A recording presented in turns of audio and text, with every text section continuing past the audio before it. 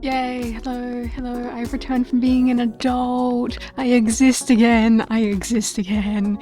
Yes. Oh my god, I'm so excited. I have literally been thinking about this the whole time that I was not doing it. But I can't just ruin my schedule. Hi. Hi, my beautiful chatters, my beautiful guys. You have no idea how much I love you all. Anyway, so I've been working on my birthday presentation. It's got 32 slides now, which isn't nearly enough because then I need to go into the lore. I'm going to go into like, um, um, you know, stuff like eye color and how that changes for a vampire and like sunlight and shit and how that affects them in that universe, and things like silver and religious stuff.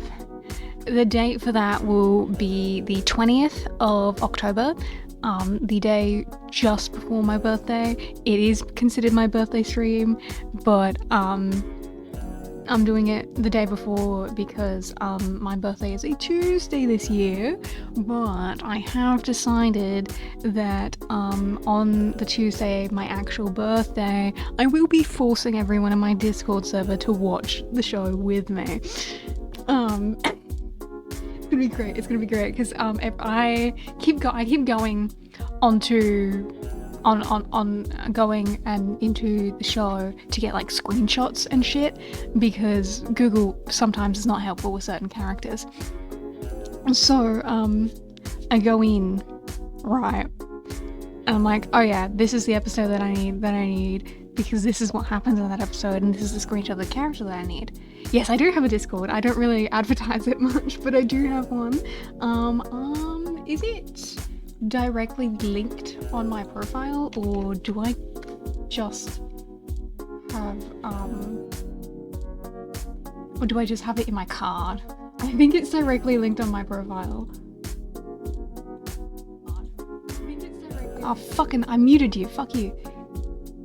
No, it's just in my card, that's probably why. I should put it in the actual profile bit. But yes, I do have a Discord. It's not really active. I should, by the way, tell Discord that I've actually fucking started streaming because that's what I'm meant to do. That's the only reason the Discord exists. Control-C. Control-V. What should Discord, what should I tell you, Discord? Phoenix exists, as do I. There you go. That's good enough. But, yes, so we will be watching Kyugetsugi Sugushinu on my birthday, and it's gonna be great, and I hope you all enjoy my presentation that I'm working so very, very hard on. It was hard deciding which characters should get their own slide, so majority of the slides at the moment are dedicated to specific characters, right? I skipped over ones that I don't care about or don't really have anything to say, whereas like and then I made a slide that includes a lot of like the manga exclusive characters, like characters that don't show up in the anime, and I'm just sitting here like, man, I want them to get their own slide because I love them so much. Like, of course, Van Helsing needs his own slide, but no, he's sitting right there and I'm gonna spend 10 minutes talking about him instead of giving him his own slide. Because I'm a foolish fool. Oh, Helsing. Oh, Ventru. Oh, Shinji. Oh, Shinji. He's so cute. And no one understands because he is a terribly underrated character in his own fandom. My poor boy, my poor sweet guy. I shouldn't, I can't go on about it. I can't tell you about it. Because, you know, then we'd be here forever and that would negate the point of this whole presentation that I've created. Hi Mira, my beautiful wife Mira. Anyway, hi Mizu, hi. We're gonna get into the Ace Attorneys of Sinning because otherwise I'll just keep going on about my thing, and I can't just go on about my thing forever, even though I desperately want to, because it's the greatest thing in the world. I wrote another one shot for it yesterday, and that's all you get to know about that one. And I do have like 3 others in my drafts, you know, such as kicking an 8-year-old child in the stomach. I love making children cry in my fan fiction. It's so fun traumatizing them, you know. Which, you know, out of context sounds not great. But you know.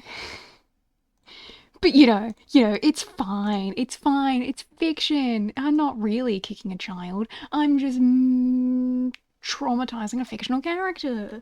That's fine, that's totally fine. That's so the finest of ever in Vine. What were we doing? Oh, we finished the second trial yesterday, which was great actually. That stream, I actually had a lot of fun with, and is doing the VOD's doing really well. So I feel it's happy times. But from here until the end of the entire franchise, I know fuck all that's happening. So I might be extra stupid. Who knows? Maybe I'll actually be super smart. In fact.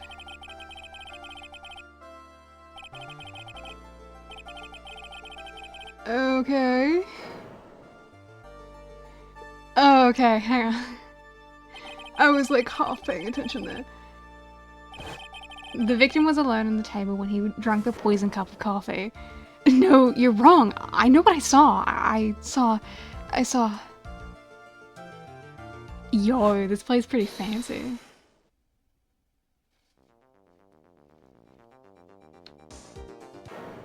I saw someone else there. A man. He's the real killer. Yo, you're trying to make me think it was Phoenix even though I know it wasn't. Oh my god, that's such a pretty cup. Can I have that cup? Why won't anyone believe me? Yo, hi Pain. Well, I'd say that pretty much wraps this case up, wouldn't you? Mr. Wright. This court finds the defendant guilty. This court is adjourned. Interesting. Okay, so what you're saying, Phoenix, is you lost your first case? The start of a new year always makes me feel like I can take on the whole world. I bet it does, Maya. So, I've decided our resolution should be Zabri, take on the world. What do you think? Sure, whatever, Maya. I think maybe you've had more than enough mistletoe cake. You can eat mistletoe? Or is that just something else? Because I've never heard of that. Never! You've got to eat a lot of cake during New Year's. It's practically a tradition. Like watching the fireworks on TV or playing a board game. Hey, pal! Hi! Detective Gumshoe. Happy New Year, Detective! Yeah, exactly! I thought mistletoe was poison too! Is it like a fucking... Actually, let's search this up. Is it like an actual thing? That just doesn't... A cake... Mistletoe cake refers to a cake decorated with mistletoe rather than... which can be made from sugar, fondant or frosting. Ah, it's just a cake that is decorated fancy. That's boring. That's kinda lame. Okay, whatever. Likewise, now listen up, right? I wanna... Here's another fruitful year of lawyer police cooperation. Yeah, me too. Alright, pal, you've got some explaining to do.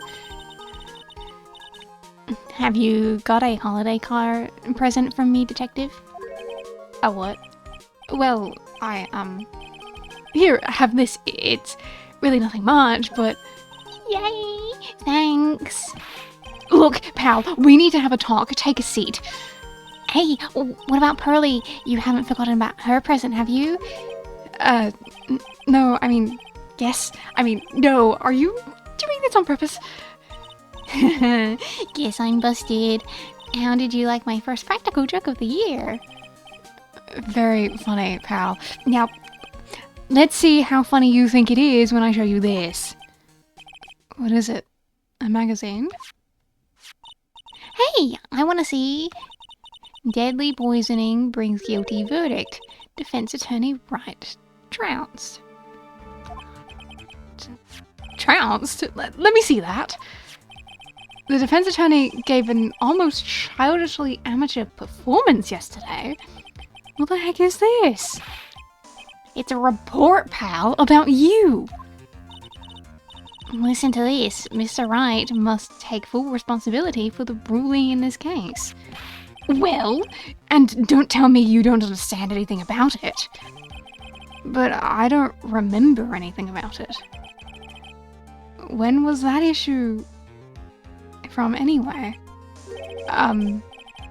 December last year, which I guess makes it last month. Which makes it old news, you mean? But I wasn't involved in the poisoning case in December.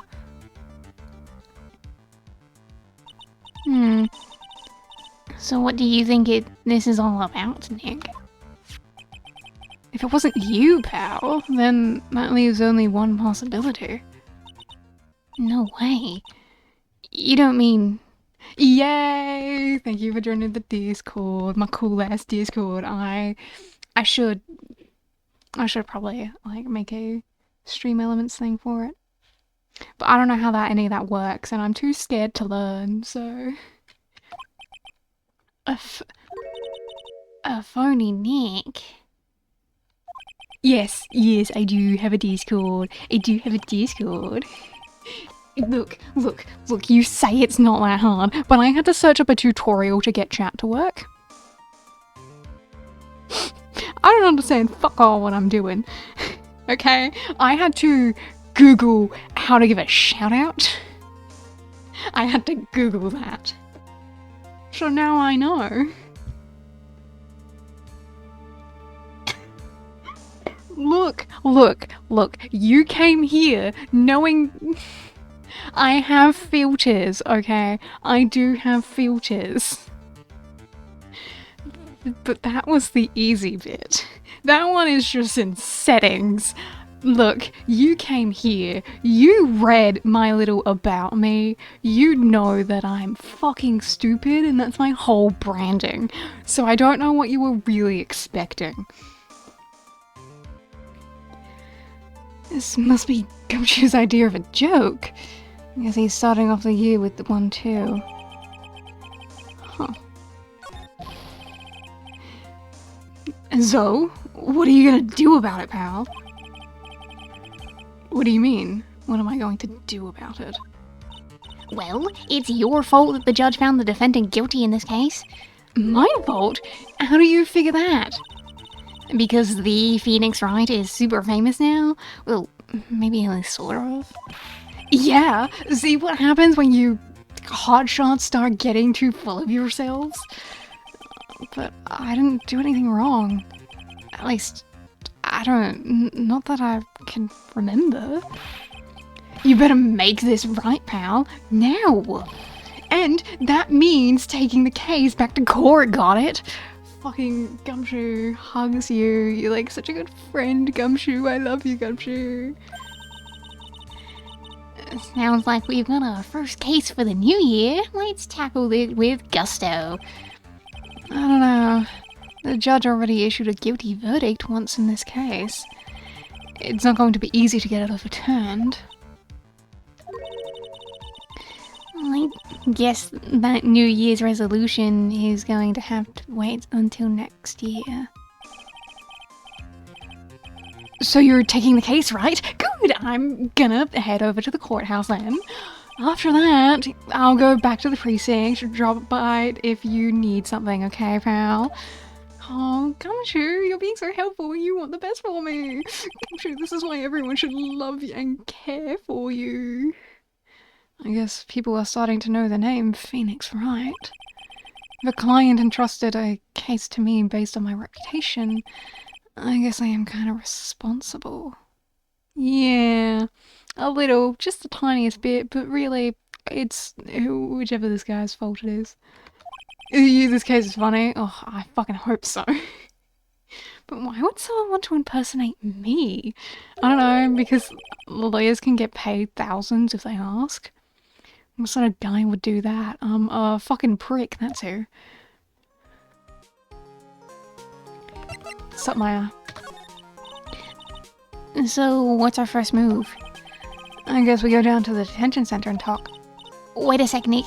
This person behind bars is because of you. Whoever it is isn't going to be jumping at the chance to meet you, right? Hey, let's get one thing straight. It wasn't me. It was a fake me that did this. I wonder if he looks exactly like you. Your phony Xenohop? I mean, I hope not. What kind of name for an evil double is Xenohop? Oh, it's Phoenix backwards.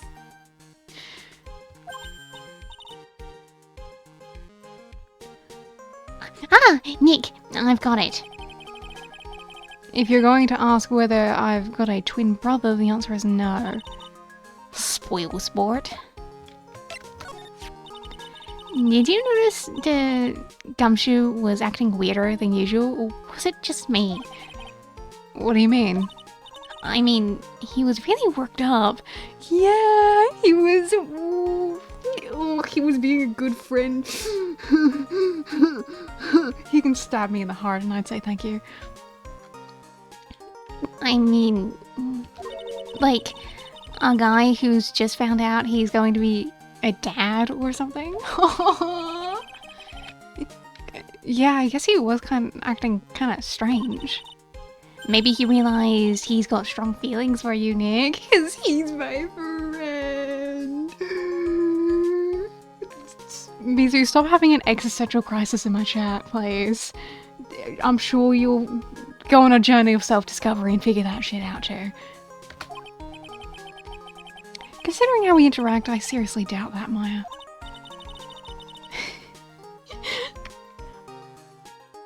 Well, if he wasn't nervous because of you, then maybe it's because of our new guilty client?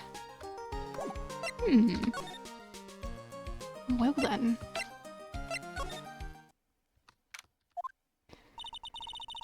This is so nerve-wracking, waiting to meet our new client. I wonder just what kind of person you tricked and got found guilty. Keep it down, Maya. That kind of talk could ruin me. Oh, hi, Bird. How could you, Mr. Wright? How could you do this to me? You put me in solitary. I haven't been able to stop crying. Aren't you? Yes, I am. I am totally and utterly let down. Are you? Don't pretend you don't know me. It's me, Maggie. Remember Maggie Bird? Maggie Bird? Ah.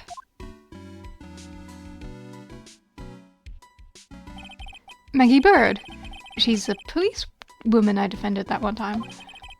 She was accused of murdering her lover. He was a cop too. What are you doing in here? Didn't I get you in a quick... Oh, sure, very funny. After that fifth-rate defense job, you come in here and start making jokes? You better hurry up and tell her what happened, Nick.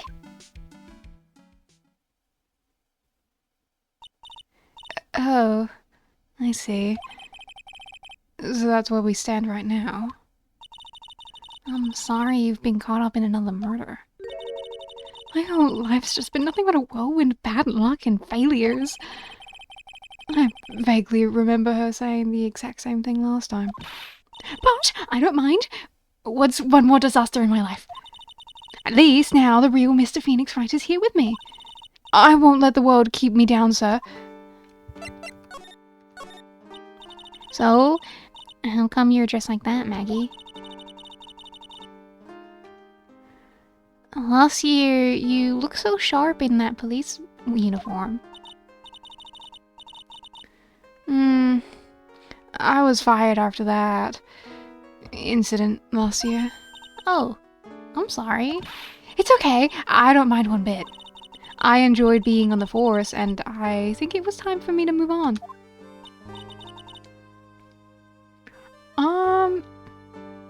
Look, I don't know how often Maggie appears in this game. I'm gonna take a shot in the dark and guess that Maya gets accused more. So, what do you do now? In the second act of the life of Maggie Bird, I'm playing the role of waitress. A waitress? Yes, in a French restaurant. It's a small place, but it's quite fashionable. My charming smile and shapely figure came through for me. And the owner, Mr. Armstrong, hired me straight away, sir. And then you got into this mess straight away, huh? Yeah, you could put it that way. This whole mess started on the 3rd of last month. And it happened at Tres Bien. Très bien. Yes! It's a restaurant where good service and a friendly smile is always included. Oh. There were 2 men at the table, both drinking coffee. And then...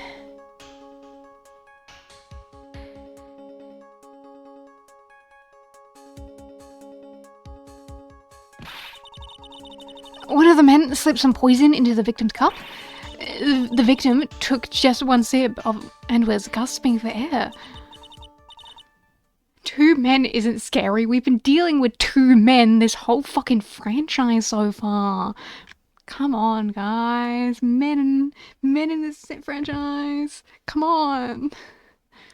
I was so shocked I passed out.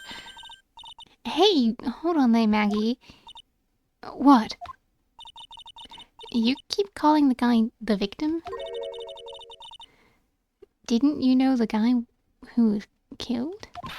Not at all. I'd never even seen the guy before. Oh. So she wouldn't have had a motive to kill him then, I guess.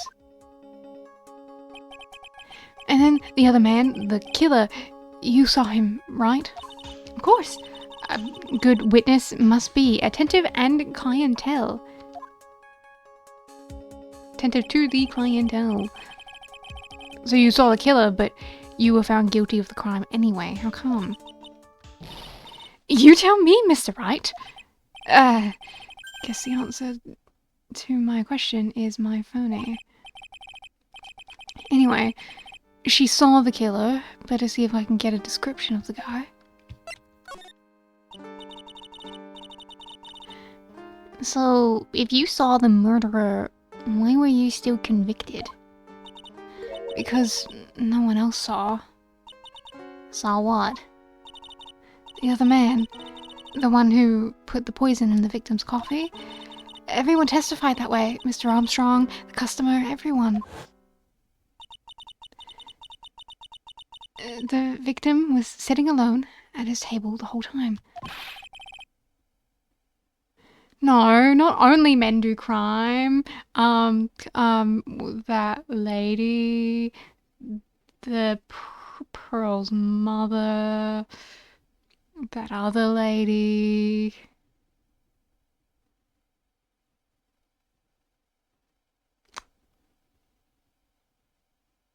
I think that's everyone.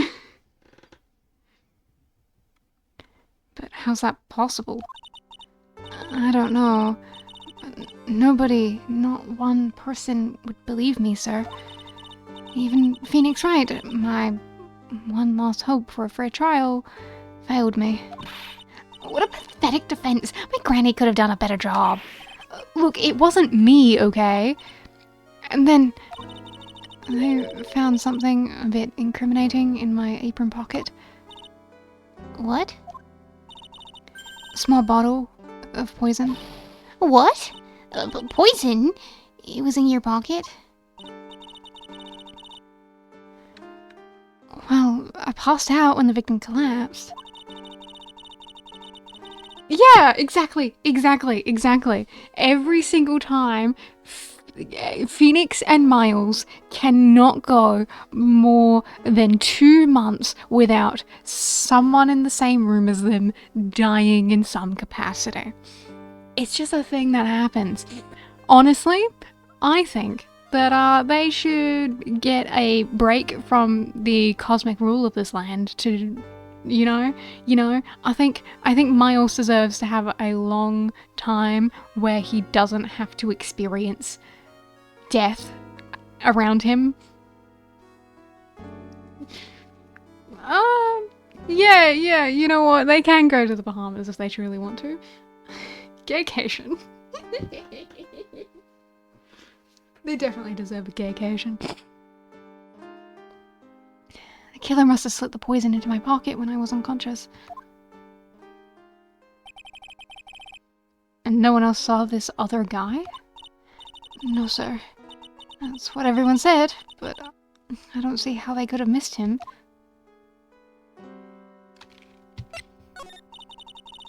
I was the one who took the coffee to the 2 men.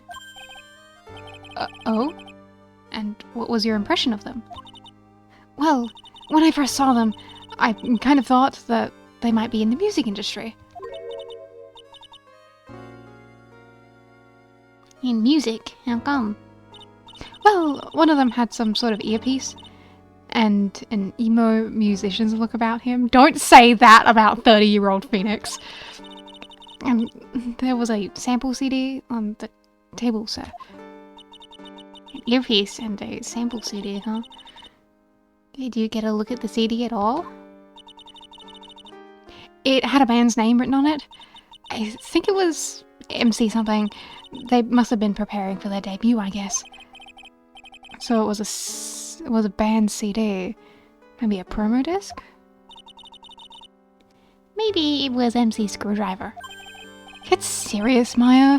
Would you buy the CD of a group named that? I mean, I've seen way worse names that do incredibly well, Phoenix, like... What was the name of the group again? MC Hacksaw? No, MC... And what about the killer? What did he look like? Well, I don't really remember. Only that he was a young man. Built, like the victim, really. Okay.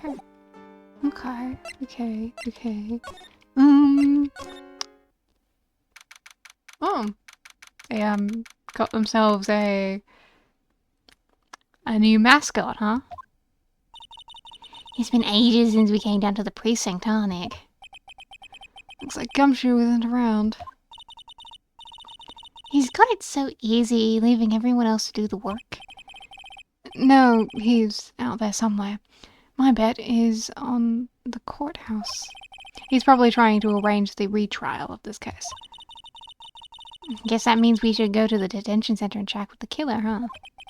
After being convicted without a fair trial, I'm not sure the killer is the right label. I'm too curious about this. Hey, that's a police mascot, isn't it? It's so cute. Is it though? That's the blue badger. It was my idea. I made it.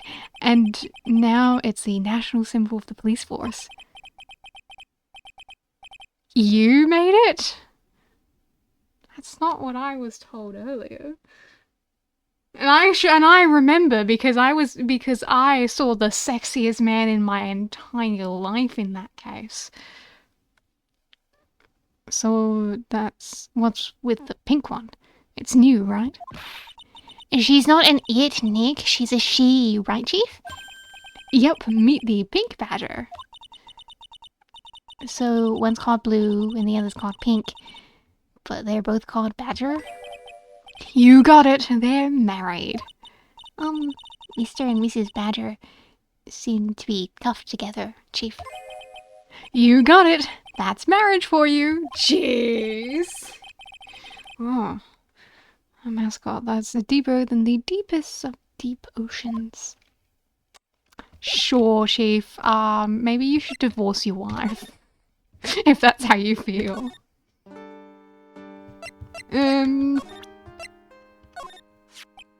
Oh, yeah. I need to ask you about this. Hey, that article's about my case. Can you tell me anything about the guy who was pretending to be me? Yes, sir. It was the morning after I'd been arrested. I met you in the visitor's room here. You were wearing one of your super sharp suits. Me. Yes, you, Mr. Wright. Hey, Maggie was my evil double. I am here too. No, I don't remember phoning you, Maya. Aww. It would have been so cool. Then you got really worked up and passionate. I'm gonna get you declared. You declared a crime. Yeah, sure. Okay, I get the picture. But you've met me in person. So how come you didn't realize the guy wasn't the real me? I guess... Oh, my saliva's trying to kill me again. I guess, looking back now, it was a little strange. Only a little. Well, okay, so you were a bit taller than normal, and you looked a bit shady. And your voice was a bit weird. Oh, and you had this kind of funny accent, and so the guy was nothing like me then. But he had your spiky hair and blue suit.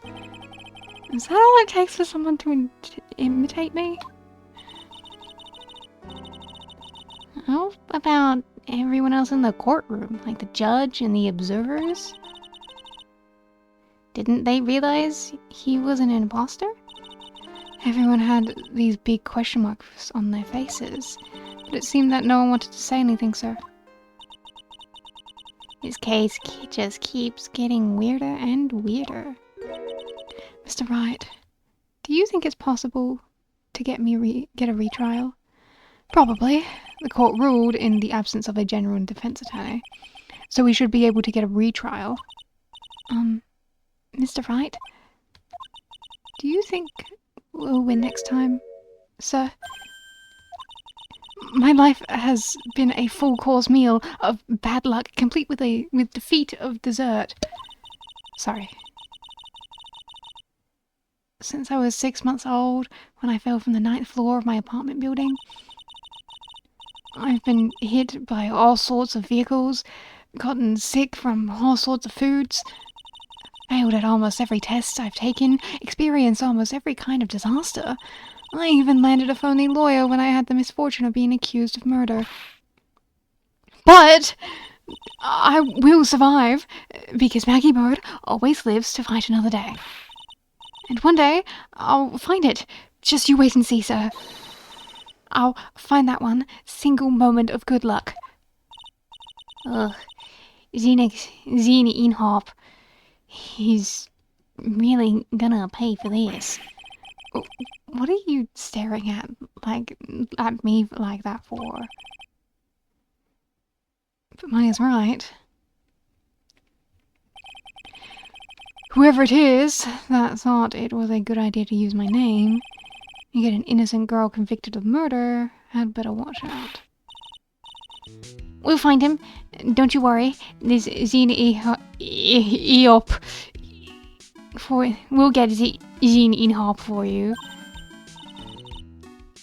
Thank you. Oh, I'll tell you where Tres Beyond is then.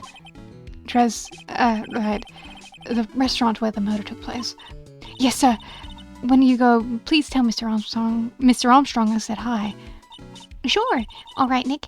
Let's go check out this restaurant and its food. Cool. Cool. Bye.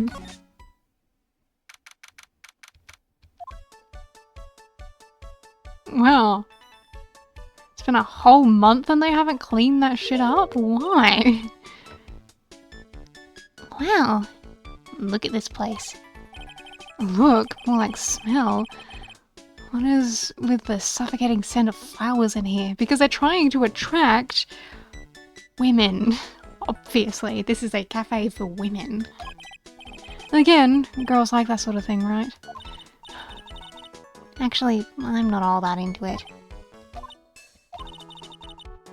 No one's coming to see us. Maybe there's no one here. Don't be silly, Maya. This is a restaurant and it's open for business. Hello? Anyone here? I don't believe it. There really isn't anyone here. Perfect. Let's get intrusive.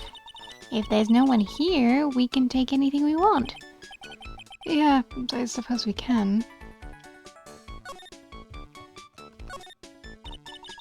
It's a rack full of fashion magazines, and they're all in French. Why don't you try wearing something a bit more chic sometime, huh, Maya? Yeah, I guess I could. I'm always in my acolyte clothes, aren't I? You beat all the mainline games? Yay! Yay! Yay! Did you have fun with it? Did you like it a lot? I'm having a lot of fun right now. Playing the Great Ace Attorney? Hell fucking yeah! Hell yeah! Oh, it's gonna be a fucking while before we touch the Greatest Ace Attorney, but I'm so excited for every new game that I get to start. You hated the last prosecutor? Well, I don't know anything about that guy, so we'll have to wait and see how I feel.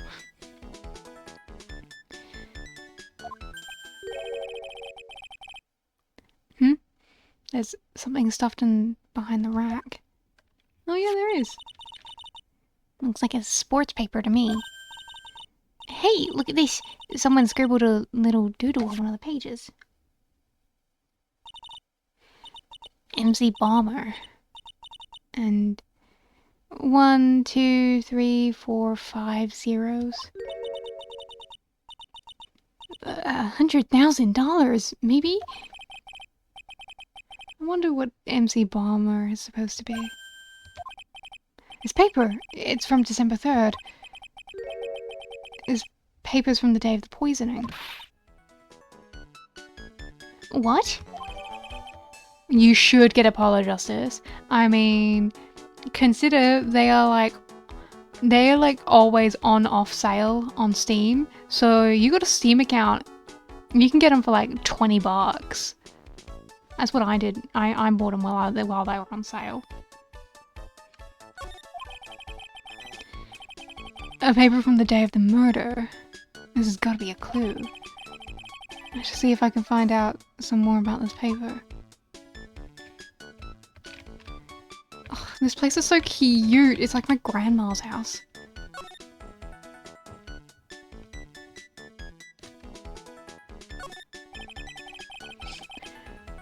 This must be the table where the murder occurred. I guess so. There's all the police tape all around it. And that stain must be from the poisoned coffee. Don't go licking the tablecloth, okay, Maya? Why would I lick it? I'm not a cat, you know. Then why can't I picture you doing just that?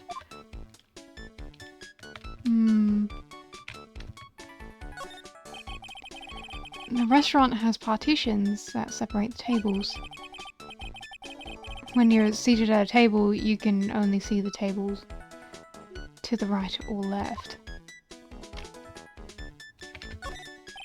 I mean, fair enough, it does make it a lot harder to, like, bump into people when you're getting out of your seat. These tables set nicely. It just needs a customer. What do you think this flower is, Nick? Let's see. Well, it doesn't look like a tulip, and it's not a sunflower, I don't think. Duh, even I could have told you that. Well, those are the only kind of flowers I know.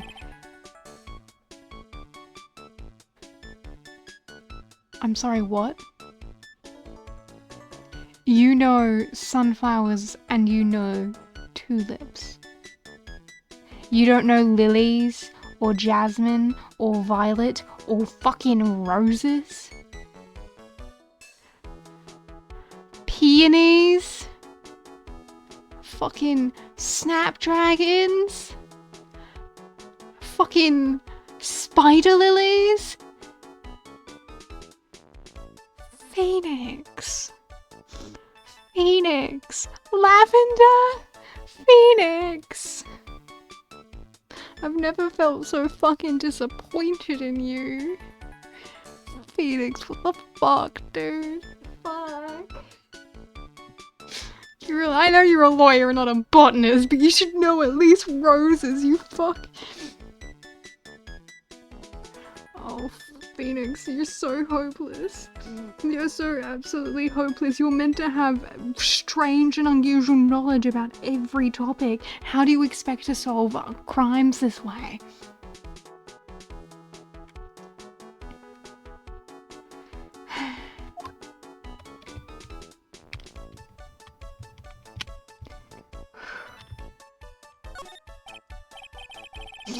Edgeworth does choose all the flowers for his wedding because he has strange and unusual knowledge about a variety of topics, unlike you, Phoenix. Unlike you, Phoenix. Who doesn't even appreciate the occasional rose. I still can't fucking believe he doesn't recognize roses. That one time when there were roses and he was like, I don't know what these fucking flowers are. They're fucking roses, Phoenix. Obviously it's a fucking rose. I can't believe it. I can't. He's so stupid. Wow, it's a beautiful winter wonderland out there. Really? Cool, I love snow. Let me see. Huh? It's not white. It's not even snowing. Got you. I was only kidding, Maya. Nick! There are lies that are okay to tell and lies that definitely aren't. All I did was tell an itty bitty white lie about non-existent white snow. Someone needs to take away Phoenix's plant privileges. He can't hold a plant to save his life. Look, here's one of those magical boxes that spits out money. You know, you're the only person who would ever describe a cash register in that way.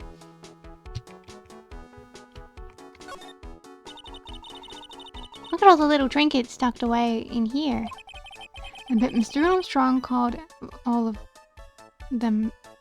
collected all of these personally. Let's see. Bouquet of flowers, some pot pourri, and look, some fine bone china cups. I never knew you were so cultured. He doesn't know fucking flowers, but he knows this shit. God, he's so strange. Come on, Maya, this is all common knowledge. And roses aren't, Phoenix.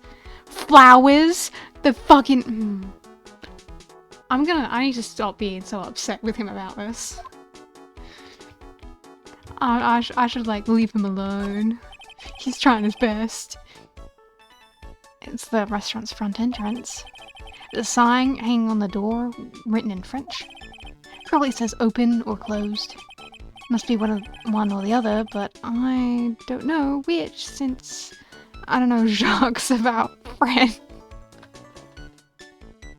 That's a funny joke. It's a great joke, Phoenix. And, you said that all out loud, which is strange, but okay.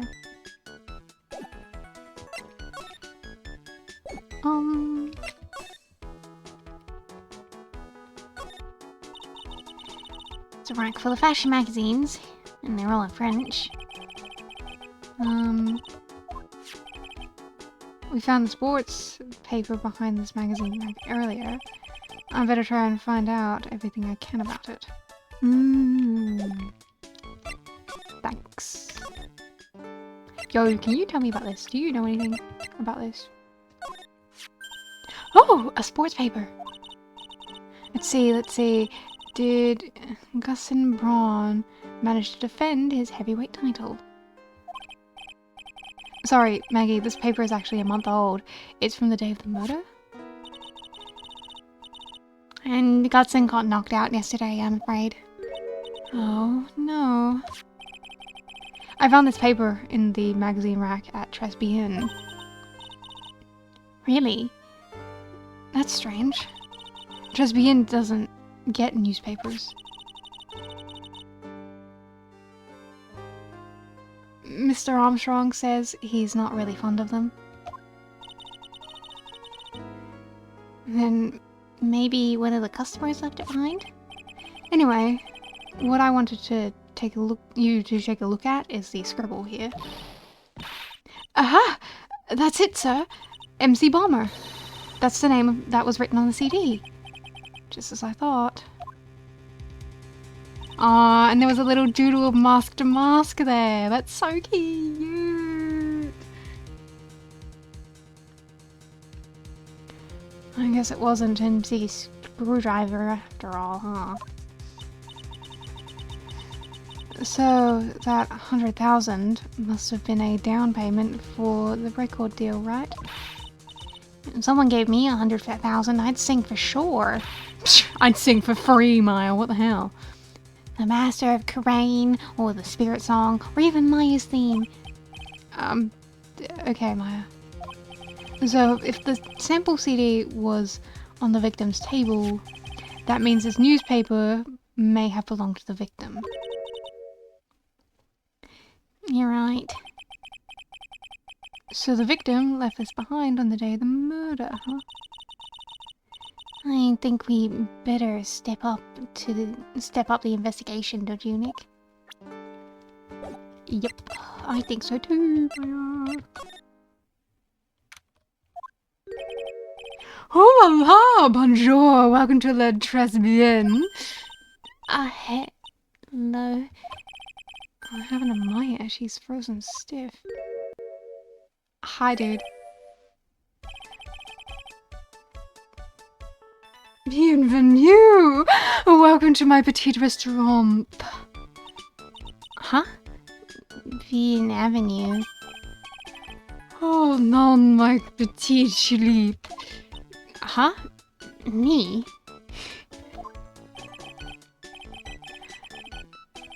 Stereotypical gay guy? Are you sure it's not just a stereotypical French guy? Maybe it's both. Look at his face, like a kitten rejected by his own mother. Are you fatigued, non? Hellos, you knew this. An aromatic bath oil melange of... I'm gonna fucking struggle with this guy, Jesus Christ. Of...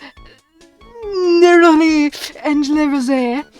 My personal recommendation. You think I need a what? Oui, oui! Just add a couple of drops of this mixture to the bath water and voila. It will soothe your mind and your body. It's simply fantastic. Really? And for les monsieur. Who? Me? Look at that face, like the puppy rejected by life itself. You are fatigued, non? For you, monsieur, I recommend this. Oil of bergamot and maybe hint of... I will add le peppermint and le clergy sage for a fragrance exceptionnel. I do believe that some of those scents are actually in his, like, real life official perfume. Which is so cute. Why did I say what like that, huh? What? What did I say, huh?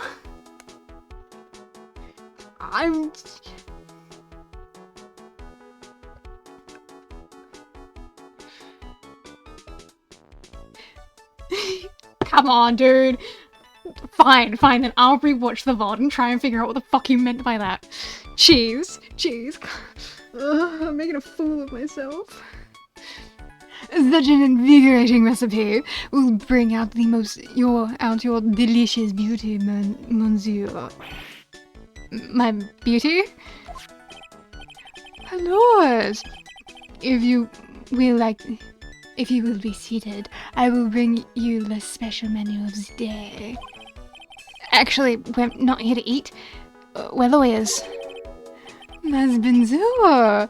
You know this already, monsieur. You are the Phoenix Wright, non? Yes. You know me?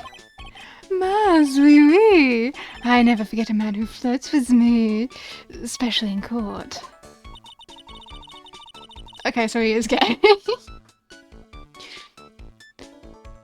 I guess he was cross-examined by our mysterious Zin Eop. It's okay, it looks like everyone to do... Yeah, it looks like everyone to do with the case knows who I am already. Look. The reason we know this Zion is fake is because the only person Phoenix flirts with in court is Miles Edgeworth. He doesn't flirt with anyone else in court. That's their exclusive public flirting time because they can't be affectionate in public elsewhere.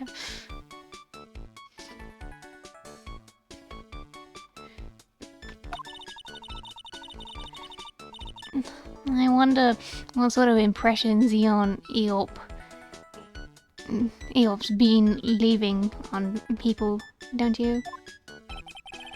Edgeworth and Phoenix kissing! Yes, they kiss, guys, they kiss, yes! Yeah, do I? If I had a fucking camera, I would fucking show you all my fucking Wrightworth merchandise. Actually, you know what? Remind me. Later, I will take a picture of all of my Ace Attorney merch and I will put it in the Discord because I've got a lot. Yes, I did know that there was only one canon straight guy in the whole series because it's a meme on Tumblr. Allow me to introduce myself again. I am Jean Armstrong, enchanté. God, look at him.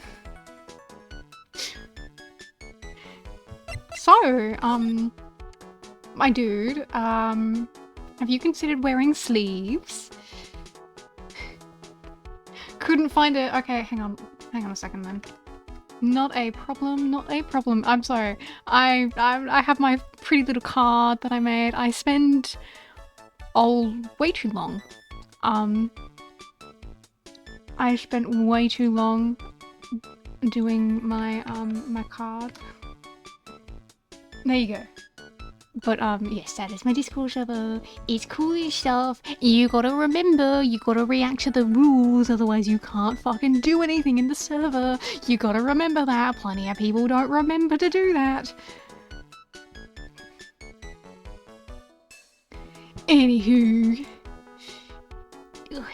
Back to the game. So, Tresbian. How that... Look, every time I say Tresbian, I'm just like, lesbian. His shop name is Lesbian. So what does Tresbian mean? I know Tres. That means 3, right?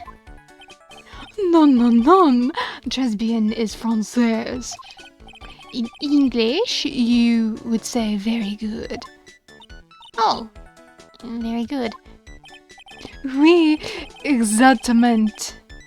That atmosphere is très bien, and the cuisine is très bien. If the food's so good, why aren't there any customers in here? Exactly!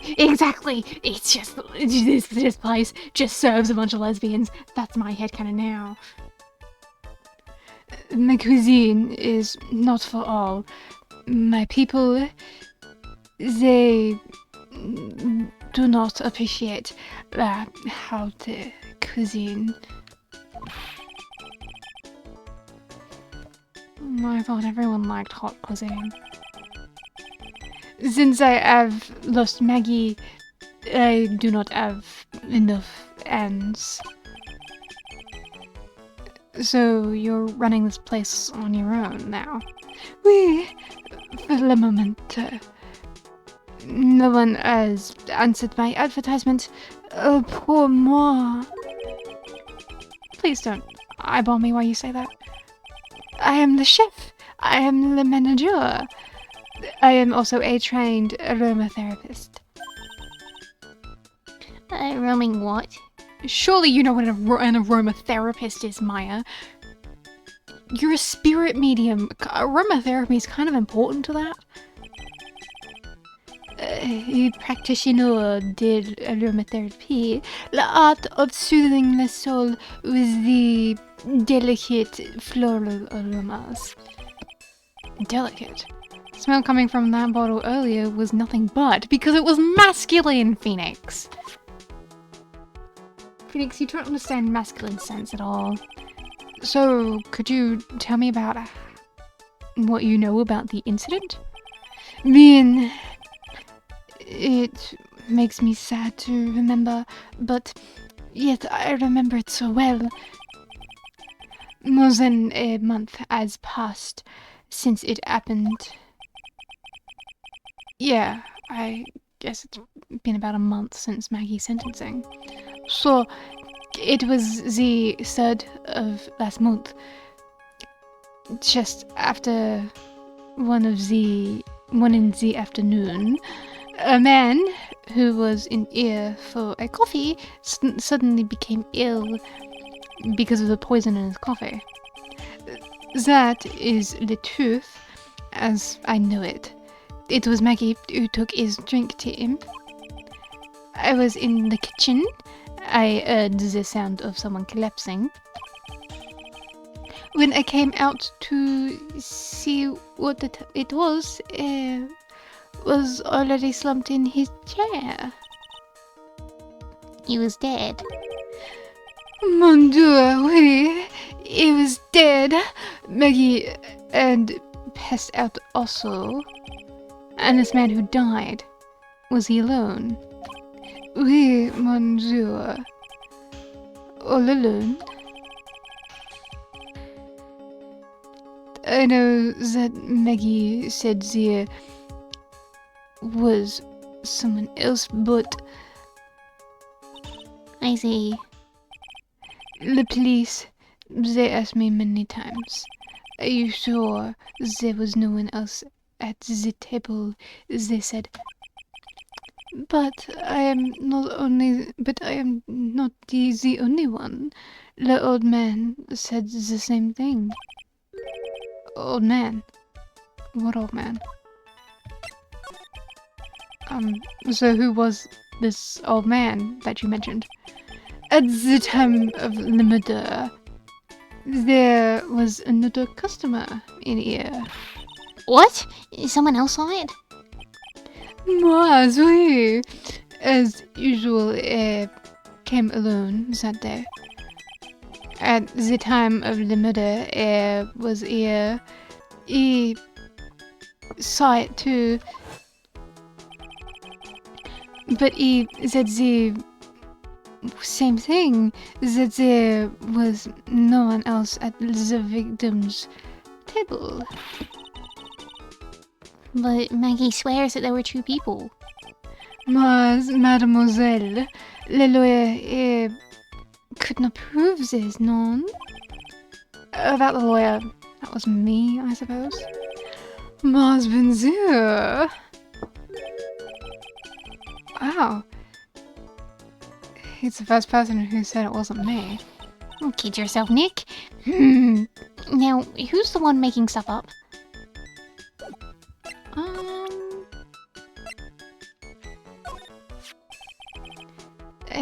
Not a lawyer myself. I do not wish to speak out of turn. But your defense in court Saturday is a little, how you say, lacking, perhaps. Even a Frenchman who cannot speak any English could have done a better job. You were very cool though. Oh, oui, oui. So handsome. Don't flirt with me. I have a future husband. Wow. I wonder how bad the defense could have been. Every time you opened your mouth, the whole courthouse stirred. Oh man, that is something I don't want to imagine. We found this sports magazine in the magazine rack here. One of my customers must have left it behind. Do you have any idea which customer it was? The only ideas I have, mademoiselle, I save for my kitchen. Fair enough.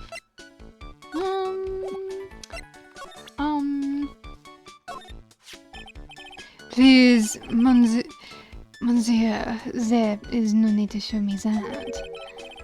You are mon Phoenix Wright, the worst defense attorney in town. I think I can imagine how he formed this completely wrong impression of me. The last time we met, did I show you this badge? Oui, you flashed it to everyone in the restaurant. Looks like Zine Eop is a bigger fan of flashing stuff than you are.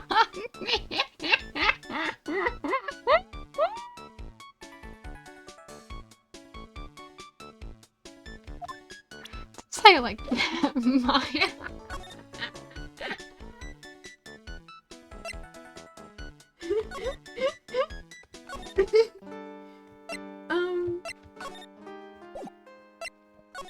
Actually, you know what? I should remember that profiles exist. Oh, hi there, Godot. Well... What?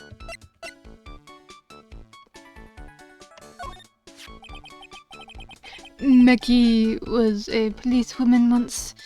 N'est-ce pas? Yes, but she had to quit for, reasons beyond her control. Oui, oui. She was the suspect in the murder investigation, non? Oh. You know about that? That is why I gave her le perfume for la happiness. Happiness perfume? Oui. Blended from bergamot, like I have given to you before. But she's been arrested again. Found guilty this time. This is true. A natural aroma of unhappiness must have been very strong. Just admit it, your perfume doesn't work. Phoenix. Come on, man. I'm not surprised if she was the prime suspect. After something like that took place before my very eyes. Something like what? What's this guy talking about? Does this mean Maggie did have a motive? We've got to ask this guy for more info, stat. So, dude, what's the motive? When Maggie took the coffee over to the victim, did anything happen? Oui, I suppose you could say so. So what happened? None. It was nothing.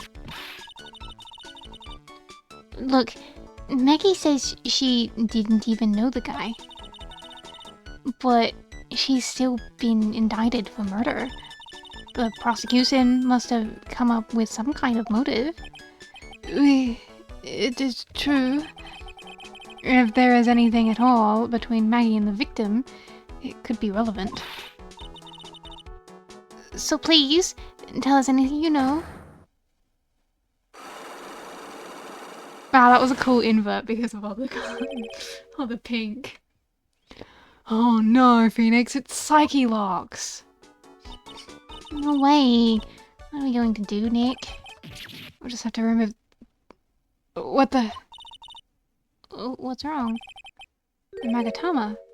It's gone. Huh? I had it in my pocket, but it's vanished into thin air. What? But I could see the Psyche Locks. Maybe that means the Magatama's nearby? Mr. Armstrong. Could I just confirm something with you again? The table where the victim was sitting, was anyone else sitting there?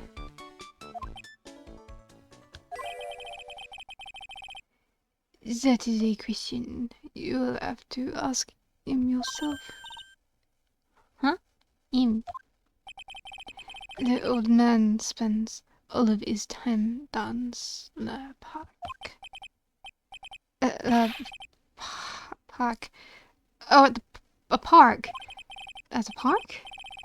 Behind the restaurant. It is called Vitamin Square.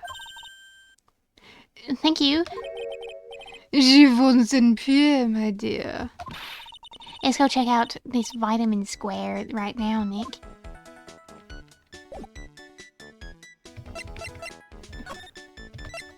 Vitamin Square. You know what? Sure, that is... You know what? I was gonna ask why it was called that, but now I completely get it. So this is Vitamin Square. Yeah, I see where they get the name from now. The fruits scream vitamins at you. Hey, Nick! That's the guy, right? Isn't that the old man Mr. Armstrong was talking about? Grouchy looking grandpa? He's throwing seeds out for the pigeons. Maya, he's not throwing seeds for them, he's throwing seeds at them.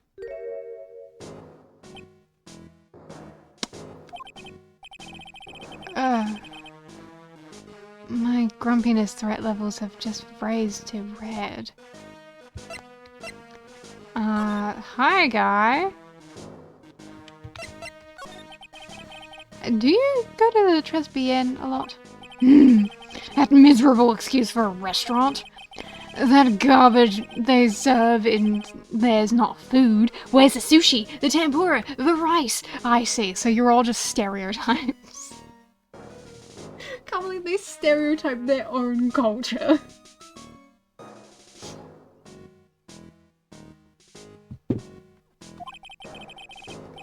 Tresbienne is a French restaurant, sir. What do you think we are? Huh, our boy? In Paris? You want real food, not so snotty snacks. And what about those shameless girls? You mean the waitresses? You can see all the way out up to their... Yes, the waitresses! They're practically naked! It's a disgrace, isn't it? Well, isn't it? They're wearing clothes, dude.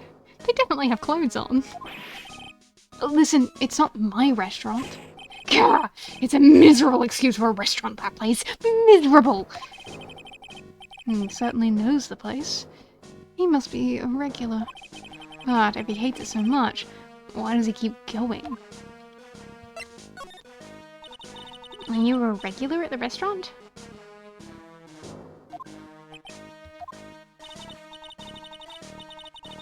It's just, if you dislike it so much, why would you keep going there? Sir, There you are, you filthy pigeons. You want food? Take it. He must be hiding something, right? If he is, I should be able to see a psyche lock or two. Oh, wait. I don't exactly have the Magatama right now, huh? Remember, Nick, that Magatama is only on loan. You'd better find it or else. Shipping him and the chef, and shipping the two. Oh my god. A culinary culture war. That would make a great crack fic. Let's be real. If Pearls ever gets wind of this, I'm going to be in a world of pain.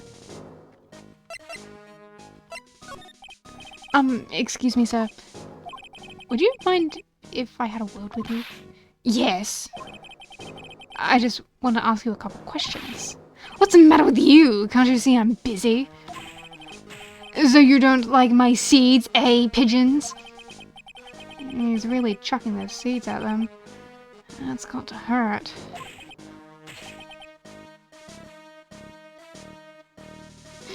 So those people are coming. Oh, fuck, you guys fell down. I'm so sorry. I'm so sorry. I'm so sorry. I'm so sorry. I'm so sorry. I'm so sorry. I'm so sorry. My poor $15 microphone. My poor $15 microphone that just sits on the edge of my desk.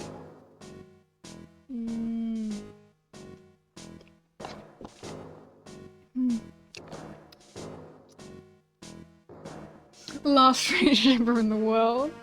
Oh, poor Pearly. Poor Pearly just wants a happy to see a happy bitch. Go. Dude. God, dude. Dude, no. No. No! No! Shh! No! No! No! Don't! No! Guys! Stop! Stop! The fanfiction in my chat is happening! No! You fools! Oh! Oh, what have I done? What have my chat become? Oh, oh no, guys, oh no.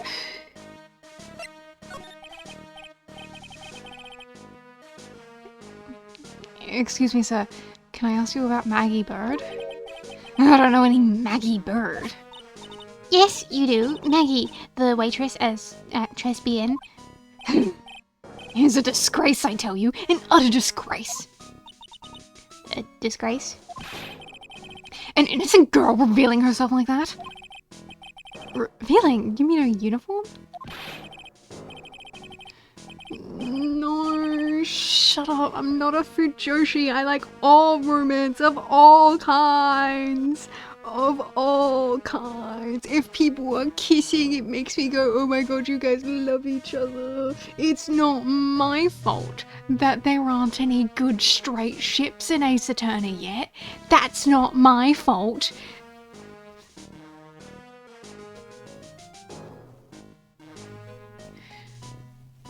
The youth of today, they don't have any shame. No shame, I tell you. Not a one ounce.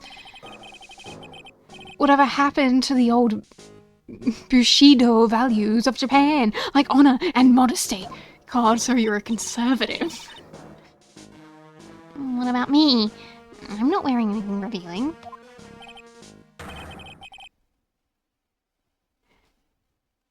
That's not what I said. That's what you said. That's what you said, Mizu. You're the one who said that. I didn't. I never have once said that in my entire life.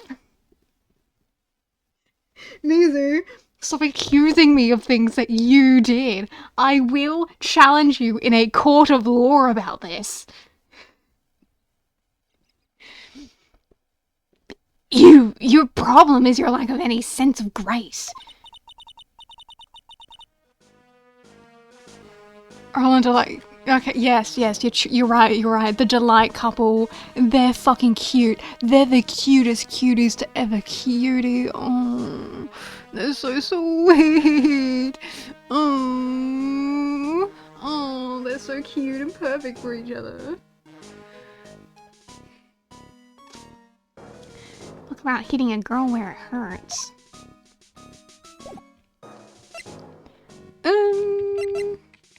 Wow, is that a job listing?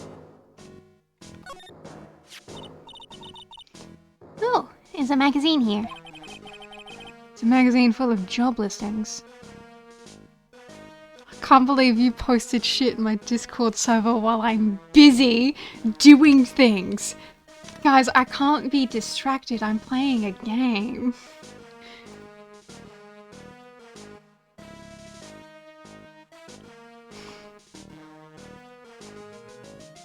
Guys, don't, please be kind and cute in my Discord server, okay? Your little overlord is a cute little bunny rabbit, so of course you gotta be tiny and cute with me. Please don't be degenerates in my server. Only I'm the degenerate. We can be degenerate on stream, just not on the server, okay? It's a magazine full of job listings. You disgusting rogue, picking up something someone else threw away.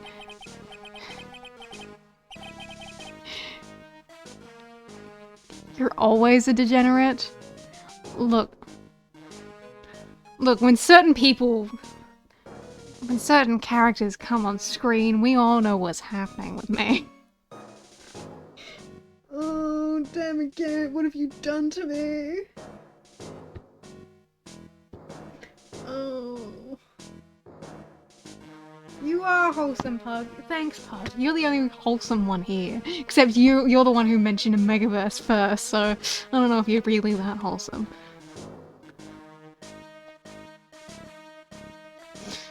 Yeah, I know. I was there, and I don't need to. I don't need to hear about that. We're here for Ace Attorney. So,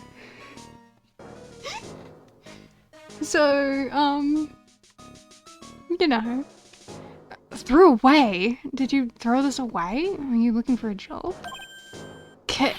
That's none of your business. Sorry, I guess I'll just take this magazine with me then.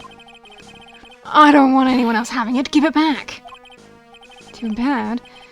Now that you want it so bad, I don't want to give it up. He does want to be a French-maid waitress. Oh my god, so the ship is real. You were right.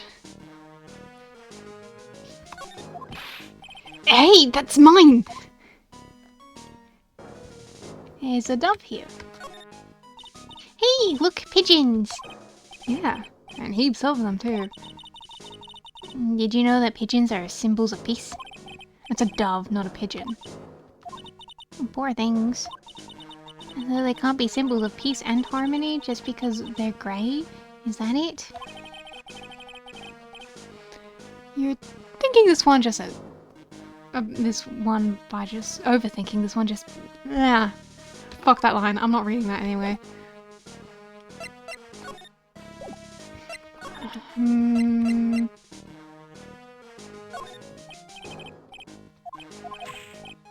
Don't chuck things at me, please, sir. See anything about this? No. Nope.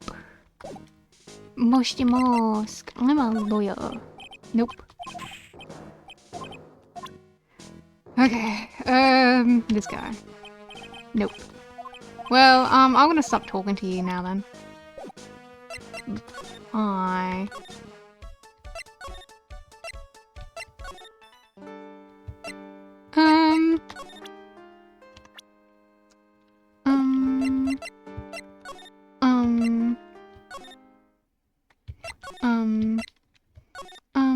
What do I do now?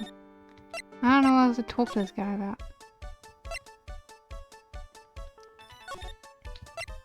Guys, stop talking about a megaverse.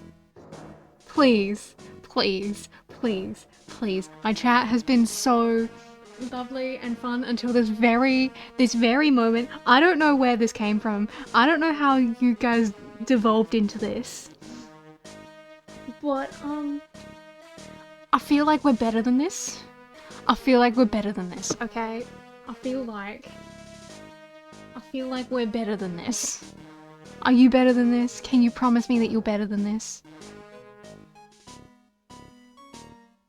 Guys, please, please, please stop. Please stop. Please, please, please. This is like what? What? The 15th stream? This is the 15th stream and we're already here. I've been streaming for 15 days. Please. Please.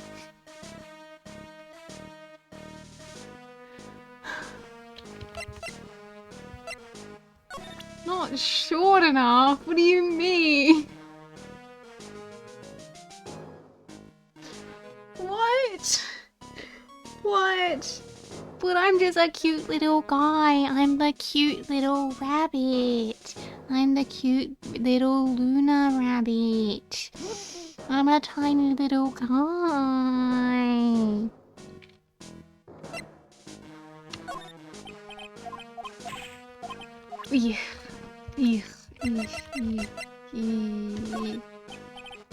Okay, so I'm gonna fucking fuck off then. So you can't have nothing to tell me.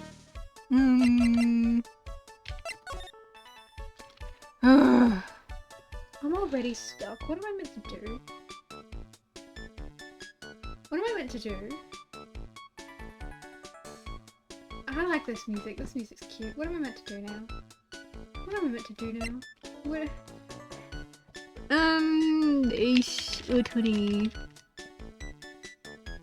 We kiss. Free. I am sure. I'm a cute little tiny guy. I'm the cutest, tiniest of guys I've ever tiniest guy. Like, do you see my little avatar? Do you see him? Don't you love him so much? I love him so much. I've commissioned more art. I've commissioned more art. And I got a sketch back for one of them yesterday. And it's so cute. And I'm so excited. I'm gonna make it my new profile picture. I'm so excited. For my cute tiny guy.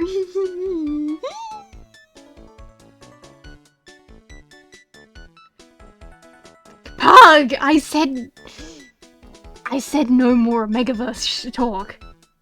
I said no, you don't get to see the sketch anymore. I was gonna show you the sketch and you don't get to see the sketch anymore.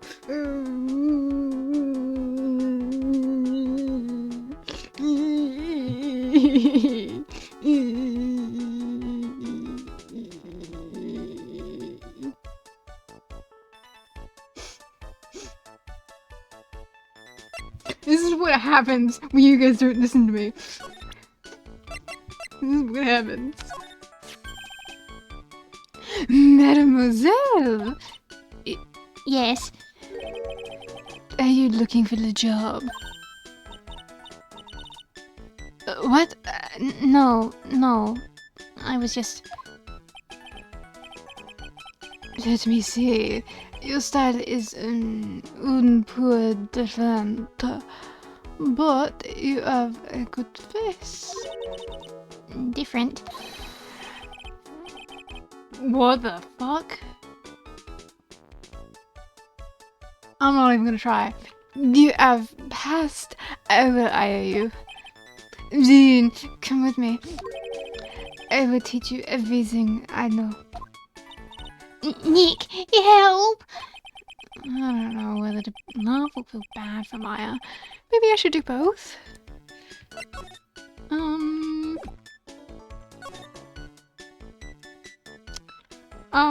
Well, good luck, Maya, with all of that.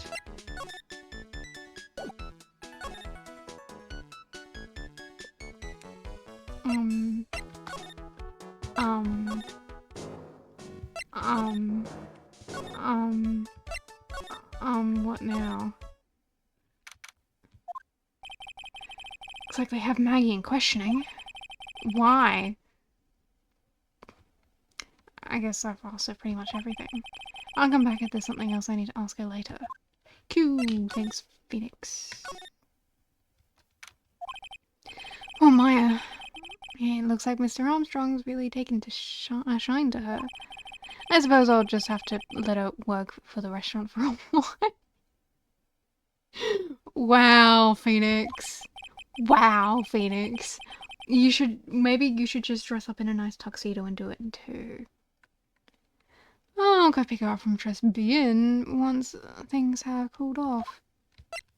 Wow, Phoenix. Well, pal, have you found the evidence yet? The ones that's gonna find her innocent? No, not yet. We've only just started our investigation. Well, whatever you need to know, I'll give you the dirt on it. I'm putting off all my other cases for now, pal. Oh my god, you're helping. Gumshoe, I love you. Gumshoe's really funny enough about this. Oh, yeah, one more thing. The retrial's been approved. Court's sitting at 10 AM tomorrow. And Godot's gonna be the prosecutor. Oh, him. Come on, Phoenix. Come on, what's so bad about him, huh? He's just, you know, a weirdo. Now, listen up, pal. If Maggie's found guilty again... yes? Well... I'll make sure you get locked up for good for it. Well, got it? I'm not sure that's really how that works, but okay, Gumshoe. If so the guilty party was Maggie Bird, huh? Yeah. Back when she was on the police force? You were her mentor when she was a rookie, right? Yeah, I kept a close eye on her. I mean, not too close, you know. Hey, what's that funny looks, pal? I wasn't anything like... Look, sure, I was her boss when she was doing her training, but that was it. Nothing happened. Yes, I 100% truly believe you treated her as if she was your own child. Gumshoe sure is sweating up a storm over nothing. Oh, so that's it. Oh, big old Gumshoe has a little crush on Maggie. Aww. He's a cutie. He's a cutie. I'm gonna squish his face. I don't like her or anything. I was, to set off a gossip with Maya about this later. Oh, Phoenix! Phoenix, so you do know how to have fun. Look, pal, don't tell anyone, okay? You've gotta keep it secret, got it? Sure. And would you mind not guessing what I'm thinking all the time? Oh, tell your face, pal, not me. You'd have to go be blind not to see what's on your mind. Yeah, you don't really have a poker face, do you, Phoenix?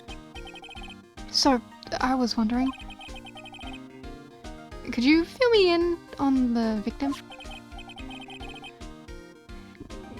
I'm sorry, your name is what now?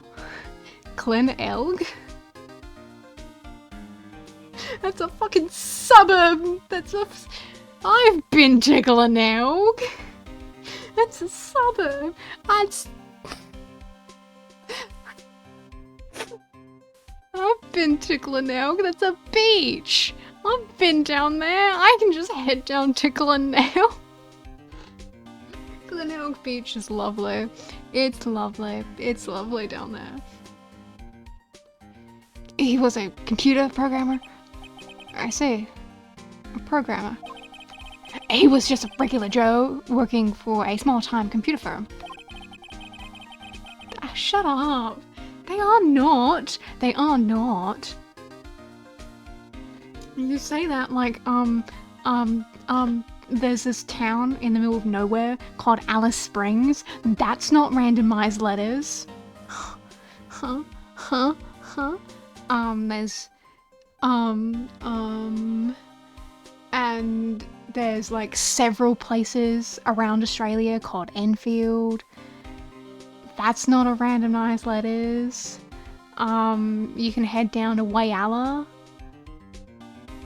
I've been down to Whyalla a few times. What's some other places that are like normal names? You know, of course, the fabled 2nd Street that every country has for some reason.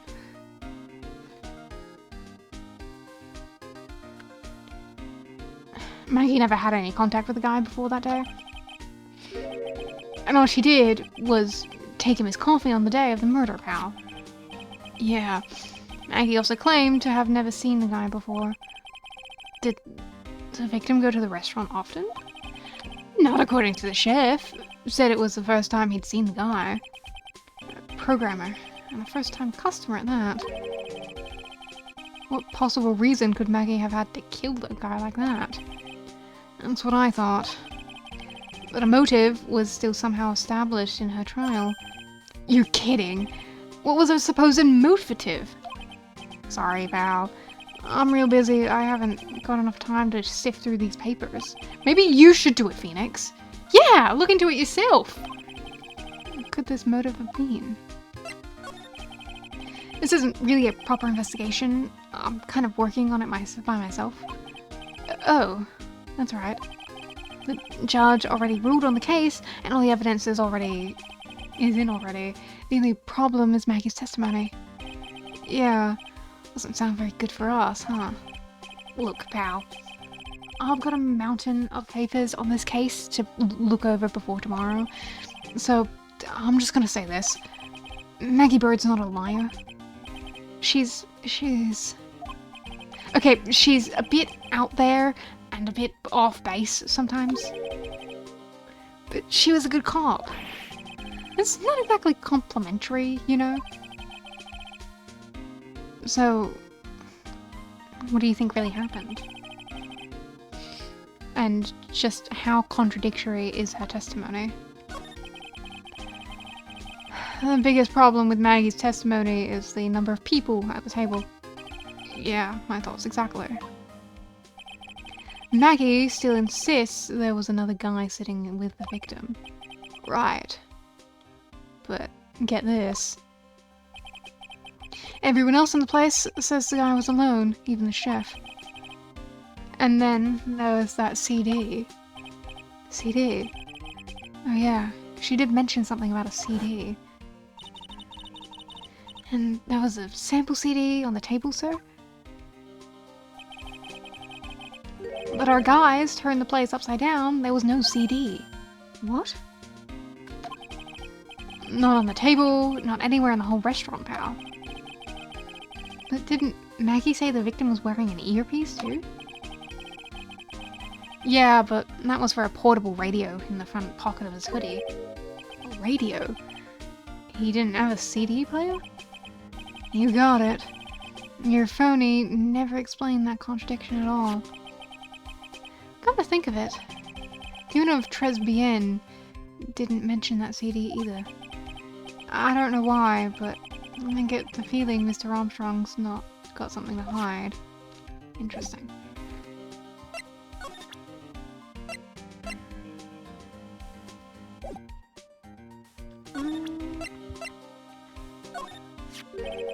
What's that? A sports paper? Yeah, I found it in the magazine rack at Tresbien. It's dated the same day of the murder. You may be onto something. And look at this. See this writing here? MC Bomber. Hey! What is it? I've heard of that name somewhere before. Yeah, MC Bomber. Wow, he actually seems to be thinking for once. Phoenix, come on! It's no good, I can't remember. And he goes back to being the gumshoe we all know and love. Aww. Him and his beautiful widow's peak. Hey, pal, I'm gonna borrow this paper for a bit, okay? I wanna get a handwriting analysis done on the scribble. Handwriting, huh? It'd be good to know more about that in any case. Thanks, pal. I bet this will turn out to be an interesting clue. Yeah. Thanks, Gumshoe. What do you think of this? All I can think about is Maggie at the moment. No, I don't mean it like that. I mean, you don't have to explain, really. Oh, guys, he's so cute. He's so cute. He's so cute. He deserves to get married someday. I hope he gets married someday. I hope he meets just the most wonderful person, and he falls in love, and he gets and he gets to just be so very happy. That's all I want for you, Gumshoe. You deserve that, Gumshoe. Anyway.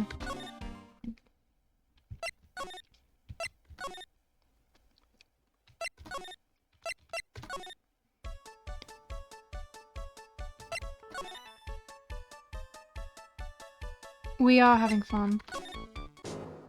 You should know, you've been here like the whole time. Right. Right, that...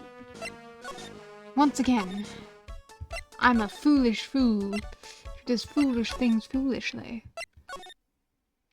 Am I right, Lance? I forget. Profiles exist.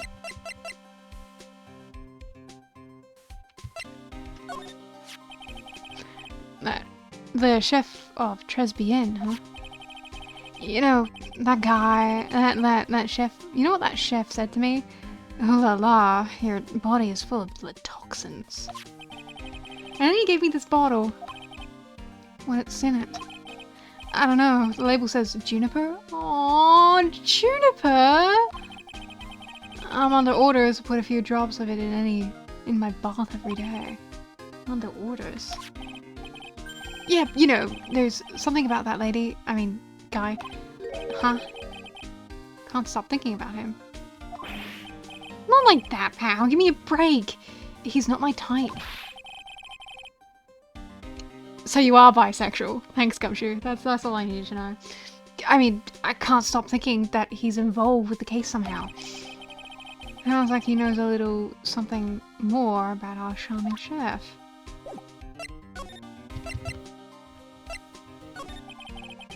So what exactly is it that caught your attention about the chef of Tresbien?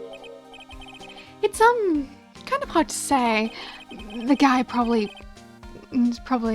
not even connected with the case anyway. Hey, come on, detective. Didn't you say you'd give me the dirt on anything? Well, this sort of stuff is kind of unimportant, gossipy stuff, you know, pal. Look, how about this? You go to Tresbien and investigate the place yourself. And if you find anything suspicious about the guy, you report back to me, okay? Don't suppose I get a choice in this, huh? Yes, I'd better find out more about the chef and Tresbien and then report back to Gumshoe. Oh, Gumshoe!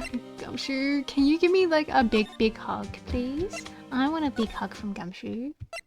Pretty please, Gumshoe. Ooh. The scent of flowers sure is strong. It almost makes me dizzy. Yep, I can imagine.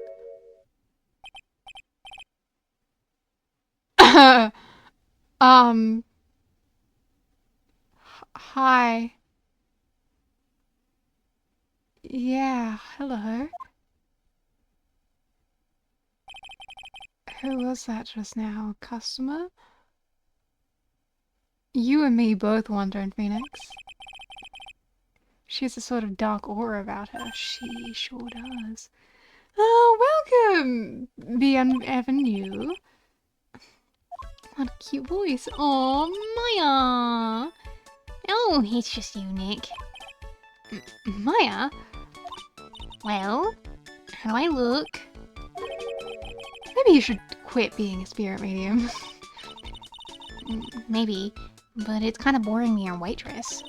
I mean, you're my first ever customer. And who was that woman I just saw? Oh! Since you're here, you might as well have something to eat. I am kind of hungry, actually. I'm not sure orange is really your color, Maya, but, you know. So, how do you like your new job, Maya? I never knew there was so much for a waitress to do. Take people's orders, bring them their food, make coffee, work the cash register. Of course, we need a customer before I can do any of that. Yeah, it's a nice looking restaurant. It's a shame more people don't come. Don't forget about the ultra cute waitresses. Check out my gimme a tip smile. Hey, Nick. Why don't you order something? The chef's preparing a tasty lunch set at the moment, or so he says. How much is it? It's the twin tea set. It's $20, of course. A twin tea set. I believe I'll be taking a pass on that. It's kind of Phoenix. It's $20. That's how much food costs. What? But you can't... Come on, Nick. It's not every day I get to be a waitress. I want to try carrying plates and working the cash register. How about cleaning the toilets? That should keep you busy. Yeah, right. Maybe later. Or about the lunch. Oh, a fine choice, sir. No, Kitchen, a lunch special, please. With all the extras, drinks, side salads, desserts, and gift. I don't need any of that. Just a moment, please, sir. Maya's really getting into this. So, how much is the set lunch then? $20, huh? With the drink, side salad, and desserts, it's $45? That is a bit pricey. For one person. Hey, wait a sec, Maya! Sorry to keep you waiting, sir. Here's our deluxe fortified lunch set. Whoa. Dish inspired by lobster and abalone fraises with a balsamic vinaigrette. Bon appetit! Thanks. Come on, Nick. Hurry up and try it already. Lobster, huh? Alright. Don't know how it goes. Ugh. Well? Are you hungry, Maya? I'm starving. Here, it's yours. Really? Ugh. Remember, Maya, my wallet doesn't print money, so you'd better polish off that plate. I just remembered. I forgot to go clean the toilets. Hey! You can't be in that much of a hurry to clean the toilets. Cost $20, but despite how unbelievably bad it tastes. Huh.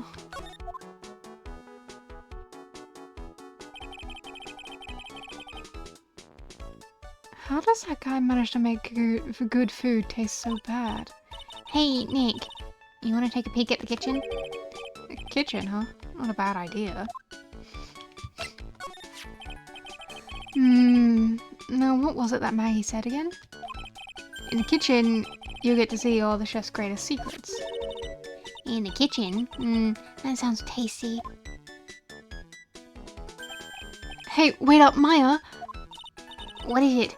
I'm pretty busy right now. Weren't you going to show me around? Tisk. There goes my plan to find some cool clue and show it off in your face. I better conduct the search in the kitchen myself. Cool. Aww, there's even frills in here. It's so cute. And here it is, the famous Tresbian kitchen. It's my first time in here too, actually. There is a weird atmosphere in here. That's for sure. Mr. Armstrong will be back soon, so we better search quickly. Chop chop. Oh, there's the Magatama.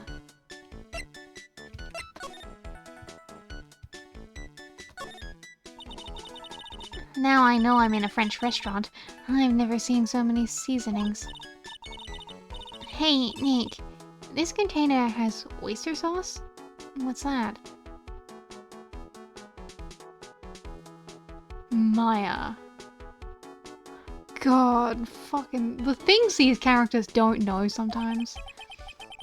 Isn't that used in Chinese food? Look! Right there on the counter. My Magatama! What's it doing here?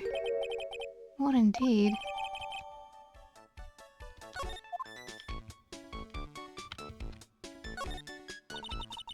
Now this is one large mirror. I bet this is where he makes himself look pretty. There's a book on the dresser. Clarice Armstrong's bedtime literature. Not exactly Pulitzer Prize material, is it? It looks like a collection of poems he's written. Poems? Cool, read one out. And say it in your best French accent. With intensity, okay? Okay, here's one. It's called Pinups. The two of them, like actors from a film, the coffee still undrunk. Sweet nothings over too soon on that sad Sunday morning, the foolish cocktail so delicious. Take the last sip of your tea, and I know what I will do. I must lie to you, I must. Huh? That's it? Yep, that's a poem for you. Interesting poem. What is this? It looks like a treasure chest or something. Wow, look at these little bottles. Oh, they're aromatherapy oils. He's got so many, they're overflowing onto the floor. Let's see, 1, 2, 3, 99, 100. They're all the same too. Hey, wait a minute. What is it? There's one bottle that's different from all the others. Well, what do you know? And it doesn't have a label either. And it doesn't smell. So what's the liquid inside then, I wonder? Hey, Nick, we should borrow this. I mean, look how many bottles he's got. He won't miss one, will he? Odorless. Concerning, might I say. Now I know I'm in a French restaurant. I've never seen so many seasonings. And look at all these sharp knives. They look really sharp. I'd like to see one of those sliced through a cheesecake. A cheesecake? You don't exactly need a sharp knife for one of those, Nick. What are these lace curtains for? I don't know, but they give the place a real homey feel, don't they? Lace curtains. You know, if I was a cooking pot, I'd be perfectly happy to sit on a shelf under these. How do you respond to something like that? By saying, yeah, me too. That smells good. Something's bubbling away nicely in that pot. It must be the lobster abalone fricassee with a balsamic vinaigrette. Isn't that what I just ate for lunch? Maybe. What you ate was the only French dish I know the name of. Wow. Is that everything in here? I think so. Alright, bye.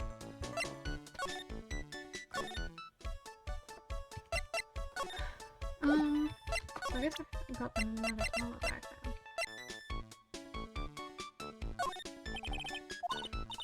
Ugh. You're a waitress now, Maya. I know you are, and it's so cute, and you're having so much fun.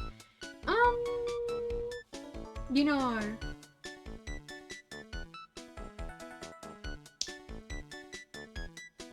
Yeah. Our bottle is kind of like Suspicious. It's very suspicious. Very suspicious. The most suspicious bottle you've ever seen. Hi, Gumshoe! Hey, you're just in time! What is it, Detective Gumshoe? A lab got back to me about this newspaper you gave me. You must mean the sports paper with the memo scribbled on it. So, what did it say? Did the analysis turn up anything? They said the doodle was written by the victim, Glenn Elg. No doubt about it. I expected as much. The victim took the paper with him to the restaurant on the day of the murder. That's our best interpretation of the facts at the moment.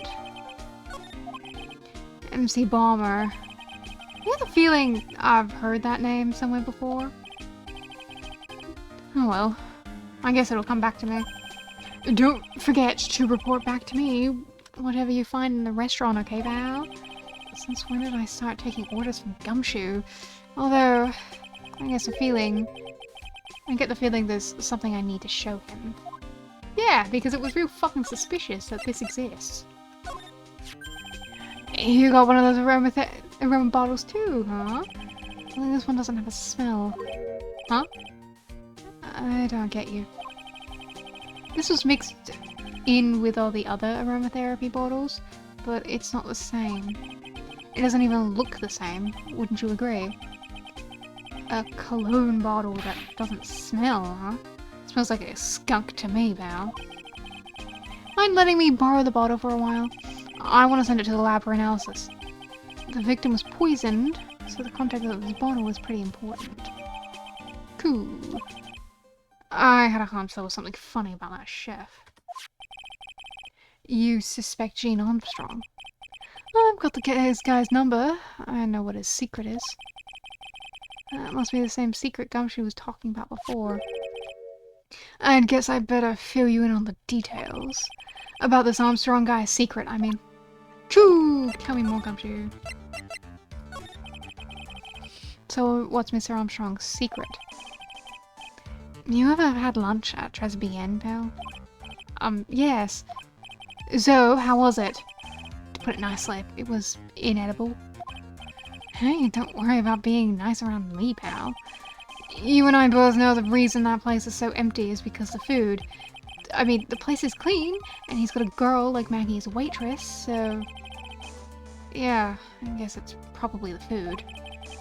The real scoop on the guy is he's up to his ears in debt. Really? How much does he owe? This is a copy of the loan contract. About $500,000 in the red. $500,000? Are we talking dollars? Yeah. Hey, if it was sterling, he'd really be in trouble. Sorry. That figure just took me by surprise. Yeah, this case is full of surprises. And I'd be willing to bet that chef got something to do with most of them. That's my hunch.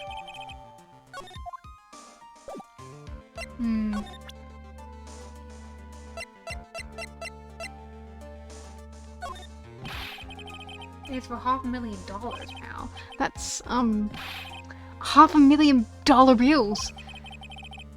What was that, in there for?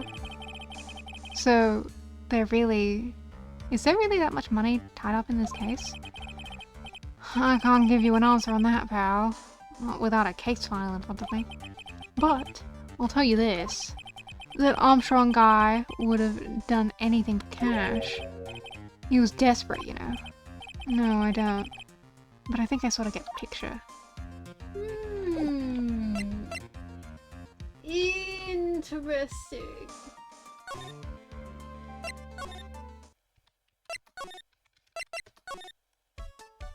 Hi Maya. Hi Maya. Hi Maya. Hi Maya.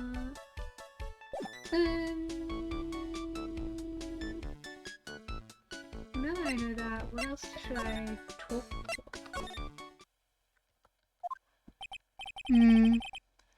That old guy is not here anymore. Trapped. I still have some unanswered questions for him. What's this? A scooter, huh? Who'd leave it right in the middle of the park like this? The wheel guard and the lights are busted. I guess it must have been in an accident. It's totally wrecked. Ah!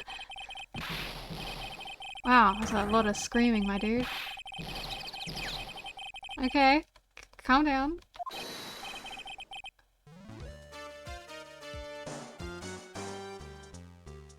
My god, who are all these characters that are showing up? Jeez, hi there, my guy. Hey, what do you think you's doing with my bike?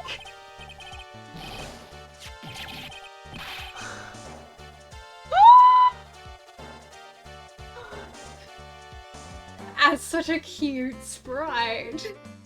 You've been messing with my money ride? Is that what you've been doing? New ride? Is that kind of... Whoa, you've been gonna pay for this. It wasn't me. I was just passing by. Hey, then who's the one that covered my saddle in crap, huh? Ah, you're gonna pay for this. I hate fucking characters who talk like this because I can't fucking do it. Catch my drift? No, wait a sec. I'm not a pigeon, so I couldn't have... A wise guy, eh? Oh my god. This fucking dude. I oughta beat you hard. It'll feel like you've been smooching the express train. Yous better watch your back. This ain't over. I'm gonna round up a group of lawyers and then you's gonna pay. Actually, I am a lawyer myself. What do you say? I'm Phoenix Wright, attorney. Phoenix Wright? You saying you, Phoenix Wright? Yeah, I am. So you a wise guy too, huh? 'Cause I'm Phoenix Wright, the one and only. What? Out of my way, I gotta cruise. I'm not... Phoenix, you're not nearly that fucking buff. Surely this guy wasn't my phony, was he? He wasn't anything like me. Guess I better make a note of this scooter. Pathetic. Oh, it's you. A few threats from a little brat like that. And you look like a pigeon who's got seeds in its eyes. Have you been here the whole time? I was in the strawberry. I had some thinking to do. More like you had some carrying to do. Are you a regular at the restaurant, sir? It's just that if you dislike it so much, why do you keep going there, sir? You one of those filthy pigeons? Cool. Cool. Magatama time. Magatama. Yay. I knew it. I knew it. The guy has something to hide. But what? But what, Phoenix? We'll figure it out together. Tell me, what evidence do you need me to give you? Take that!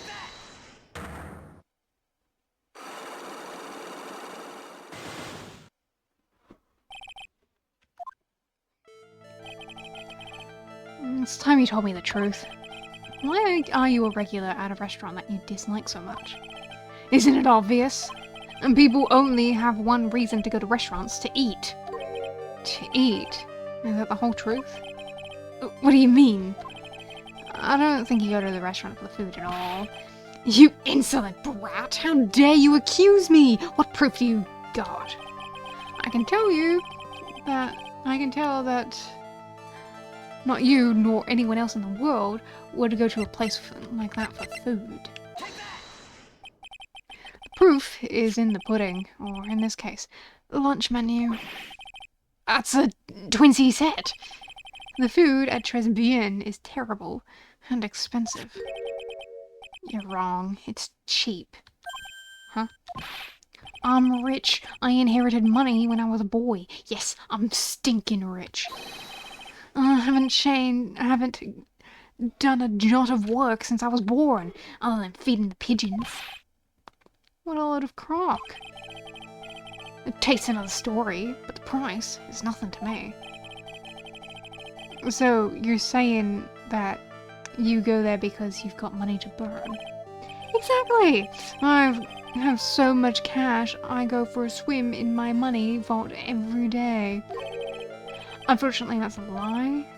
What? You don't have money to burn. You're flat broke. Because you were looking for a fucking job. This is yours, right? My magazine! Why would a rich retiree be looking for a job? So I was looking for a job. I'm buying a lot at the moment. I need spending money. Oh. I don't go to the restaurant for food. I just go for the cappuccino. Yeah. I think you mean cappuccino. Anyway, how much does a cappuccino cost there? $8. This had better be some golden beans. What's your problem? You think a poor man would be better off drinking dishwater, do you? Is that it? No. I wasn't thinking that. I was wondering if the coffee there is really that great. No, it's not. But anyway, yes, that place has free newspapers to read every day. Newspapers? Exactly. I don't want... They don't want me hanging around at home, so I go there. I'm sorry, sir, but there are no free newspapers at the Tresbian.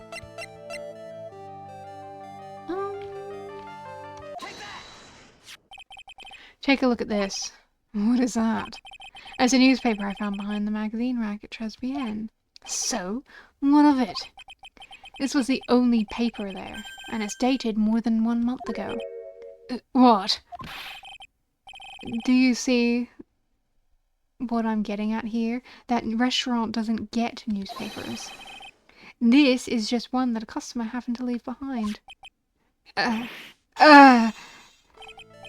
Tell me, why are you so determined to hide the truth? I'm not hiding anything! I'm going to have to put this guy out of his misery. Listen. The real reason why you go so much to the Tresbian is... Oh, a good question, a good question. I'm guessing it's a person.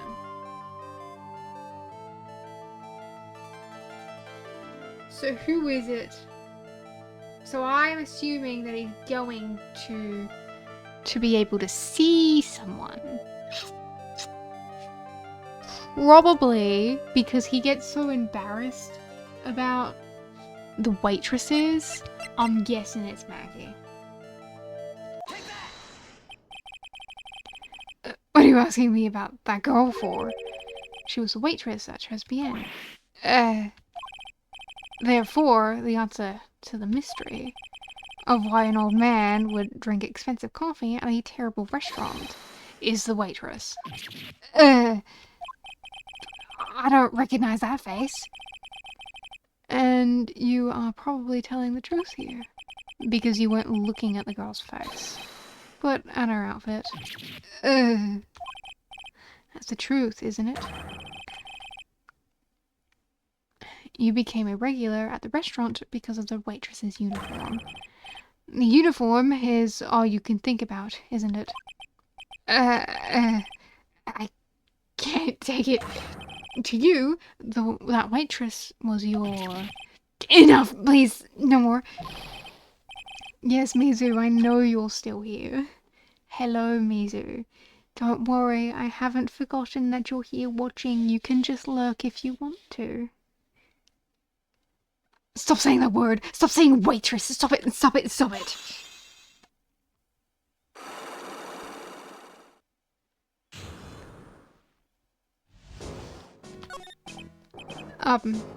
Sir. Yes, it's true. I was there for that young girl. Fine, I'm a dirty, wicked, sinful old devil. No, I didn't mean it like that. I even get one of those lousy cups of cappuccino every time for $8. Just because of the serving girl. Punish me, lock me up. really, that's not what I'm here for.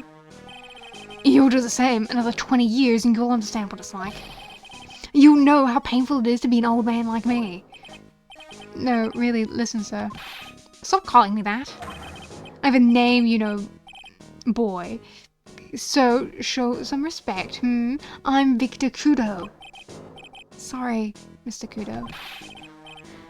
You young ones think you know it all, don't you? Well, I'm not saying another word. I won't tell you anything more. This guy was a regular at the time of the incident, which means I have to hear his testimony one way or another. I don't believe this. I even broke his psyche locks and everything. I guess I'll have to try and get him when he's in a better mood. I see.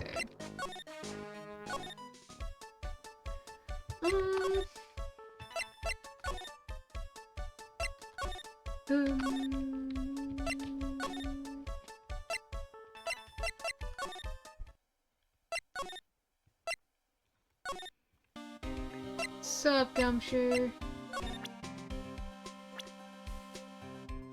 Yo. He looks like one of those grouchy old man types. Yeah. It's okay though, I don't mind guys like that. But if he's involved with the case somehow, that's a different story. I'm sure. Here's a tip for you, pal. If you want to get information out of a guy like that, you're gonna have to find his weakness and try to get under his skin. His weakness. I wonder what that might be. I see.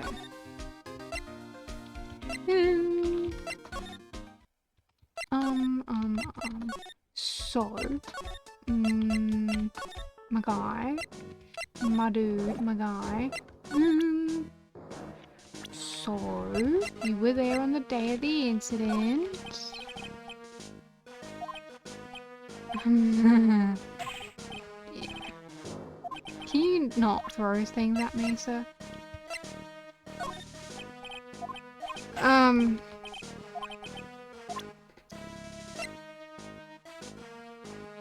Programmer Maggie has apparently never met him before. Okay.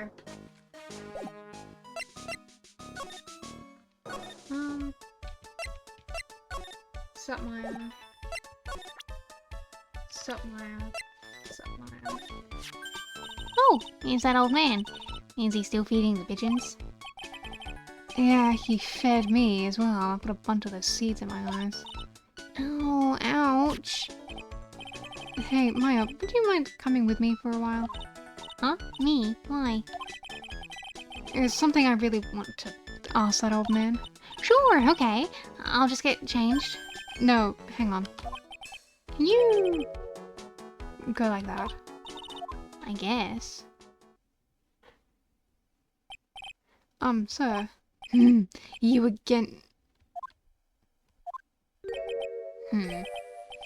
Well, I see. Huh? Nick, his eyes are burning into me. It's okay. I think it's going pretty well. Huh? You're still just a little child. Run along and play with us on the slide, alright? Play on the slide? Ugh, it was so close. A little more and he would have spilled. Pigeon. How can we crack this guy? Excuse me, please, sir? Quiet! Can't you see I'm feeding the... It's...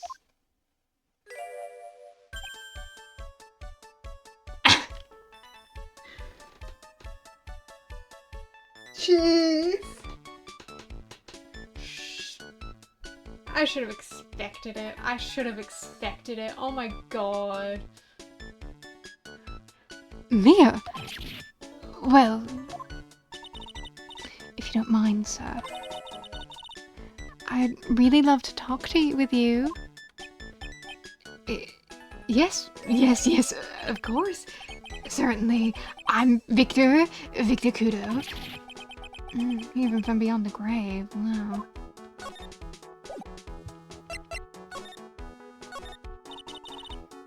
about the incident. You mean the man who died after drinking the Javachino? It's like he's a different person. It was quite a shock, even to me. It was a strange-looking boy. The girl took the Javachino over to him, you see. And was the customer alone? Definitely! He was the only person at that table. When he took one sip of his Javachino and he said something like, ugh, and then collapsed, dead. Oh, how terrifying. You're so good at listening, aren't you? I'll tell you anything, whatever you want to know. He certainly seems to be telling the truth now. But it looks like Mr. Kudo didn't see this other man either. Do you like the food at Tresbian? Well, of course. I'm really quite a sophisticated man. I was a young businessman once, you know. I set up a casino in London. Really? How interesting. Eating the food at the restaurant really takes me back to the days of France. What a lovely story. London's in England, not France. Oh, yes! France is wonderful. I'd love to show you around the city sometime. It's too much. I can't take it. I want France. I can't believe Mia's laughing at that guy. Phoenix. Phoenix, this is called the customer service smile. You visit Tresbian a lot, don't you? Of course! I mean, yes. I'd like to come and see you there. Really? Oh, you flatter me so. The owner would be delighted to welcome you, I'm sure. And be careful of that chef, my dear. The chef? You mean Mr. Armstrong? That's right. Man's an ex-con. He's an ex-con. Whatever did Mr. Armstrong do? Oh, no, those eyes. I can't take this. Mia's really got this guy eating out of her hand. He steals things from his customers. From his customers? Gloves, handkerchiefs, little things mainly. He's a pilferer, so you can be careful around him, my dear. Are you sure about this? Of course! He was arrested for it once. I was there when it happened, having my Javachino. He really is a regular. Let me write you a little haiku about it. Haiku? A Japanese poem. It'll explain all you need to know about that chef.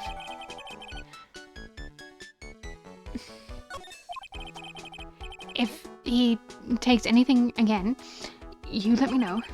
If it's not too expensive, I'd buy you a replacement. Poor guy. He couldn't do anything for Mia. Okay, Phoenix. That's about as much as I can do to help. Thanks, Mia. We got some really important information, thanks to you. Honestly, I can't believe Maya called me for something like this.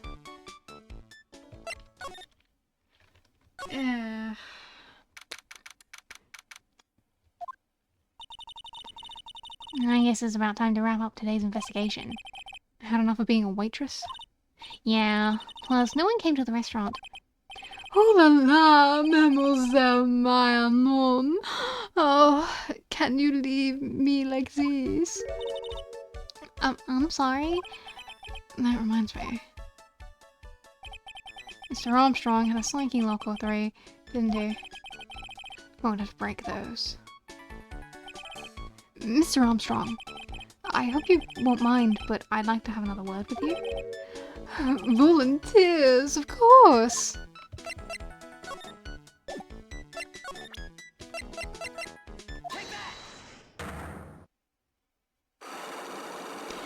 Okay, dude. Come on at me. What is happening? I do not like this horrible feeling. I have to know the truth. What happened that day? Luz, I will confess everything, but don't hurt me. Huh? Well, that's a new world record. It was a lottery ticket. A lottery ticket? The man who died here had a lottery ticket for $500,000. $500,000? Oui. But after the accident, his ticket... it disappeared. The ticket disappeared. This was the motive that the prosecution gave for Maggie. They said that she poisoned the man after the $500,000 lottery ticket. Why didn't you tell me that sooner? Mais Lord, You've been trying to hide this information about the lottery ticket from me, and I want to know the reason why. non, you doubt me, but I have confessed to you everything I know, Mr. Armstrong. The $500,000 lottery ticket, I think I know who took it. I think the winning ticket was stolen by this person. You yourself. Mr. Armstrong, I believe there is a very high probability that it was you. Wow. That was an piercing scream even for a man like him. Mais pourquoi moi? Why? You have no evidence. I am not a mask to mask. I'm not the kind of person who steals the property of others. Sorry to disappoint you, Mr. Armstrong, but I have evidence to the contrary. I present to you proof that you have stolen from others in the past. Take you. What is this? A poem? Oh, monsieur, you know me so well. I adore poems. Please read it. Put some feeling into it. Convicted before, a wicked man, a woman, repeated offender.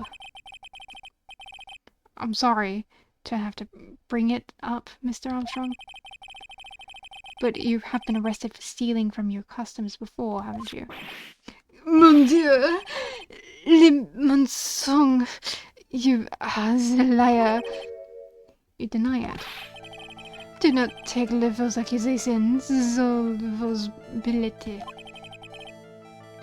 So do you have any proof? I want to say the contestable proof that I have ever stolen from one of my customers. Well,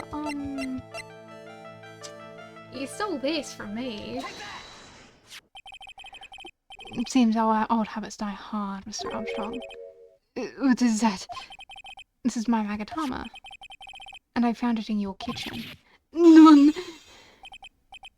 Wow. The screen was about broken some windows.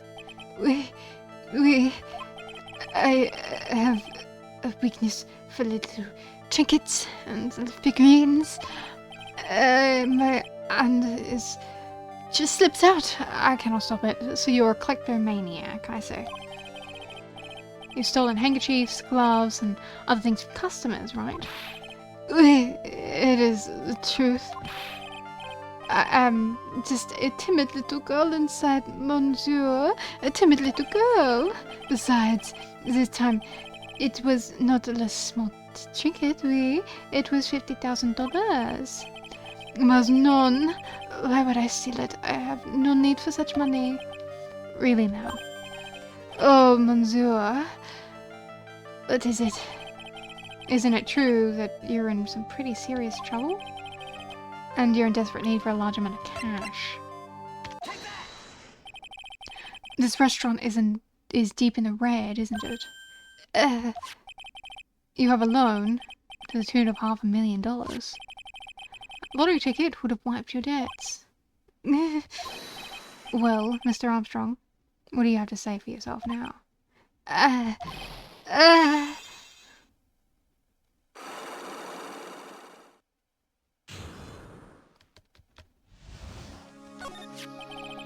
Mr. Armstrong, you said the victim had a winning lottery ticket for $500,000. How did you know he had something like that in the first place?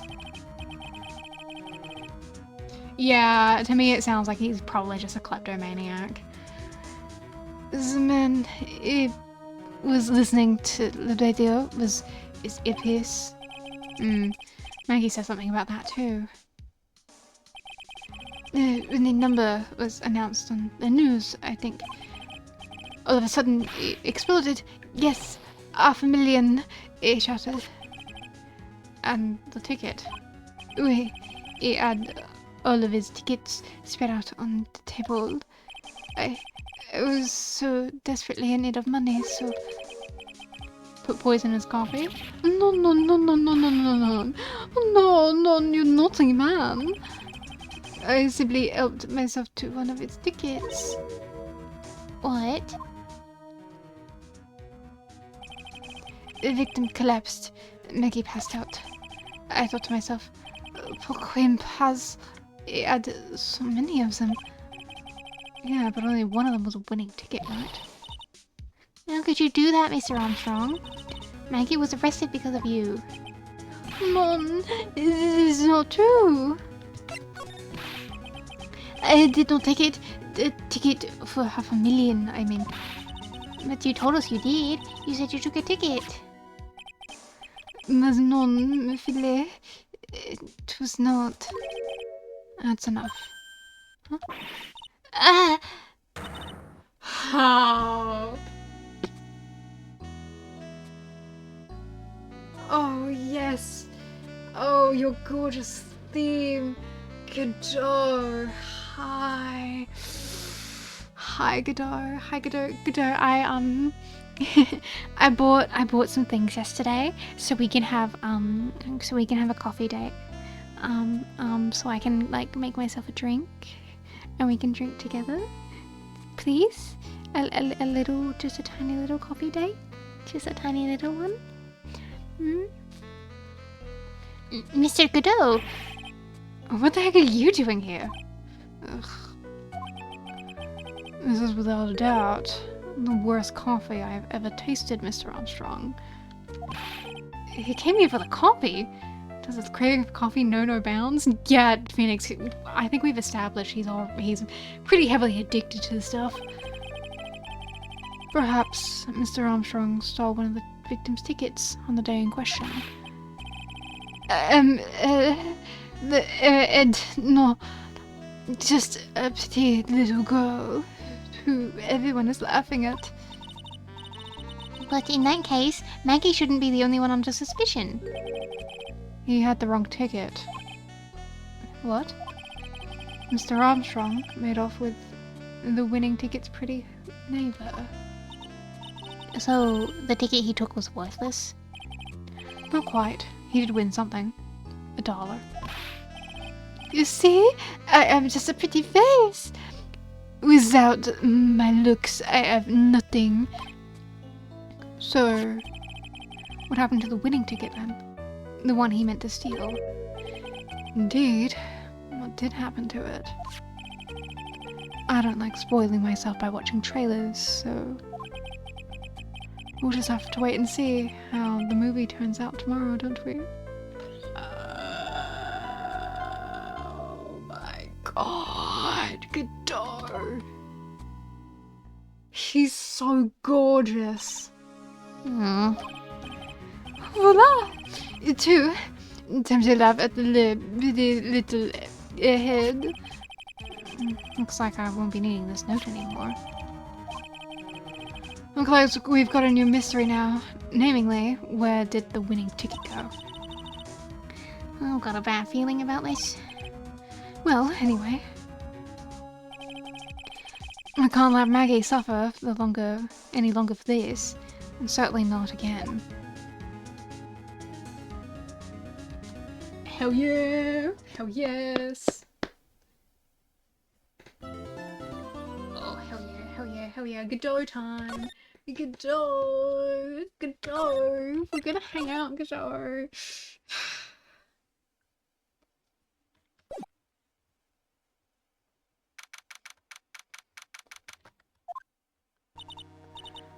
Oh, I see.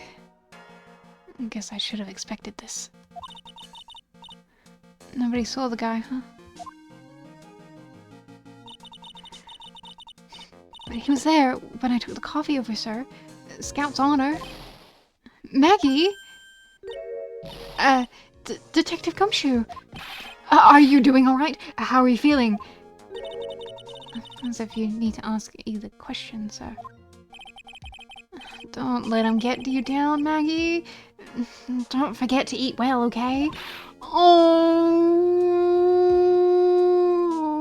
he's so sweet. Roger. And you. Yes. You'd better square this case away, got it, pal? Maggie's innocent, you hear?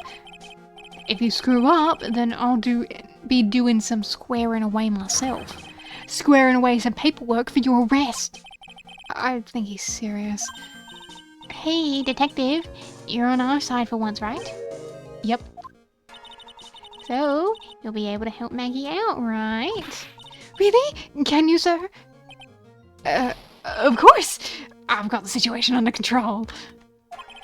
I'm gonna be the first witness on the stand today. If something I say doesn't mesh with the facts, make sure you point it out, alright? Sure. Okay.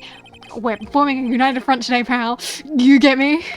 Oh, I love working together with Gumshoe.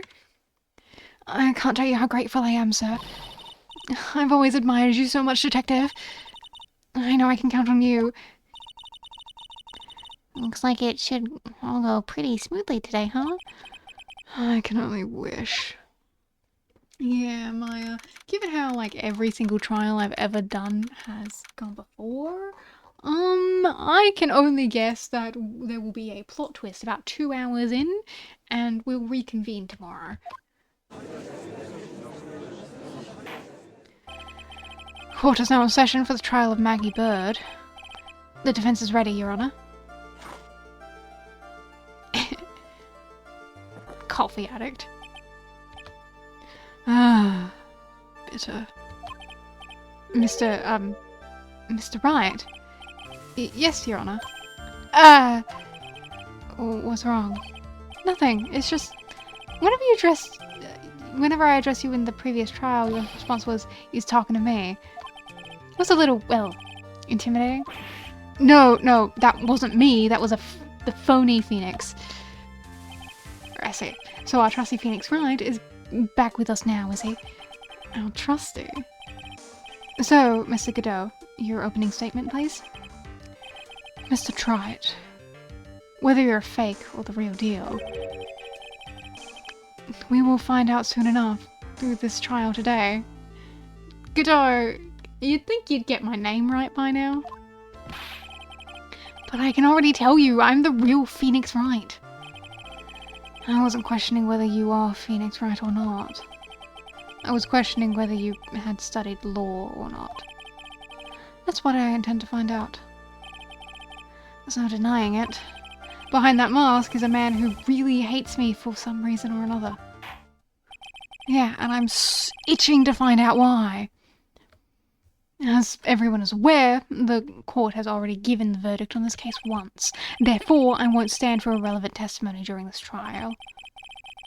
Nor will I stand for a simple repetition of the evidence presented in the last trial.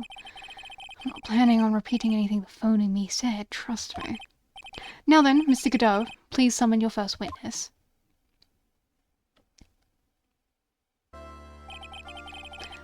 Let's start with the formalities, shall we? Name and occupation.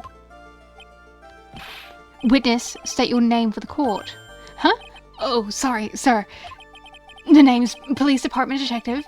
Occupation, Dick Gumshoe. Oh, he's so nervous. Other way around, Detective.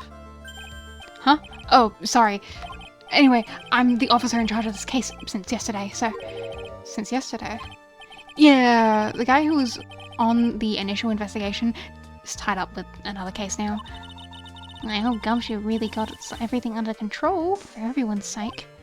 I see. So, Detective Gumshoe, would you outline for the court the basic facts of the case?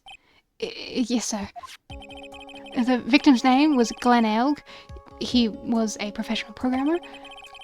He was on the payroll of Blue Screens Inc., a local company. He was the victim's autopsy This is the victim's autopsy report. The court accepts this into evidence. Time of the death between 1:30 and 2:30. Potassium cyanide poisoning. Part-time sane. Here are the floor plans for the restaurant. The incident took place. When the incident took place, the victim was sitting right here. The poisoned coffee was brought over to him by the waitress. The waitress being the accused. Yeah. The victim died from poisoning almost immediately after taking a sip of the coffee. At the time of the incident, there were 2 other people in the restaurant. Mr. Jean Armstrong, the owner and chef, and a regular by the name of Victor Kudo.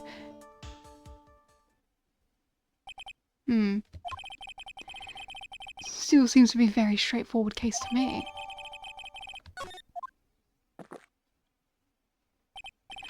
Come, detective. Take up this hammer and nail the defendant's coffin shut with your own hands. Now then, Detective Gumshoe, let's have your testimony. Yes, sir.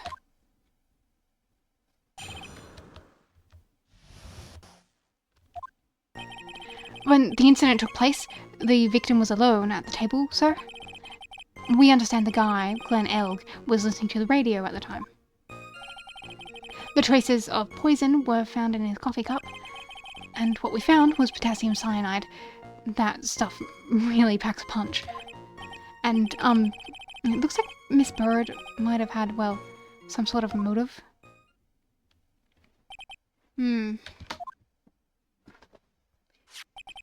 Using the dark, aromatic depths of coffee to conceal the poison. Classy lady. Of course you're into a bit of poison coffee. Good God.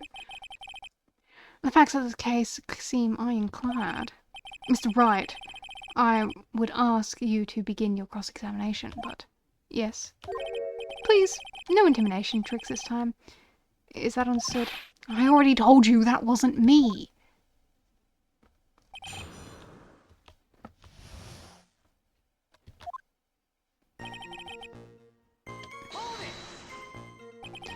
Can I stop you for just a minute? Huh? What is it? Did I say something that contradicts the evidence? He's so desperate for that to be true, he's practically crying. Your testimony just now doesn't match the testimony given by Miss Bird. She claims that there was another man at the victim's table. Yeah, that's what she said, and What killer wouldn't say that when faced with a homicide conviction? Hey! Sadly, her testimony isn't supported by the owner and the other customer. Isn't that right, Detective Gumshoe? Yeah, it's true. The 2 testimonies tied up on that. They both said that there was no other guy at the table. What should I do? Should I press on this point a little harder or not? I'm gonna leave it for now, see what else is going on, and come back if I need to. If you've got a bad feeling about this, then maybe you should leave it alone. I once had a bad feeling that I was about to have a bad feeling. It was really bad. Maybe I should move on to another part of his testimony. Listening to the radio at the time. He was listening to his radio, you say? Yeah, he had a portable radio in his chest pocket. Maggie told us that too, didn't she? Something about how one of them had some sort of earpiece? Which I do. Let's point a little harder. And what was it that the victim was listening to on the radio, Detective Gumshoe? Huh? How should I know? Thanks a lot. We're now one step closer to the middle of nowhere. This isn't going very well, is it? Detective, could you perhaps tell us about the poison and how it was used?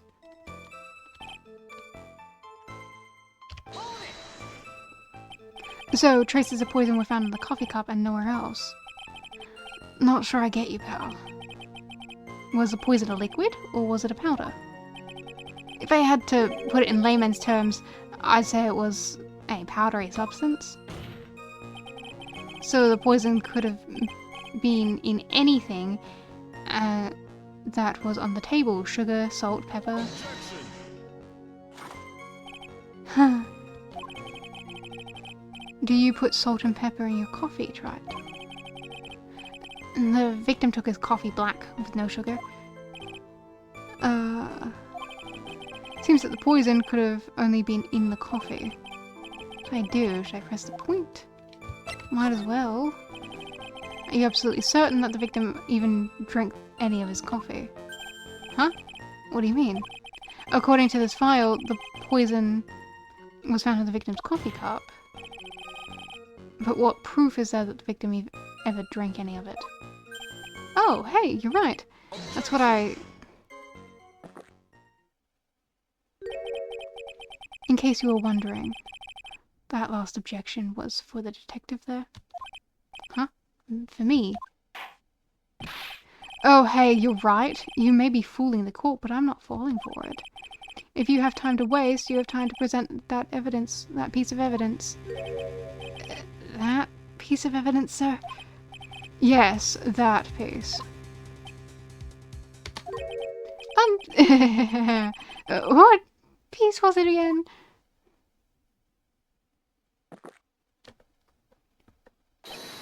This. Oh, thanks, dude. That hurt a lot. My face is now burning off. Should I be grateful this coffee is only hot enough to give me first-degree burns? Oh, now I remember. This is the victim's coffee cup. Yes, the victim's cup. Take a good look at the rim. Oh yes, it's unmistakable. There's a clear coffee stain on it.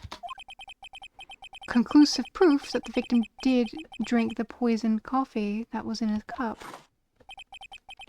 The victim gulped down the bitter death that the waitress brought to him. Like this. For the record, the only prints on the cup were the victims and the defendants. Upon further investigation, this cup, we found a certain chemical substance.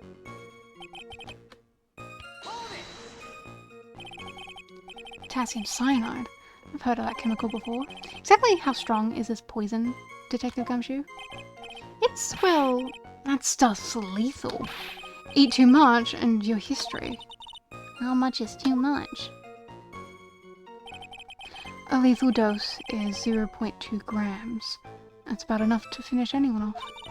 0.2 grams. How much is that? You know, when you swab your ears for earwax? Yeah, about that much. Earwax, huh?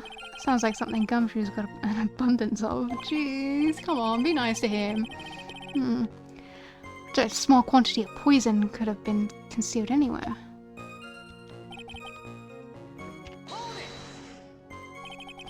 Some kind of motive. Yeah, but if you ask me, it's been blown way out of proportion. You know what my golden rule is, Detective. Chuck out a bad cup of coffee, and you can always get another. Huh? I don't get it. I'm saying we can always get another witness on the stand if we have to chuck you out. So stick to the facts, Detective. Now then, what was Miss Bird's motive? Come on, Gumshoe. They said she wanted to steal a lottery ticket. I knew it. That's what we heard yesterday, too. It disappeared from the scene of the crime. And it wasn't just any lottery ticket. It was a winning ticket for $500,000.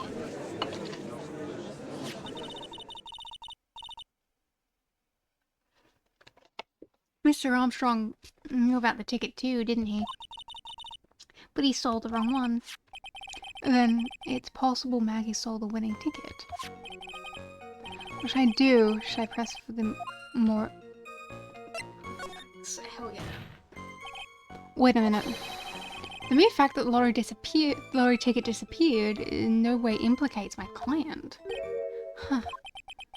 I have here in my hand the very ticket in question. That's, the $500,000 lottery ticket? One of the female police officers found it when she was conducting a search. My finger is itchy. Of the defendant? What?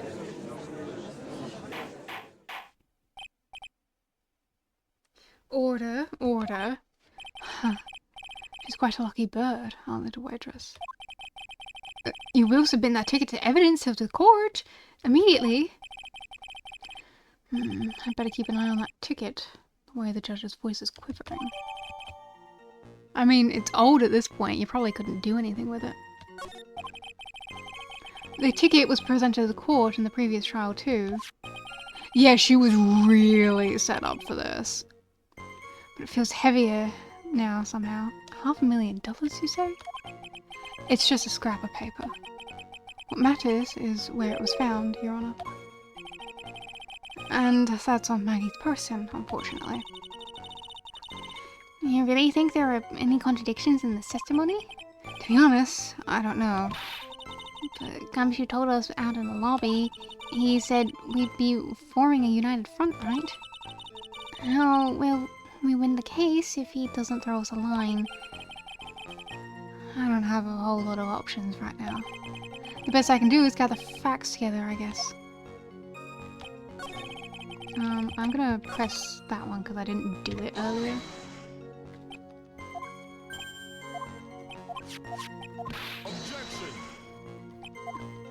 Yes, hello, Mizu. I know you've been here the whole time, just like Sam Reich. Well, maybe the other witnesses just missed him. Perhaps their view of the victim's table was obscured in some way? The argument is as weak as the coffee and Tres Bien tried.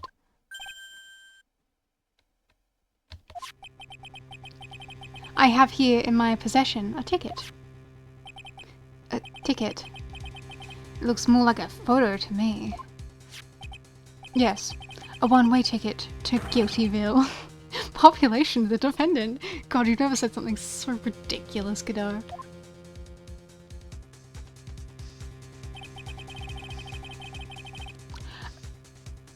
This is a photograph taken from near the entrance of the entrance to the kitchen. This is the scene as witnessed by the chef moments after the poisoning took place, correct? I think the court will agree that, with such a clear view of the scene of the crime... How, Mr. Triad, could anyone have overlooked a second person at the table?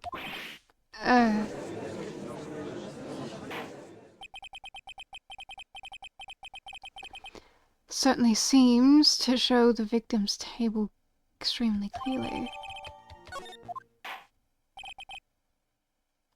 That's enough.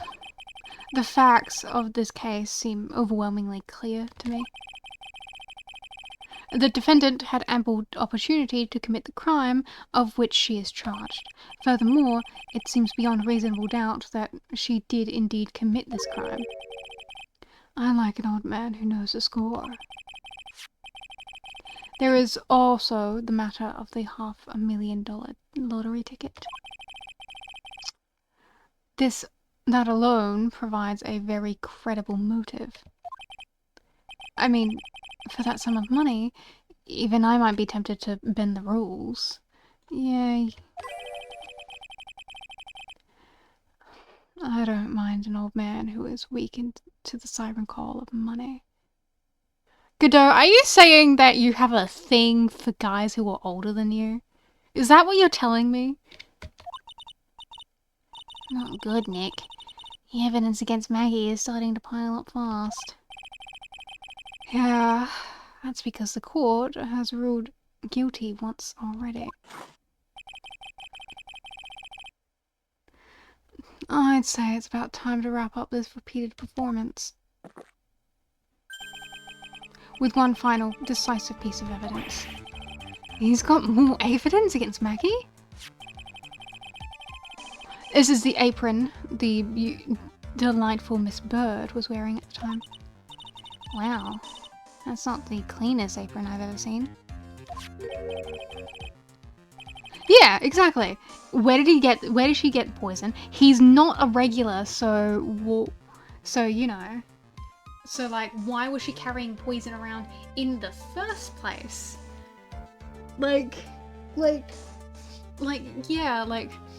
Hang on, I'm gonna... Potassium cyanide.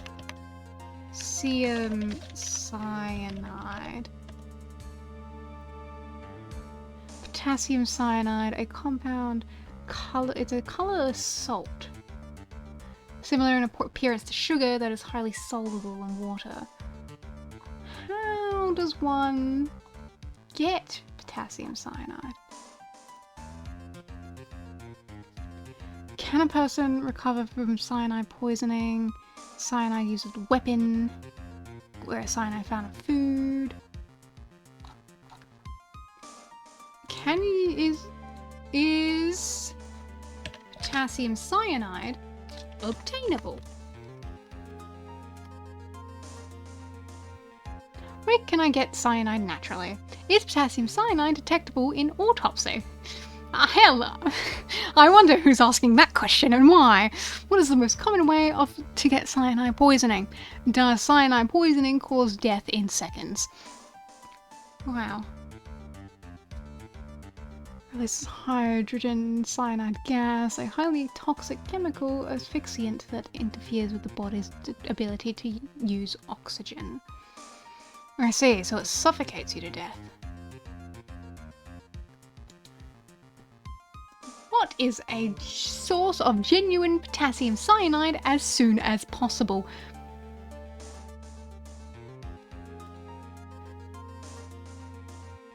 Informant of the CIA.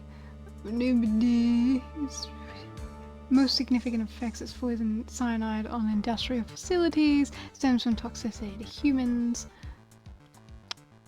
Yeah, so basically, among most toxic cyanides, hydrogen cyanide as a result, this is a sample of histotoxin hypoxia.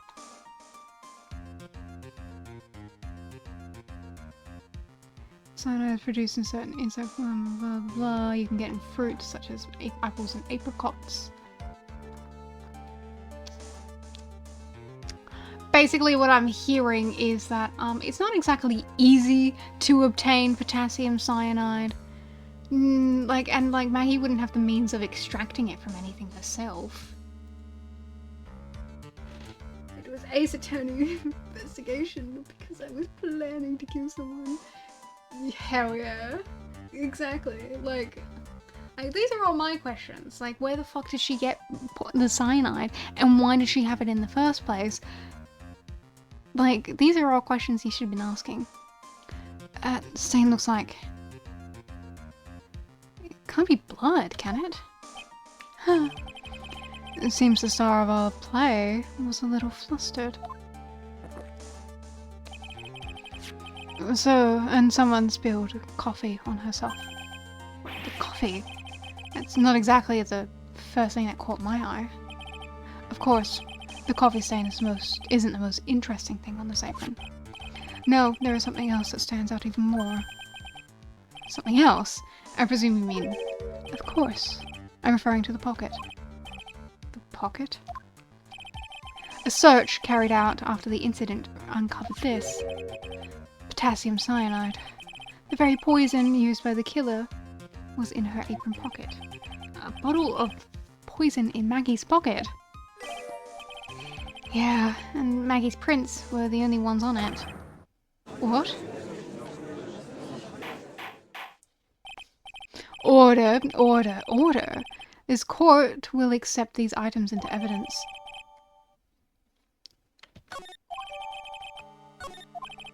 There's something still bothering me, Mr. Godot. Why have you not explain the bloodstain to the court. Bloodstain? What bloodstain would that be? Don't play games, prosecutor. The blood-coloured stain that's smeared all over the apron. That's ridiculous. No one told me anything about a bloodstain. You don't need to be told, just look at it. Well, detective, could the stain really be blood? No way, sir. It's just ketchup, sir. Ketchup.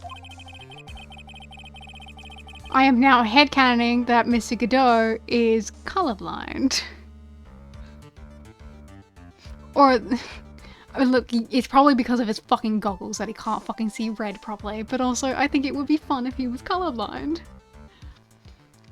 She must have gotten some on her apron while taking someone their breakfast that day.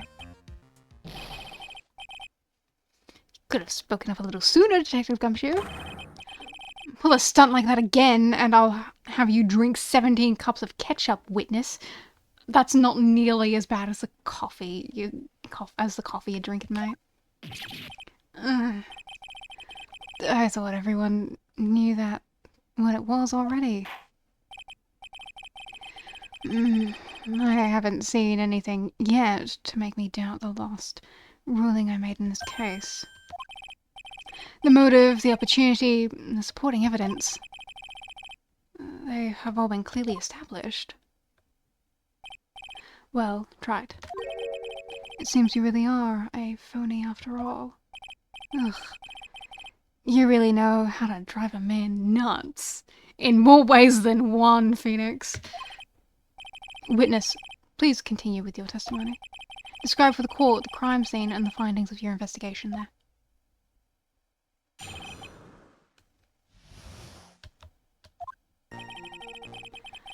The crime was reported at 2:25 p.m. by a kind of scary old man, sir. Poor Maggie had passed out from the shock. It must have been real tough for her. The victim didn't have any identification on him, but we figured out who it was pretty quick, and then the investigation went smoothly. When Maggie was searched, we found the lottery ticket and the bottle of poison, and that was it. There was nothing else missing from the crime scene.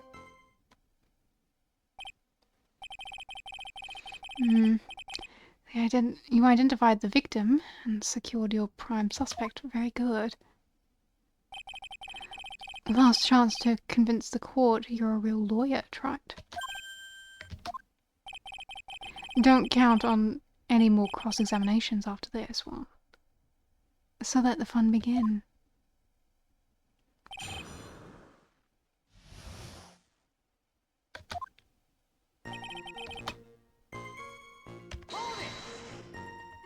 Scary old man, Detective Gumshoe. There's an old man who's a regular at the restaurant where the incident happened. Ah, we're obviously talking about the same old man. Officers were dispatched right after the report came in, but the old guy still made a fuss. What took you so long? Then he hurled abuse at them and seeds. Seeds. Huh. It was nothing. I caught each one with my teeth. I guess even the mighty Godot can avoid being attacked by that guy. The old man was the only other customer in the place at the time. He took his time finding a payphone, apparently, so he was late reporting the crime.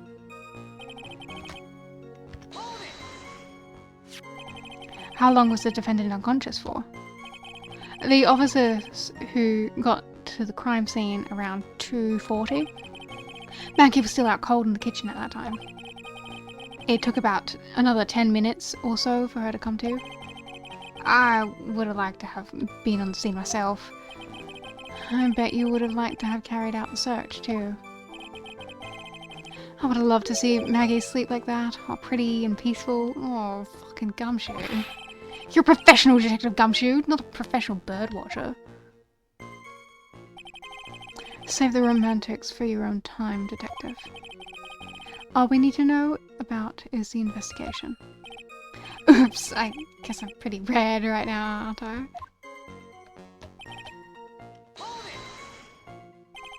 He didn't have any. Are you saying that it was stolen then?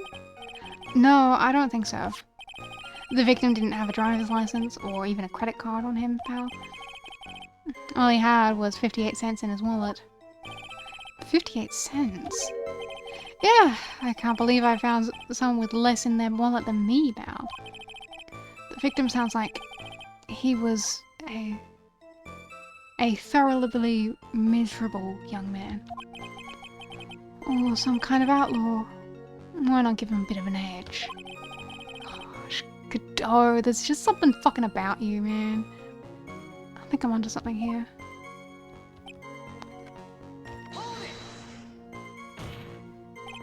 Wait a sec. Huh? Did I say something dumb again? Let me paraphrase what you just testified to the court. The victim didn't have any form of ID on him. That's basically what you said, right? Yes? Yeah, basically. In that case, how were you able to identify the victim so quickly? Oh, that. He's so let down. He's got his whole sagging shoulders and puppy eyes thing going. There was a prescription bag in on the victim's table, along with the lottery tickets. It seems Mr. Glenelg visited his doctor before he went to Tresbienne. We got the victim's name from the medical records of the doc who prescribed the meds. That's a reliable enough source for the court. What should I do? Leave it, ask about prescription. So what kind of medicine was in the bag? Well, actually, the bag we found was empty. Huh? Yeah, completely empty. It was completely empty. Huh. You're entering an empty paper bag as evidence? Desperate are you, tried? Now, what happened with the investigation after that, detective?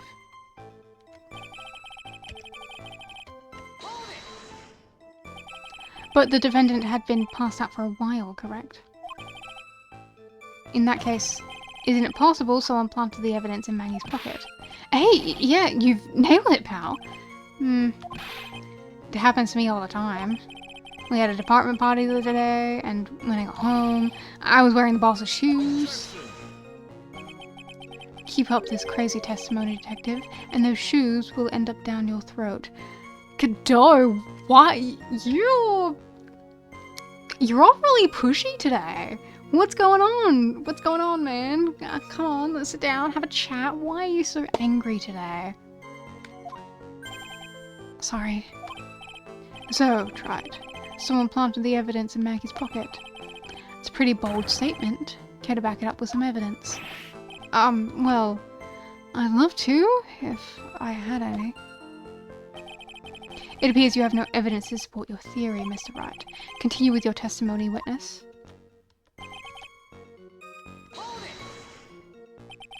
So the $500,000 lottery ticket and the bottle of poison were accounted for. Yeah. Interesting.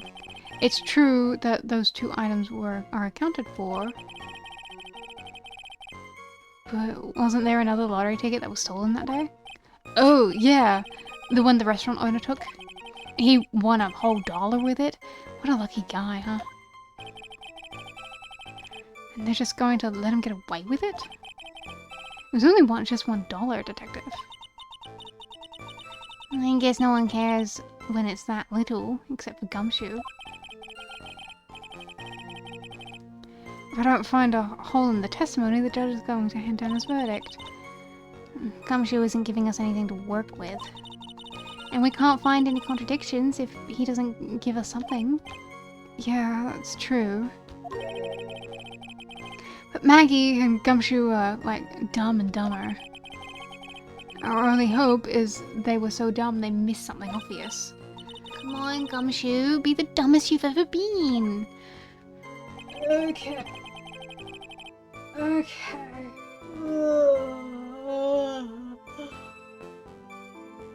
Okay. So, what have we actually got here? The victim got this from the doctor before they went to Tresbian. Bag's empty. Potassium cyanide. The stained apron. Photo of the crime scene from the kitchen. The winning lottery ticket. Found in Maggie's body search. The cute little coffee cup. Tresbian floor plan.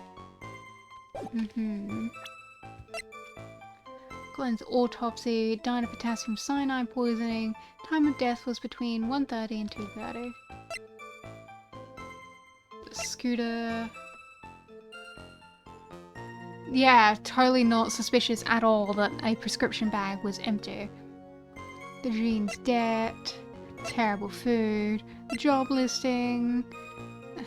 The paper. The magazine article about me. What is that?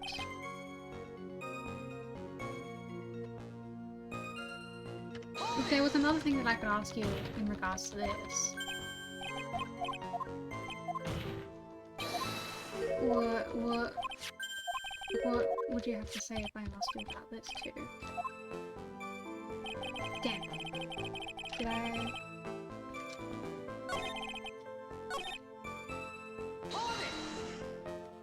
Or does it not matter?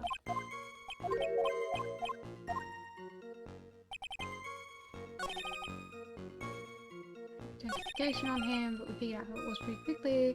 Investigation went smoothly. I thought I could ask you about the other thing. Found what was on a person. Nothing else missing from the crime scene.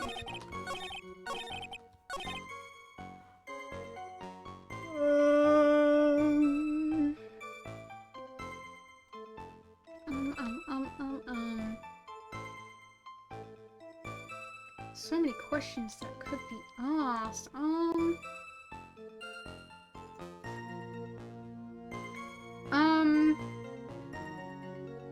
Okay, Gumshoe, I want you to be stupid so that I can feel smart because I'm stupid. And I don't know what you want me to be asking you about. Because, like... Is it necessary to get it... that depends on where you live. For me, I don't need an ID to get medication. I just need to hand them over a script from the doctor. Some other places you do need an ID to get script medicine. So, they might... So that maybe that is what they mean, because like I wouldn't think of that because I don't need an ID at all for that. So maybe that's what they mean, but I don't know. Why would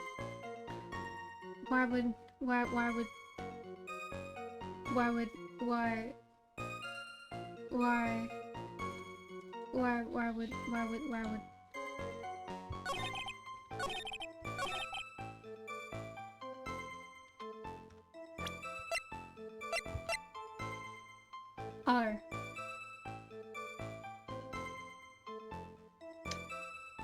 There's nothing else missing from the crime scene, but where the fuck is the prescription? Okay.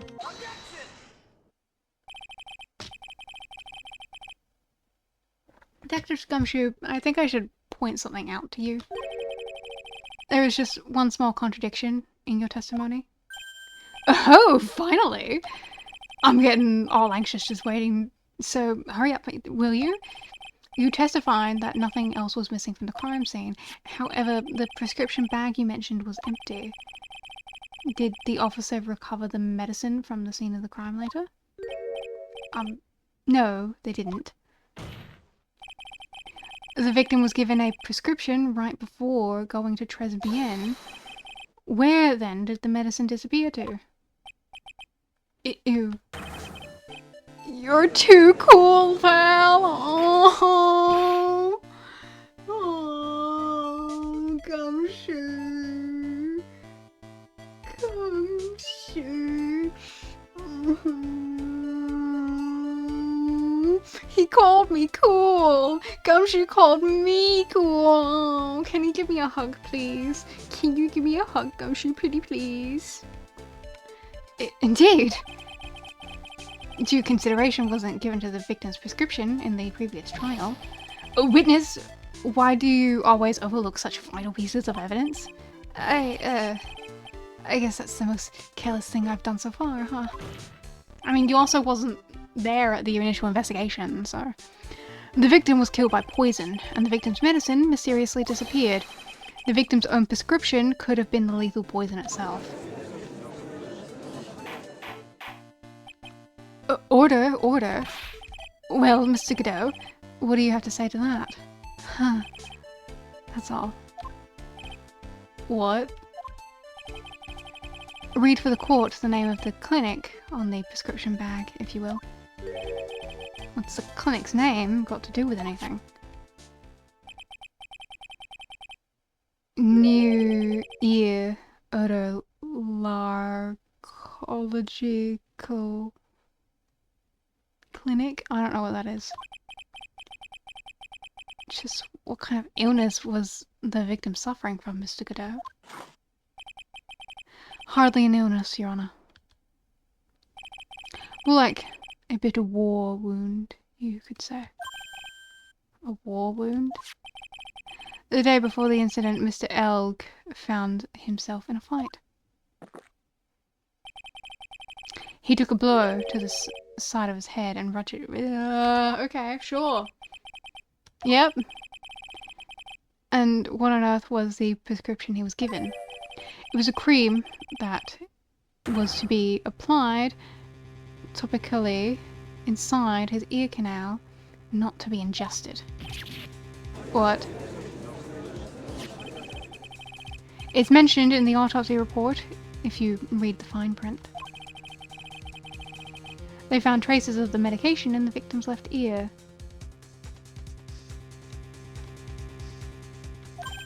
I don't think we don't know nothing about that, so who knows if it's important or not. Yes, there it is, in very, very fine print. Seems Mr. Elg correctly applied some of his medication while he was at Tresbien. Therefore, it would be absurd to believe that he would have eaten his medication. It seems that the medication is irrelevant to the case after all. No. Nick, if you don't think of something quick, it'll all be over. She's right. I can't get away with any old weak objection, which I do.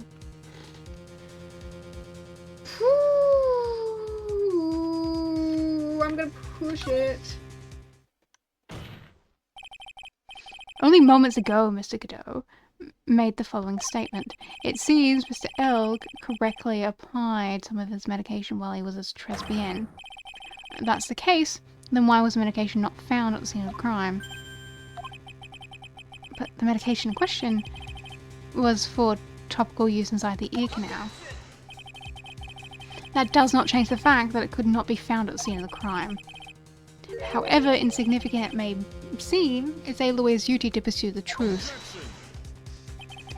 You know as well as I do that the medication is irrelevant. It hardly seems likely that the prescription drug would contain potassium cyanide. It hardly seems likely that the coffee the waitress served would contain it either. But it did. The possibility is undeniable.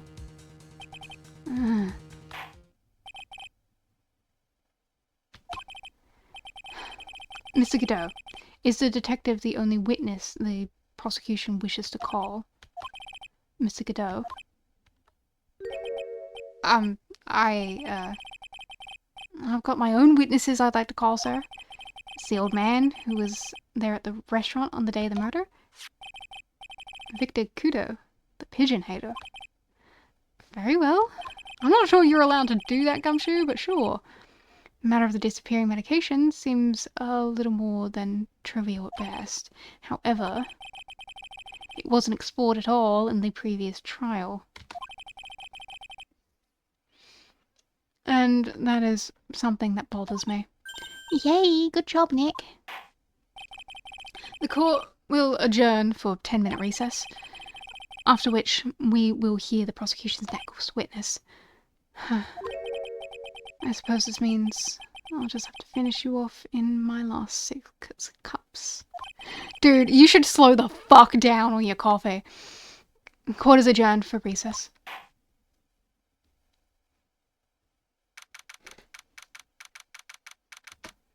Oh, my hair is in my way. Phew, that was close. Tell me about it. I nearly died in there. That was my line, sir. No, it was my line. I think I really did die a little bit. Looks like we all nearly died in there. I can't believe Detective Gumshoe. How could he betray us like that? Huh? He said he'd help me. But he totally set me up. I don't think he meant to do that, Maggie. He was backed into a corner. I mean, the guy's got to do his job, right? It's okay. I know all about lies and betrayal. I've had them my whole life.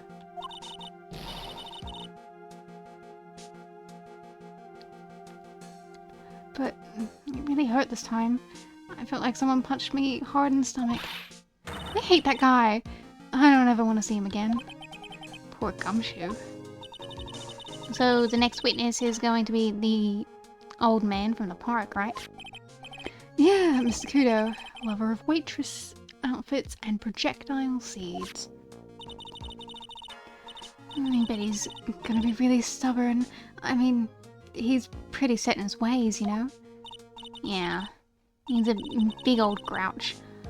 Are you going to be able to handle him, Nick? Yeah, I can take whatever he throws at me, even those never-ending bird seeds.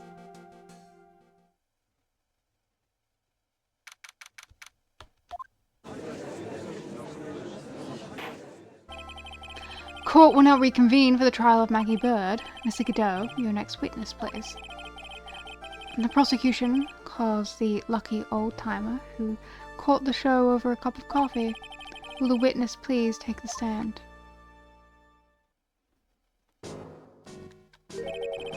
Name and occupation, if you don't mind. Her name's Victor Kudo, born and bred in the land of the rising sun. Honor and duty are what make me. Mind you, I can be quite emotional at times too. We don't need to hear about that, Mr. Kudo. Just tell the court your occupation. My occupation? Listen, young'un. How much call do you think there is for kimono embroidery here? Aww, is that really what you do? That sounds so lovely. Kimono embroidery? That's what I do, or did, back in Japan. I embroidered family crests on kimonos. That's so cool! My ancestors were embroidering kimonos before this country even existed. Wow, a real craftsman. They're a dying breed. Hey, maybe he could embroider my costume sometime. Anyway, like I said, there's not much demand for that kind of thing here. So I had to take a job working the cash register at a burger joint, pretending to smile. Burger joint would have been better off putting him in the kitchen. Now then, witness, were you in the restaurant at the time of the incident?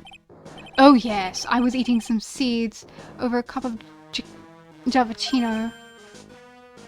Seeds. What do you think these are, I see. So you saw something. What happened, Gramps? Did I? Oh yes, I did. I saw it all. And please, tell the court. We're all ears. Sure, sure. I'll tell you every last detail. He's really getting into it.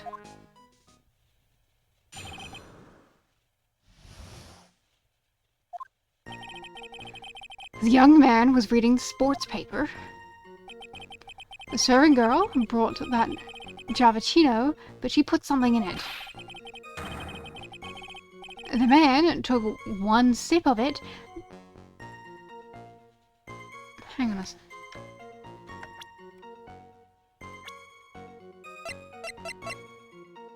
Yeah, that's what I thought.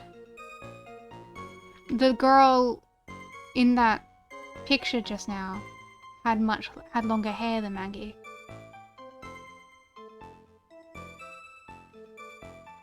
I'm very intrigued. The man took one sip of it. It looked like he was in terrible pain and then collapsed. That's the serving girl right there in the defendant's chair. I remember her well. Mr. Kudo, she's not a serving girl. Please refer to her as a waitress. You're as bad as the rest of them.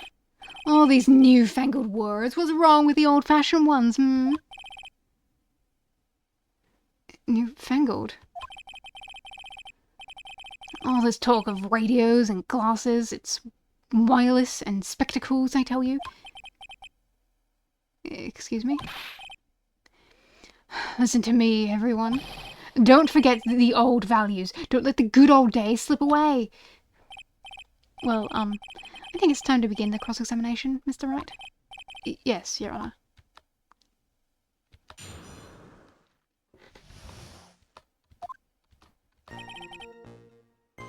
The young man was reading a sport paper. So you saw the victim then? You saw Mr. Glen Elk? I wanted to know if Guston Braun retained his championship or not. So he was not looking at the sports paper the victim was reading, huh? And at the location in question, there are partitions between tables on the same side of the restaurant, right? So what if there are? If you say you could see the victim, that means you were sitting on the table on the other side of the restaurant, correct? Ka! I go to that place to drink Javachino. I don't go to sit. I don't remember which table I was sitting at. You mean you go there to eye the waitress?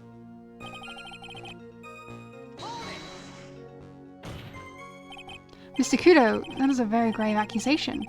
Are you sure about what you saw? Victor Kudo never makes a mistake. I dot every T and cross every I. I see. My eyesight's fine. The doctor said I don't only need spectacles for reading and driving. But his eyes are only really fine when he's scoping out a waitress. And I saw that serving girl put into that Javachino as well. I don't really know what's coming up, and something tells me I'm not gonna like it. Circle back.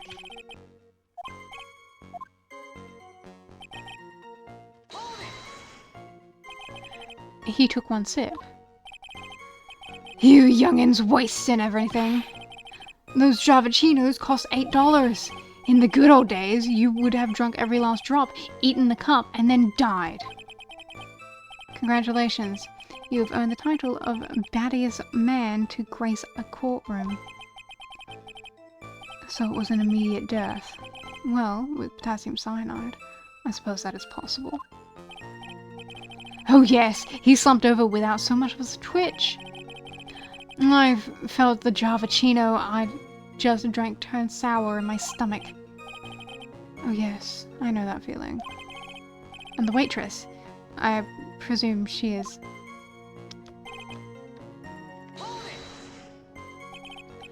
You said you remember her well in reference to the waitress.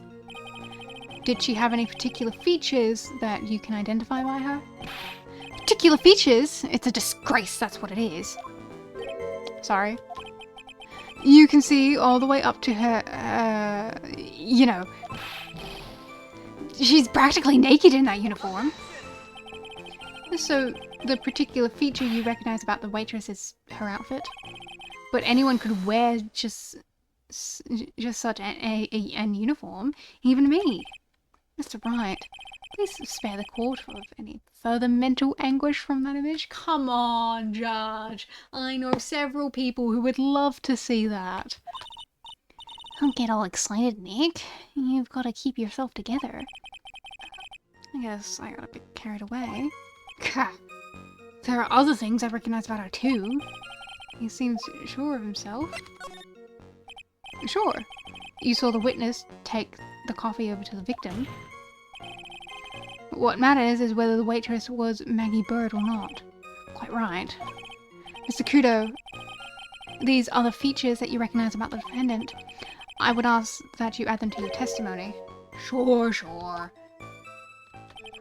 There was the ribbon in her hair, and her apron straps were loose. Okay. You do seem to remember several details about her appearance. But what about the most crucial details of all, her face? As if I wouldn't remember that. The witness noticed the straps of the accused's apron. He's unlikely to make a mistake about her face. That's right! I can even tell you the colour of the ribbon in her hair. It was red! So you see, there's nothing wrong with the witness's eyesight. There's no doubt he remembers the waitress pretty well. What should I do? Ask about the straps, ask about the witness's back. The identifying features you described are all things you would see from the back. So what? Is it possible that you never saw the waitress from the front at all? Huh. He's got you there, Gramps. People normally talk about facial features when they're asked to describe someone. But this witness's testimony is nothing but straps and ribbons. This is harassment! I tell you I'm not obsessed with straps or ribbons. I'm just telling you what I saw. Mr. Kudo, the court requests that you add details about any identifying features. Features you observed from the front, that is, to your testimony. Sure. Old man's testimony is getting longer and longer. And if I can't find a hole in it soon, it'll get even longer, I bet. There wasn't anything that caught my interest about it from the front, really. You didn't find anything to be distinct about, but you did clearly see the witness's face, yes? No question about it. I didn't come this far to back down now. Victor Kudo never backs down. That's not the answer I was looking for, but okay.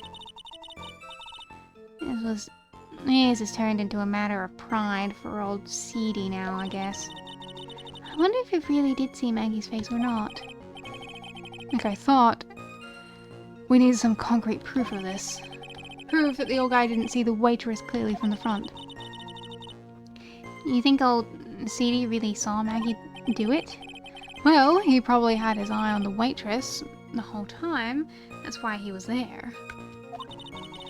But he was there for the cute outfits, right? Not the waitress? I guess. She makes a good point, though. Hey!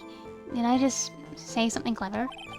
I wonder if the waitress Mr. Kudo saw really was Maggie. Yeah, my thinking is that... Nah, fuck. I went too far. My thinking is that,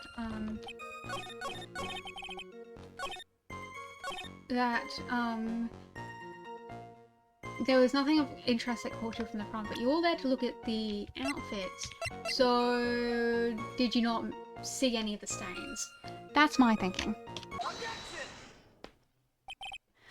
Mr. Kudo, I would like you to please take a look at this. Gah, that filthy thing would suit feels like you just perfectly.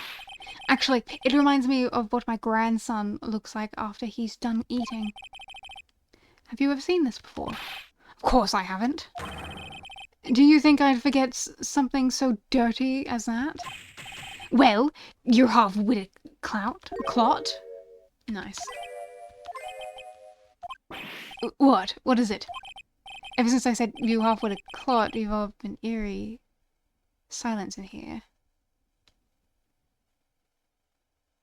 Oh, self-care, but I've got my water here that I've been drinking the whole time. I stretched at the start of the trial. Oh, you...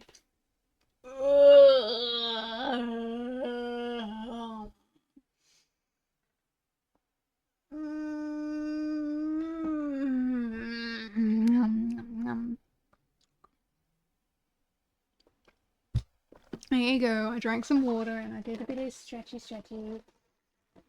Where's my food gone? Ah. My cookie. Oy.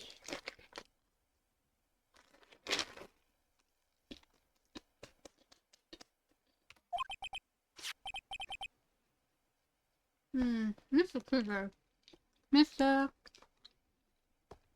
Kudo. This apron. Is the apron worn by the defendant on the day of the poisoning?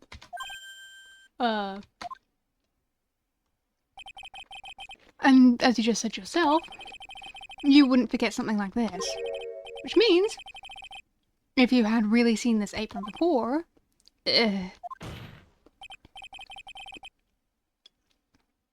yes, you know what I'm getting at. You couldn't have possibly seen the waitress in the front. Oops. A witness? You can't just say oops your way out of this. Well. Looks like we finally have a genuine trial on our hands.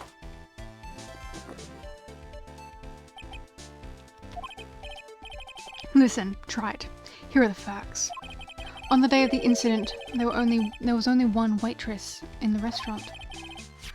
That being the defendant, Miss Maggie Bird. Exactly. And when that one waitress put the poison into the coffee cup, this old guy was watching. I hope you understand the gravity of the situation, Mr. Kudo.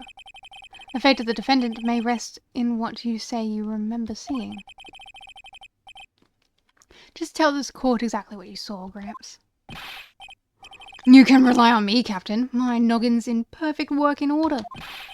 I can't remember a single occasion when I forgot what burger a customer wanted. You can't remember. Probably more like he messed up so many times he's blocking it out. Very well. Let's test just how good your memory and attention to detail is, Mr. Kudo. Tell us what you remember about the victim.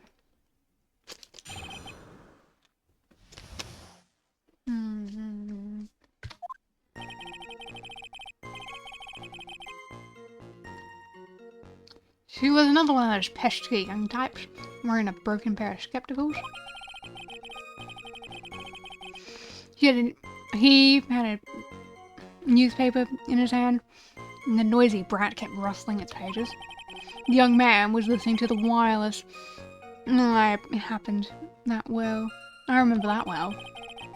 And the servant girl in question brought over the Javachino, and the little fidget picked up the cup and with his free hand and took a sip.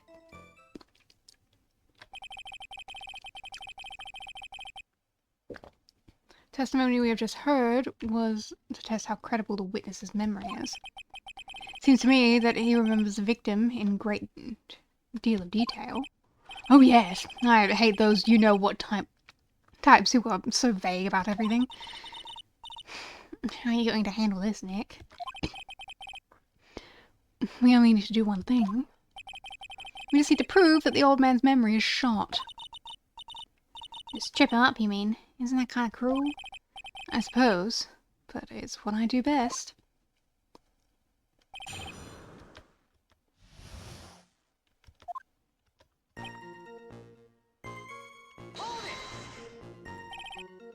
Spectacles. Dark glasses to you. One of the lenses was green, but the other was broken. Newfangled rubbish. That's what I said to him as well. He said he did have some kind of lens over his left eye. One wouldn't have called it a pair of glasses. He seems to have been wearing some rather modern looking shades. Perhaps I should take to wearing some and rival Mr. Godot's sharp appearance. We better come up with something sharp and quick. Guess I'll wait and see if I should challenge him about the spectacles. The newspaper was a sports paper, was it? And that young hooligan, I nearly asked him, can't you even read without fidgeting? What was I supposed to be able... How was I supposed to be able to read the back page with all that rustling going on? I needed to find out if Gustin Braun retained his championship title. It was his paper, not yours. If you wanted to know so badly, why didn't you buy your own? What are you looking at me like that for? Ow. Ow. Gustin Braun got beaten yesterday, by the way. Anyway. The young man was listening to a wireless. The wireless. The decadent young rascal. In my day, it was one or the other. Read the paper or listen to the wireless. Oh boy. And using one earpiece? It's selfish, that's what it is. I was straining my eyes, but I couldn't catch any of it. Was he that desperate to listen to the radio? What are you looking at me like that for, Phoenix, you should, like, be able to go, like, any amount of time without someone hurting you in some way. You mean the waitress who you saw from behind, right? You're one of those, are you? You never let anything go, isn't that right? Maybe. What does it matter if I saw her from the front or behind? I better not push it until I have some hard evidence.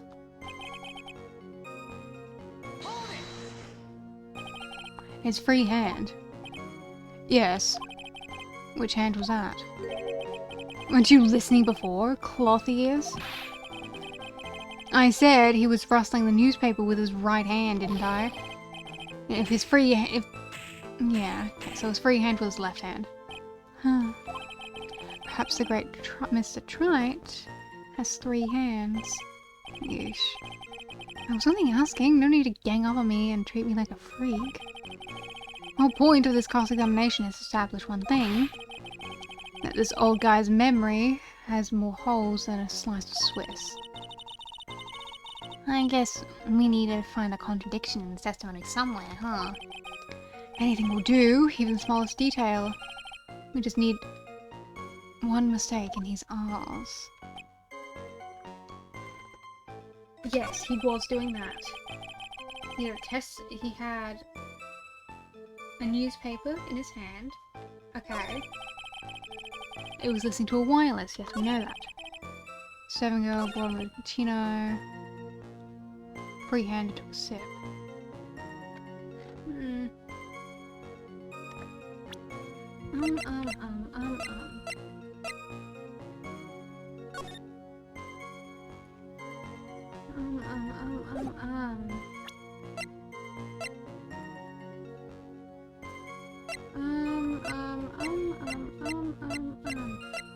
These are all very good questions. Smallest, tiniest contradiction. Free-handed took a sip. 7-girl brought it over to him. Young man was listening to wireless. He put on his right hand. noisy, pesky types wearing a broken pair of spectacles.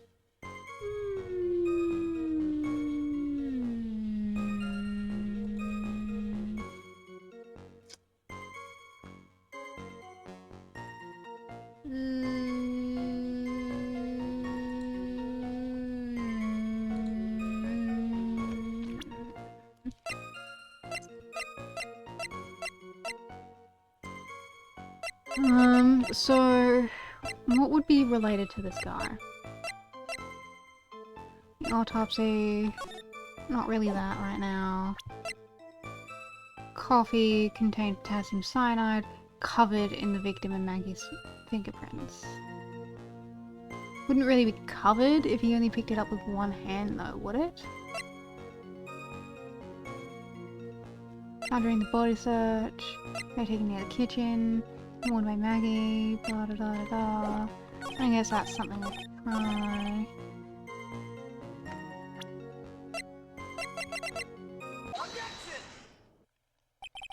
Mr. Kudo, do you remember what you were told at the start of this testimony? That this was a way of testing your credibility of your memory.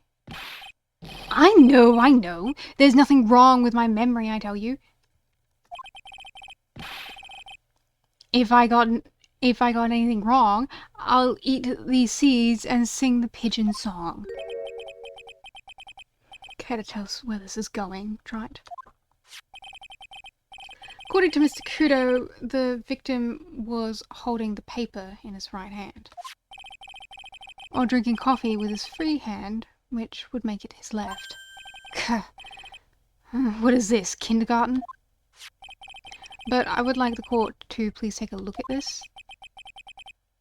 That's the cup the victim used, correct? Yes, and the rim, you will notice, the mark left by the victim's lips.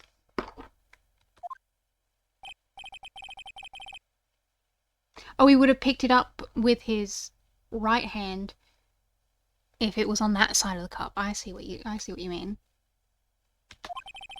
If you consider where the stain is, you'll clearly see the victim was holding the cup in his right hand. But how? Mr. Kudo, the court is waiting for your epic performance. You said you'd eat those seeds and sing the pigeon song. Ugh. Mr. Kudo, I'm afraid this is simply not acceptable. I think the witness had better go back to the park and— Wait! If you think I'm going to stand here and listen to you tell me I'm mad, you're wrong. I don't care about that dirty coffee cup. I know what I saw. You still insist on your testimony? That young brat was holding the cup in his left hand. Oh well, no good. I'm a good law-abiding citizen. I am. It's that dead young hotbot and you spiky-haired yahoo, who are at fault. Who, me? Thank you, old man. We've heard quite enough from you already. Don't call me old man, old man. Been around for 68 years, I have. You can't ignore me. Listen to what I've got to say. I'm sorry, Mr. Kudo, but... Sure. Why not hear a little more? Mr. Kudo? But this is my 16th cup of coffee. God, you really flew through those, didn't you? So this is your final stand. Thank you, Captain. You can rely on Victor.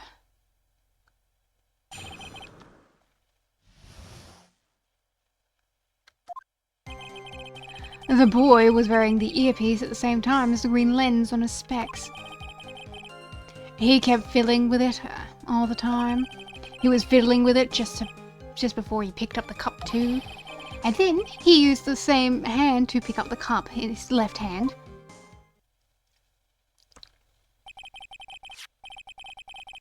We know the victim was wearing an unusual monocle over his left eye.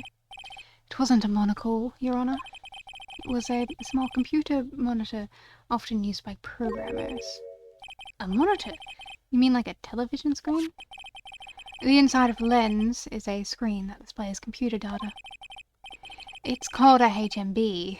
It's a common tool in the victim's line of work. HD, TV, DVD, CD, all these newfangled letters drive me mad. But they don't matter. I know what I saw, and I'm telling the truth.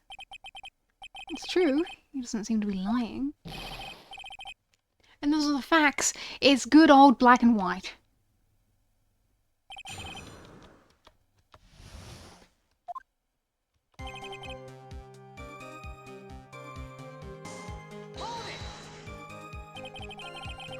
So the victim was wearing a HMD. HD, TV, CD, DVD. What does it matter? It was none of them, actually, but anyway. And you're sure that he was wearing the earpiece on the same side? No question. I could only see that side of his head from where I was sitting. Yeah, that's pretty obvious if you look at the floor plans. From the opposite table, he'd only have a view of the side of the victim's head. Kept fiddling with it all the time. Fiddling with it just before he picked up the cup too. The earpiece you mentioned. Which hand did the victim touch it with? You're one of those people, aren't you? You're that type that uses your left hand to get things out of your right pocket. Or fasten your left cuff with your right hand. Yes, I do that. How else would I do that? And when the tour guide says, on your right side, you'll see the famous blah blah, you're the only one who deliberately looks left. Well, aren't you? No, I didn't mean... Obviously he uses his hand on the same side of the body. That earpiece was in. Ow, ow, ow. So if he had the HMD on his left side, then it was his left hand, I guess.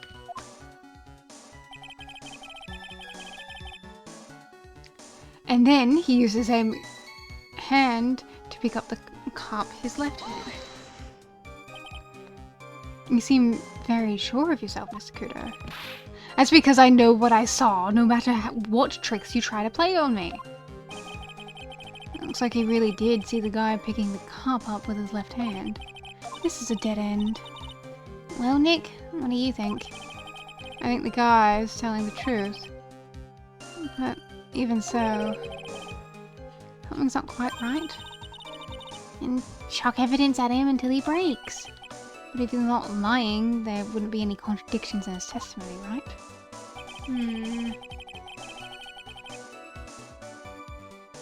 Ah.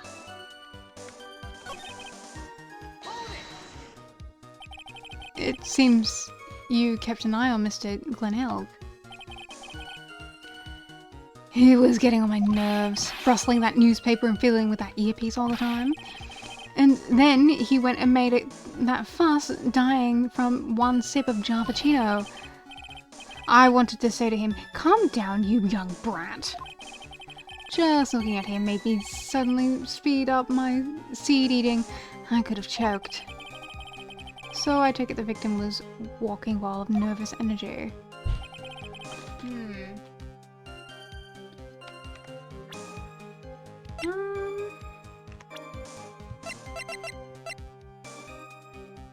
Yeah, that is his left. It's definitely his left.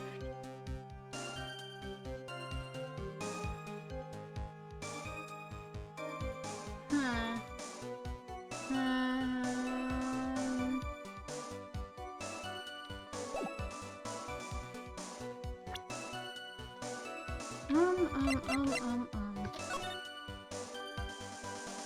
That is on the left too, I guess. What that would mean anyway.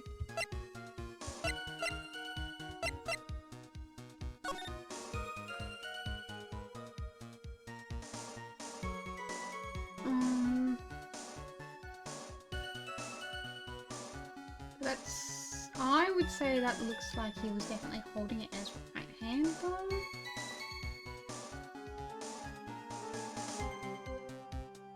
But what the fuck do I know?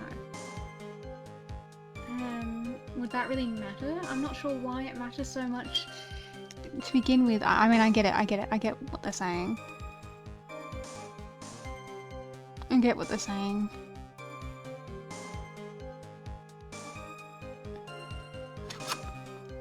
But...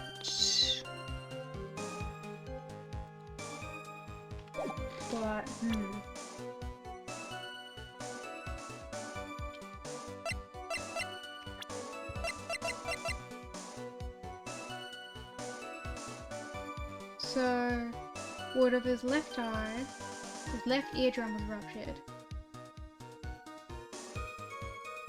So...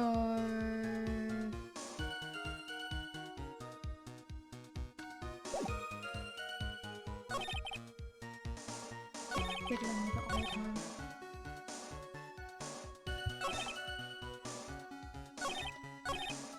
Wearing the earpiece on the same side as the green lens on the ear specs.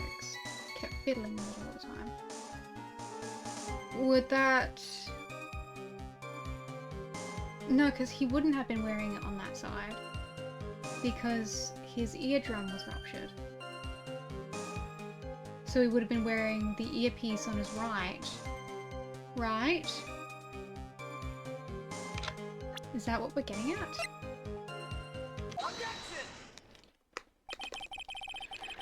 I'm not sure what the relevance of this is, but... Mr. Kudo, there is something very strange about your observations of the victim. What? You say he was wearing the earpiece on the same side as the HMD. No question, you can lock me up if I'm wrong. It was his left ear, without a doubt. I could only see that side of his head from where I was sitting. I don't think so. What did you say? You're no doubt unaware of the fact, Mr. Kudo, but the victim couldn't hear with his left ear. His eardrum was ruptured. Eh? Traces of medicine for his condition were found in his ear canal. That's right, it's impossible that the victim was wearing his earpiece in his left ear because he couldn't even hear in that ear. Is that true, Captain? It is. Pigeon! Pretty pigeon. Order, order, order. This witness's testimony is completely unreliable. He only saw the waitress from behind. And he claims the victim was wearing an earpiece when we know his eardrum was ruptured. Well, Mr. Godot? A single drop of milk is all it takes to destroy the pure black magic in the cup. This old man is my drop of milk. You know, plenty of people love milk in their coffee, Godot. Captain, are you calling me a drip? This is the victim's coffee cup, in which the potassium cyanide was found. The mark on the rim clearly shows the victim picked it up with his right hand. Oh, never back down. I know I'm right. The lad drank his Giavattino with his left hand. Let me put you out of your misery. Clearly, the victim used both hands. He took a sip with the cup, held his right hand, and then switched to his left. That's what the old man saw. Impossible. The witness has already testified on numerous occasions that the victim died immediately after taking just one sip of coffee. Which hand the victim used to pick up the cup is irrelevant to your honor. The fact still stands. With one hand or the other, Mr. Elk drank the poisoned coffee. Like this. Sadly, Mr. Godot, that doesn't wash. The point is this testimony was to establish whether the witness's memory is credible, and the results are clear. The testimony given by the witness is useless. Ugh.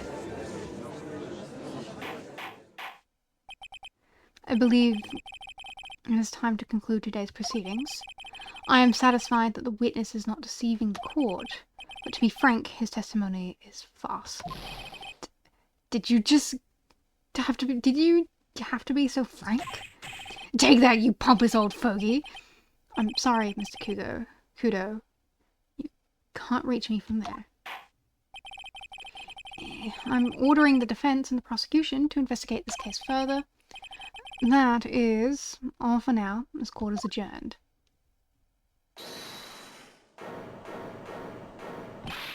Wait! If you stop now, where does that leave me? Leave you, Mr. Kudo? Thanks as that blue-suited young upstart over there. I'm just a bumbling old man who can't even dot his T's or cross his I's. How is your bad memory my fault? I'm sorry, Mr. Kudo, but there's nothing I can do. I've kept my mouth shut until now. There's something else the court should know. What? There's more? To be perfectly honest, it might not be anything. But I want another chance. I want another crack at you, you young shark. Me? He's looking at me like I'm some evil shogun. Well, everyone, what do you say, one final showdown? The final chapter in the erratic old man's scrapbook. Sorry, Gramps. I've already had my 17th cup of coffee. What have you got to lose, Captain? I've got all the Javachino you want if you come to my house after the trial. I may be 68 years old, but Victor Kudo is still a man. That's enough, witness. I believe it will be quicker for the court to just hear your testimony. You bet! Much, much quicker. I can't believe this is happening. You better get ready, youngster. I get the picture. Just quit throwing seeds at me, would you? He's got to be using some sort of infinite ammo code with the box of seeds. Yeah, it's shaped like an infinity symbol.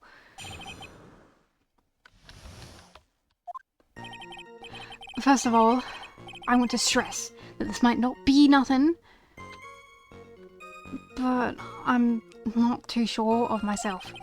The young man who slumped over the table was, as soon as he took one sip of the Javachino, well, clumsy idiot upset the vase. He knocked it right over. It broke, and the strip of cloth covering the table was completely soaked. Well, how about that? Turn things upside down now.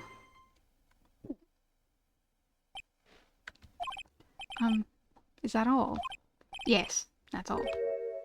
I remember it perfectly. You're doubting me? You're doubting a poor defenseless old man? No, we are not doubting you, Mr. Kudo. Don't you have a feeling there's a question hanging on everyone's lips, Nick? Yeah. So what, probably. That's all I can think of, and I have to cross-examine this guy. You're a bird brain, that's what all of you can think of. Very well, Mr. Wright. Your final cross-examination, please.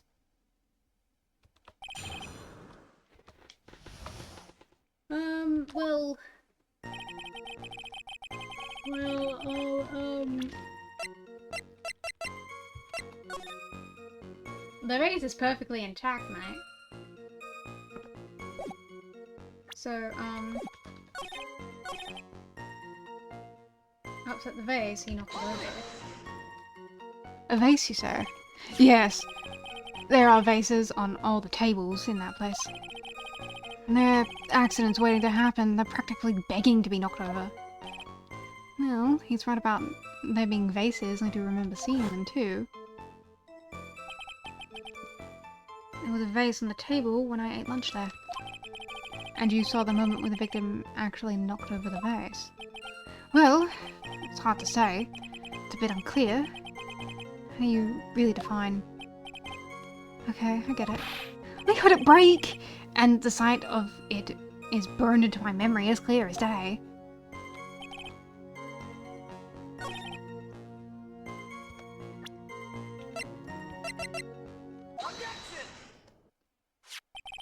Mr. Kudo, this is a photograph of the crime scene?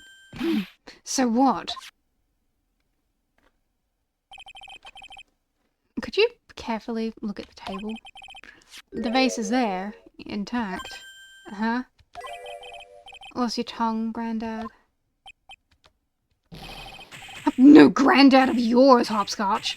Ow. Ow. Enough. If you throw any more seeds in this courtroom, the cleaners will be... Ah. What is it now? I just remembered something. Yes. Go on.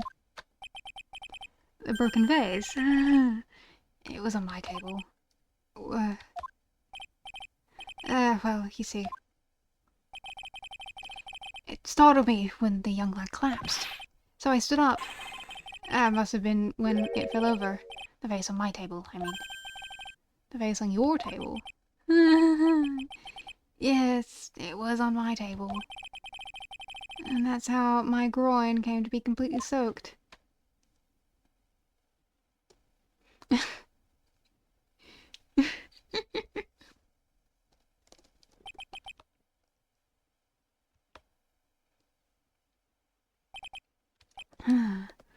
Thank you, Mr. Kudo.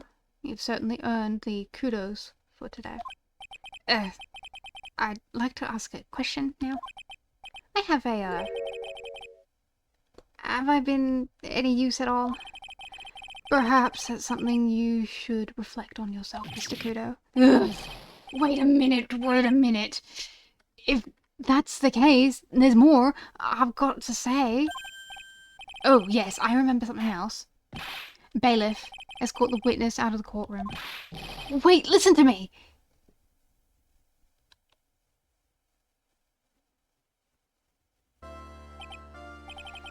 Well, seems to have been considerably sidetracked. And I am still not in a position to deliver a verdict. The defendant has not been positively identified as the waitress in question. Additionally, there are 2 disparities in the testimony we have heard thus far. The mark on the coffee cup that the victim supposedly drank with his left hand, and the earpiece, which was inserted in his left ear, but out of which he couldn't hear. Well, Nick, you did it. Therefore, I require both the defense and prosecution to further investigate the facts. Yes, Your Honor. There is one more thing before I call today's session to an end. One more thing, Your Honor.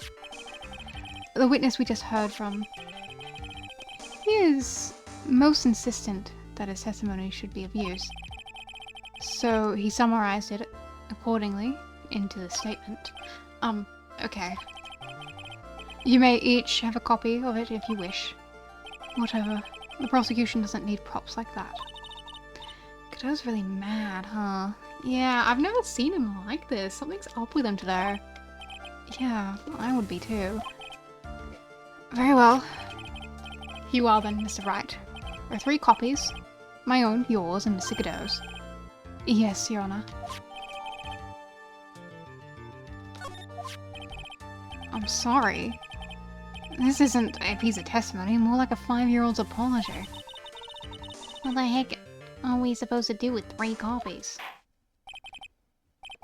That is all. This court is adjourned. Wow, the court adjourned.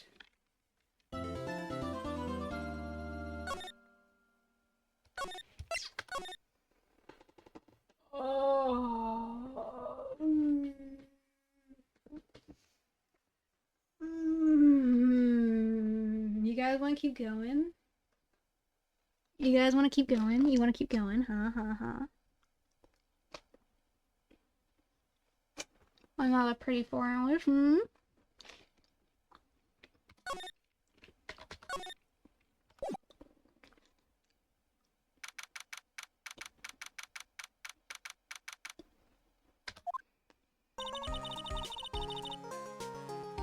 So, how do you think the trial went this morning? How do you think it went? It got a bit crazy in there. I just wonder if that killed our chances. Yeah, I guess it did get out of hand. Miss Kudo's testimony did nothing to help us. Plus, now we don't even know the identity of the waitress who laced the coffee. All we know is that old Mr. Kudo is what old Mr. Kudo saw, the apron straps and the ribbon. And that the victim was wearing an earpiece when his eardrum was ruptured. Talk about a terrifying case of contradictitis. Dictitis. Time to play doctor and find ourselves a cure then, huh? Yeah, we've got to find one for Maggie, or she's going to have a terminal case of guilty.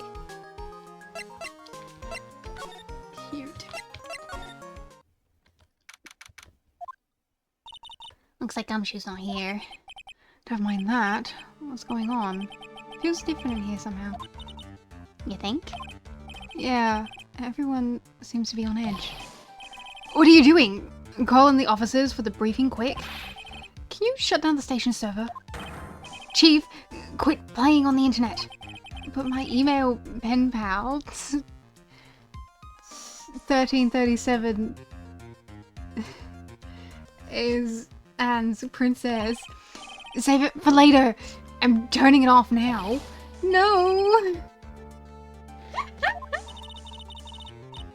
Everyone's keeping busy in here, huh? Keeping busy? More like panicking if you ask me. Things are going wrong. Something big.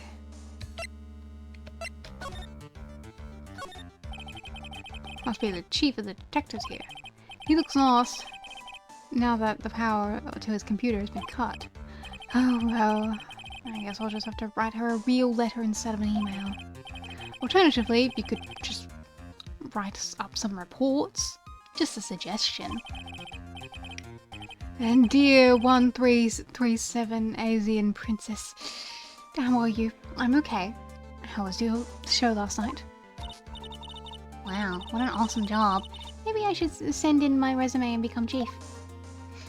I don't think it's quite that easy.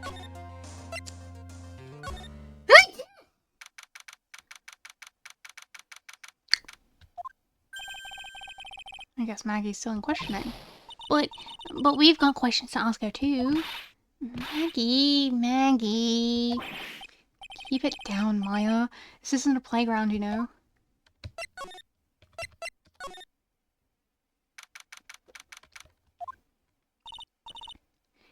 Empty as usual. Yeah, and it's lunchtime too. That's it. Come on, come on, come on. Hey, that sounds like... Now, just call in 8, pal. Come on, you can. I know you can. I love you, Gumshoe. He's getting really worked up about something. No, that's the wrong number. Ugh, that was like an 8. Would have only netted me $5 anyway. What a ripoff. What's the problem, Detective Gumshoe? Huh? Oh, it's you. I was just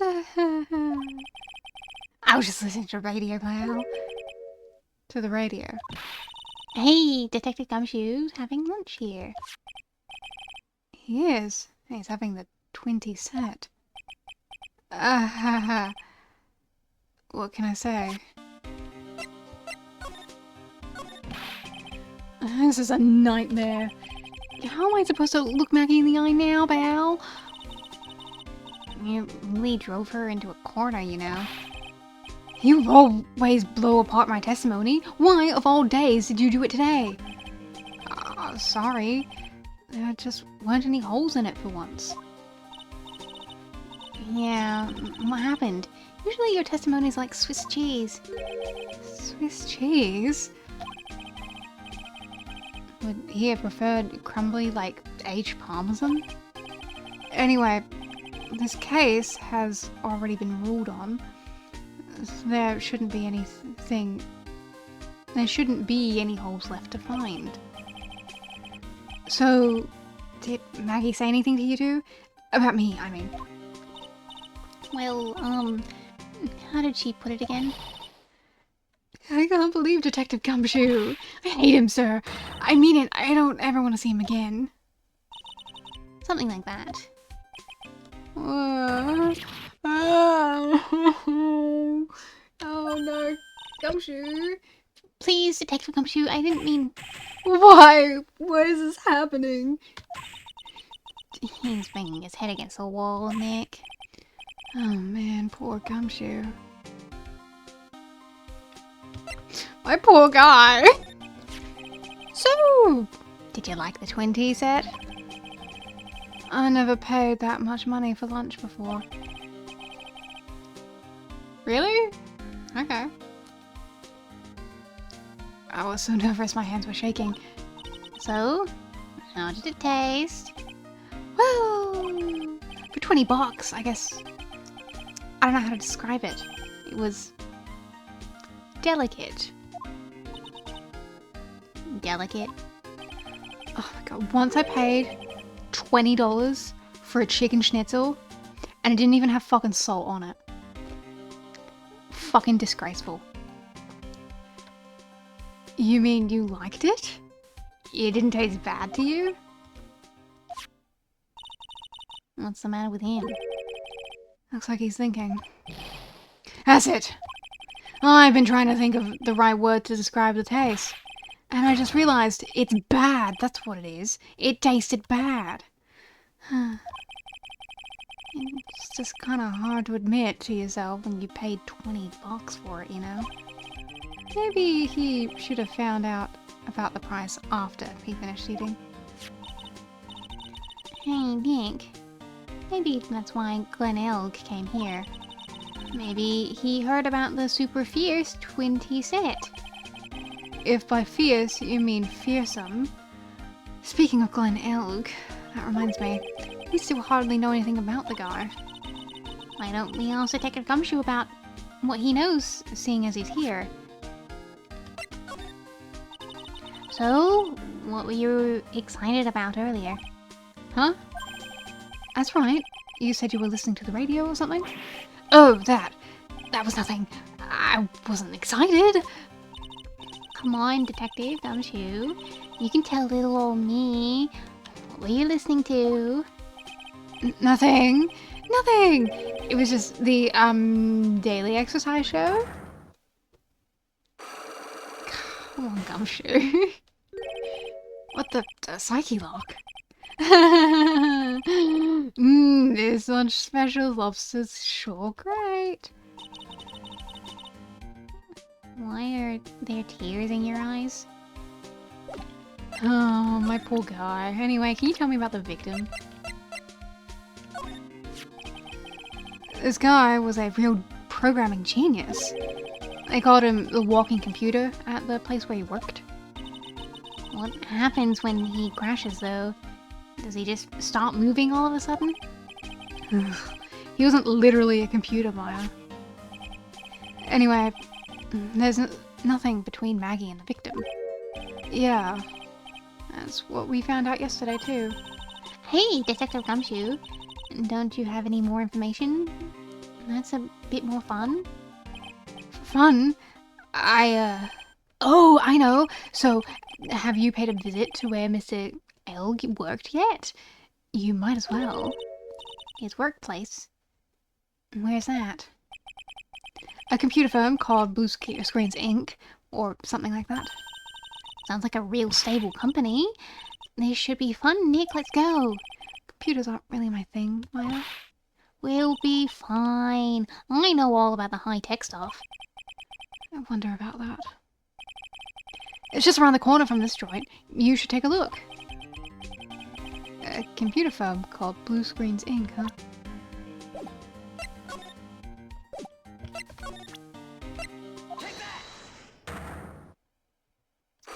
Alright, come on, Gumshoe. What's wrong? Alright, Detective Gumshoe. Tell us the truth. What were you listening to? No way, pal. Now that you've made a big thing out of it, I'm not gonna tell you. We'll see about that, pal. Considering all the noise you were making while you were listening, it's pretty clear that what the kind of radio program was. It was related to... I think he was gambling. I'm right, aren't I? You were listening to the lottery results, weren't you? You thought you'd win big, just like Glen Elk did. It's like you can see right through me. Huh? I've cracked him already. See, Val? That's why I said it was nothing.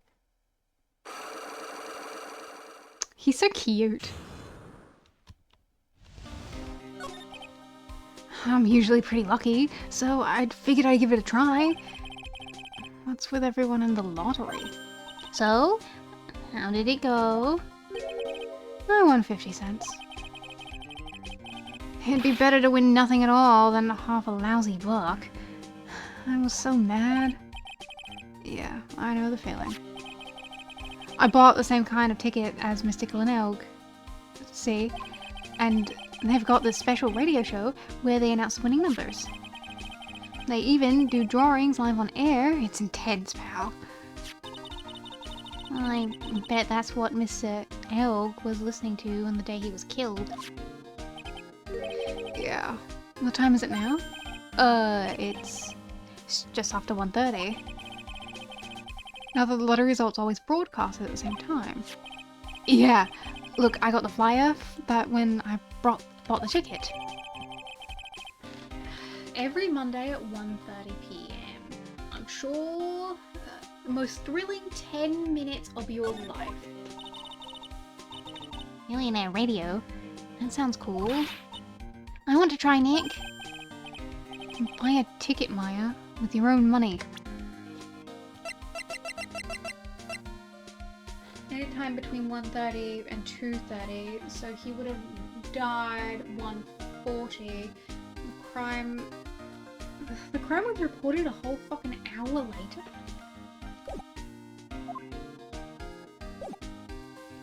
Surely one of you had a cell phone. Alright then.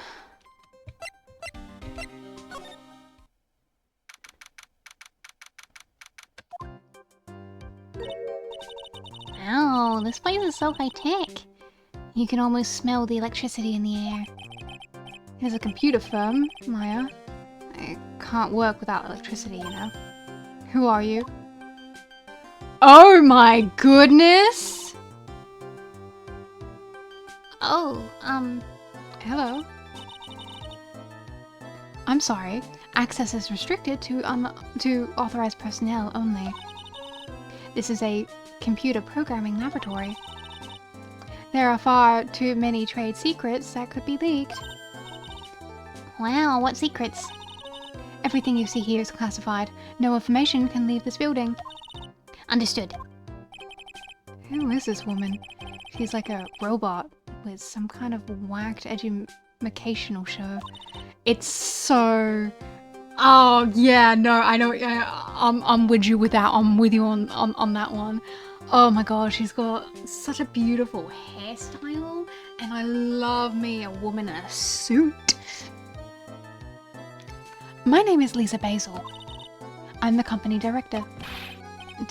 Director? She's a human. She seems more like a ghost in the shell. She does kind of look like that. Well, and that thing over her eye, isn't it the same device as Glen Elk's? That's a DMH, right? Nice try, but it's the other way around, Maya. HMD. All of the programmers here at Bluesky Inc. are supplied with HMDs.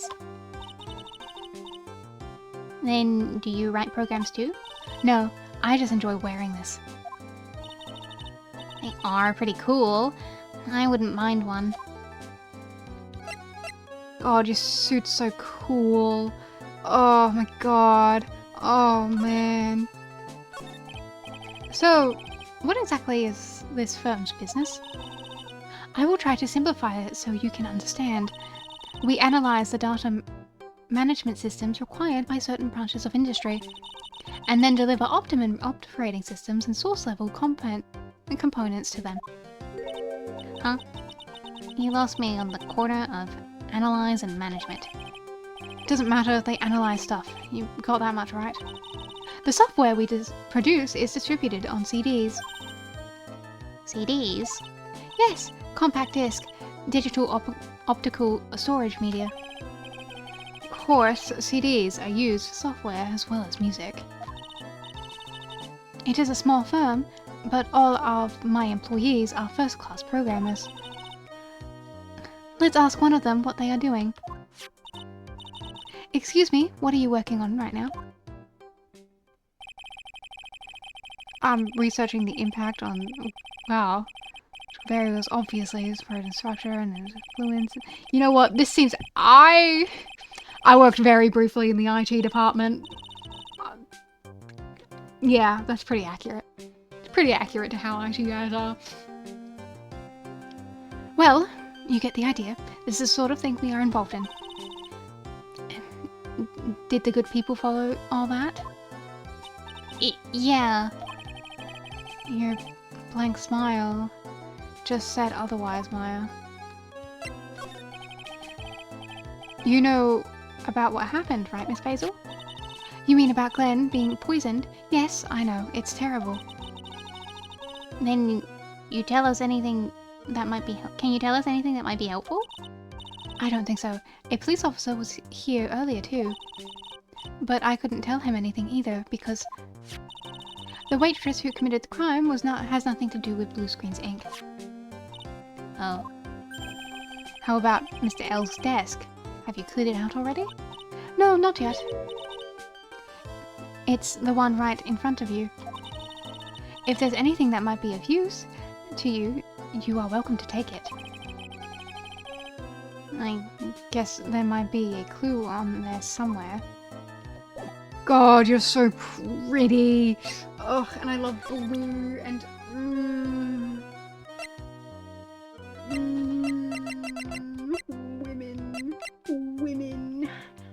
Women. About Mr. Elg. He was a top programmer. I would even say he was a genius. But he did suffer from 1 or 2 bugs in his personality. Oh? Like what? He was a bit of a loser. Perhaps that would be the best way to describe it. That's what got him into trouble. What's the matter? He was a top programmer. I would even say he was a genius. So, he was really no trouble at all. A model employee. Hey, wait a minute. Just now you said something about him being a trouble. I've gotta find out what this trouble was exactly. About Mr. Elg. Was he in some kind of trouble? I'm sorry. Why would you think that? I thought you said something about it just now. You said he got himself into trouble because he was a bit of a loser. Oh, woman. I can't wait to see the personality crack. I guess Mr. Elg is like every other man with his own pile of secrets. Okay, lady, you stay right here. I'm gonna go investigate the desk now.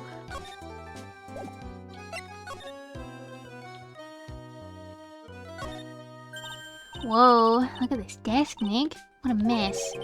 Looks pretty average to me. Yeah, Phoenix, you have no sense of cleanliness. But you can't get any work done with everything all over the place like this. You think? Real whiz kids can work under any conditions, you know. She's trying to hint that I should tidy my desk more. I'll clean up my desk when Maya stops asking silly questions. No hurry then. Jeez, Phoenix. Hey, this calendar. What about it? If this is another hint about tidying, you can forget it. Someone's marked December 3rd in red pen. December 3rd? That's the day Mr. Elg was murdered. Is there anything else there?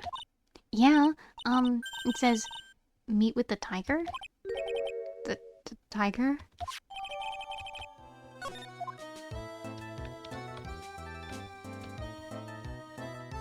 Is that... Wow, look at this mess. Looks like they're all betting tickets. What kind of betting tickets? For betting on which horse will win a given race. They're horse racing tickets. Oh, wow. This drawers are stuffed full of these. God, he was really a gambler, huh? Looks like they're all losing tickets though. This many tickets would get you, what, a bucket down at the recycling center? I didn't know you were trying so hard. You were so hard up that you'd try and profit from the dead, Nick. I'm just taking them as evidence, Maya. And he clearly slept here too. Interesting. He's really pounding that keyboard, isn't he? Wow, I bet he's where the pro in programmer comes from, huh? I guess I shouldn't be resting on my laurels. Gotta expand my skill set and all that. Yeah, that's a pretty good idea. Maybe I could become old CD's apprentice. And what about your spirit medium training? Hey, look, Nick! It's a supercomputer. It looks like it's really smart and wise, doesn't it? Computers are only as smart as the humans who use them, Maya. That explains why we don't use the computer in our office. You work there too, Maya. Yeah, but at least I'm... Please, don't argue about something that is so trivial. Otherwise, the computer will laugh at you. She said she'd laugh at us, Nick. She's a human, Maya, not a computer. Yeah, one with a sense of fucking... Y'all. Lady, tell me your secrets.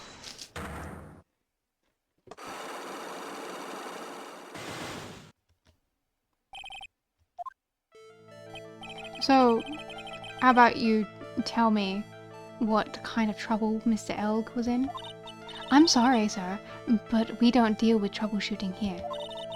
Perhaps you'd like to speak to someone in customer service. What's she talking about? I guess I'd better just take a shot and see where it goes.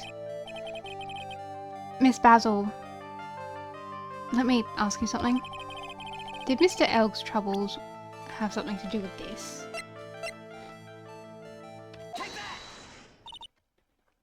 What is that? A bunch of horse racing tickets, all losing ones. With that many tickets, you could get $1 at the recycling center. You good people are very, very bad. Cashing in on others' misfortune is immoral. Is that a whiff of hypocrisy I smell? But what is the relevance of these tickets? The victim, Mr. Glenn Elg, he had a gambling habit, didn't he? I don't think that's a logical conclusion based on the facts. Everyone likes to go to the races from time to time. Yeah, but not everyone buys as many tickets. Anyway, I don't believe that proves anything on its own. Right, but I'm not through yet. Mr. Elg's gambling wasn't restricted to horses, was it? The lottery, horse racing, he bought lots of tickets and lost a lot of time. That's gotta have to hurt his wallet pretty bad, don't you think? Maybe bad enough to be the cause of some pretty serious trouble, perhaps? No. You're right. Glenn did have a gambling habit. The good people, you good people, must not follow his example. Do you understand? Trust me, even if I wanted to, I don't exactly have the money to buy any. But if you win, there's no problem, is there? And Glenn had a winning ticket, didn't he? For $500,000? Yeah, but It's hard to imagine how he could have been in trouble then, isn't it? It's true that Elg won $500,000 in the end, but that was his first stroke of good luck. He was in deep trouble before that. Deep trouble? What do you mean? Elg's real problems was with someone or something more terrifying and ferocious. Mr. Elg met with someone on the day he was killed. He even made a note on the calendar about the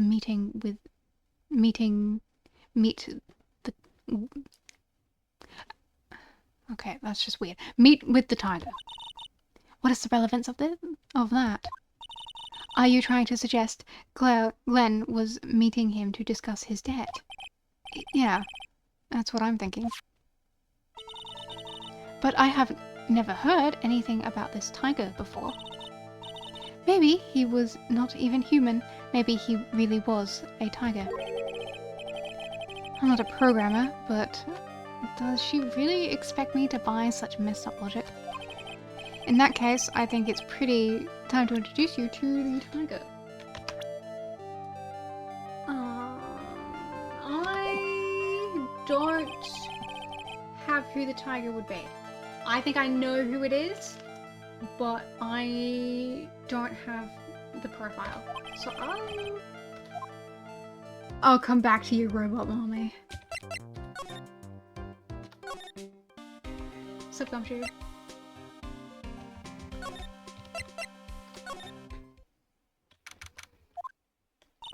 I don't see any sign of Mr. Kudo, do you? Maybe he went to buy another ton of bird seeds? I was kind of hoping he wouldn't be here anyway. At least not for now. Besides, any more seeds today, and I'm liable to turn into a real phoenix. Oh, the bike's still here. Hey, check this out. I wouldn't get too close to it if I were you. Otherwise, you might be in for a shock. My phony must be lurking someplace nearby. Just imagine, a tiger, loose in the city. Meanwhile, the real Phoenix is like an abandoned chick lost in the vast urban jungle. Huh? Don't worry, someday you'll grow up and become a ferocious tiger too. Don't lose hope. Why is she trying to pep talk me into becoming my phony? Okay.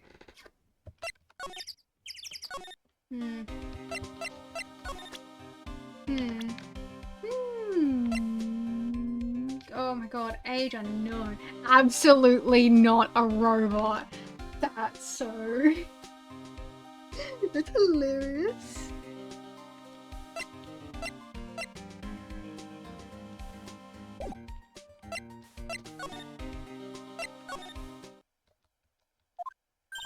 Huh? Mr. Armstrong's talking to someone. That lady. I'll be back next month. Oui, naturellement. I will be waiting for you. If you haven't caught it by then, I'm afraid it might get a little hot around here. Non! I will have everything ready, I promise. I love fire, you know. I love the way it crackles. No. Stop it, I beg you. Then don't let me down. I'll be watching you. Mas non, this is not necessary. You can trust me, mademoiselle. Talk to everyone. Talk to anyone. And I'll drive a knife right through your heart. Oh, no, you do not have to worry. You know, you worried far too much. Maybe this will help you relax. Is the oil of sandalwood. I do love raw meat from time to time.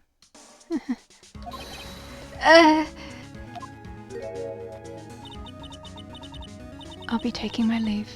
Goodbye. For now. Oh my god. Oh my god. Oh my god. Ugh. I have all the shivers.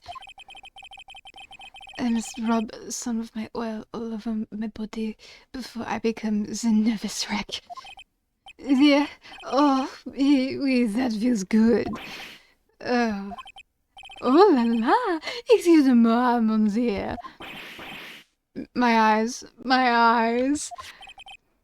Your eyes. If you have trouble with your eyes, you need this the oil of sandalwood. Isn't this just the leftovers of what you were just using? You don't exactly have many customers, do you, Mr. Armstrong? None that are right, Monsieur. But perhaps that is the perfect time for you to visit me, non? That way I can give you my undivided attention and cook for you the dish supreme. Putting on a brave face, huh? That's what girls do, Nick. But you are right, business is very difficult these days. Perhaps the name is the problem. People do not understand it. They think it is Che. I just wanted people to think that my restaurant was exclusive. But they think that you just serve... But they think you just serve fast food on cheap plastic trays. Nick! That's the kind of thing that can make a girl cry. Have you forgotten that Mr. Armstrong is a man, Maya? But this restaurant is my life. It is everything to me. I will defend it to the finale. No one will take it from me. So, who is that woman you were just talking to? Oh la la! You saw that? Well, yes, sorry. So? Who was she? She looks so polite and graceful. Polite? Graceful.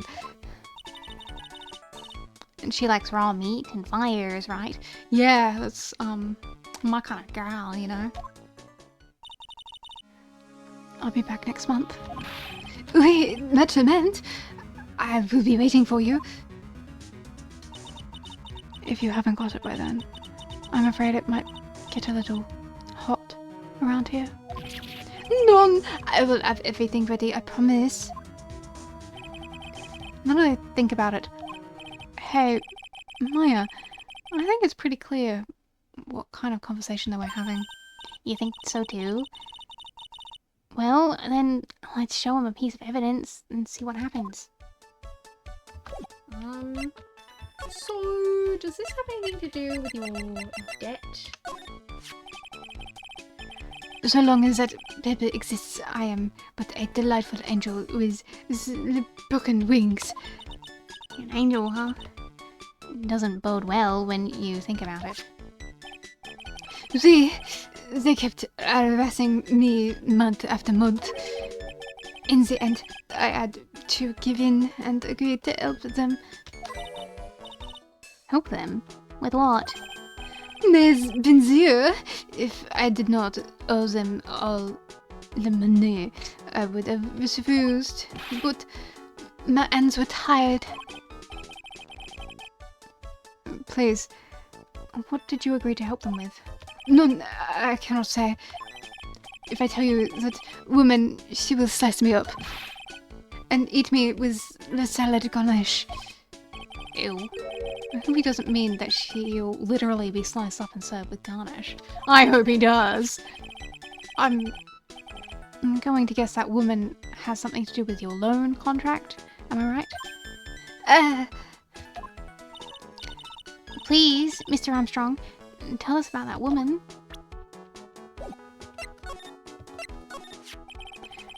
The woman who was here earlier, I take it that she is, Why, as it comes to this, what a tragedy! Suddenly, I find myself so deep in the debt. It is a sign of the bad, bad world we live in, huh? no, I'd say it was more of a sign of the bad, bad culinary skills. The woman who has was the scary woman. She is from the loan office. Loan office? Is that where you borrowed $500,000 from?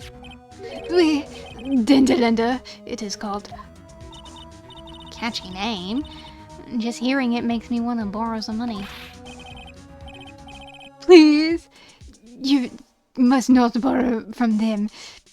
If you must, no more than $10. $10? Sounds like your whole monthly stipend money, Maya. Hey, I get a bit more than that, thank you very much. So, Tenderlender is the office. Is the loan office you borrowed $500,000 from, huh? I wonder if they've got anything to do with this case. I am a weak woman. When I am upset, I have to buy something nice to cheer me up. Thanks to him loaning me the money, I have to pay back $500,000 now. I am like his slave. I have to do everything that it tells me. Who's this he? Le tiger. The tiger? He is the manager of the Tenderlender, a terrifying man, the big city monster. When he shouts at me, my knees are trembling and his voice is ringing in my ears for 3 days. As soon as I hear the Latin noise of that battered old scooter, he rides. I started to cry. A big city mobster who rides a battered old scooter. Does this guy resemble me by any chance? Oh, no. This man has a presence, a most formidable personality. Although, it does have this spiky air, just like you. There is a resemblance. There, I suppose. Sounds like this loan office is worth checking out after all. If you want to visit this Tinderlender, it is just beyond the Vitamin Park. Hey, Nick. If you need money, I can loan you some, as long as it's less than $3. Thanks for the offer. Just me on Vitamin Square, huh? Cool, I'm gonna head there now. Well, I'm gonna head back to the precinct now. We've got a big meeting starting in a bit. About Maggie's case, you mean? No, that's pretty much wrapped up now. There's another big case going down at the moment, so she's been pushed aside. Okay, well, see you later then. Bye! Bye, Gumshoe. Bye, Gumshoe. Bye, Gumshoe. Bye, Gumshoe. Bye, Gumshoe. I'm gonna put you very high on my tier. Hi, Gumshoe. Hi, Gumshoe. You better get going, detective, or you'll be late. Actually, I've gotta ask a favor. It's a big one. A favor? Yeah, it's for, Maggie, actually. I was kinda hoping you'd give this to her for me. What is it? It's a lunchbox. I got up early so I could make it. Oh, Gumshoe. Gumshoe. Oh, honey. Hi, Una. Ah. Oh, Sana. I'm dead. I've been killed. I've been killed. I've been absolutely murdered. I've been murdered, I say. Murdered. Murdered by the sand. Murdered by sand. Murdered by the sand. Una, I can't believe you do this to me. You sweet little guy. Anyway, let's figure this the fuck out. Ew, oi. Hi Una, hi Una, hi Una, hi Una, hi Una. How's your stream? How's your stream? What was you doing? What were you doing? How's it going? But hi Una, hi Una, hi Una, hi Una, hi Una, hi Una, hi Una, hi Una. Please don't offload your pockets onto me. I can't handle anything like that, man. My poor little eyes. Thank you so much. Thank you. I love my character too. My character's so cute and everything. Everything's so cute.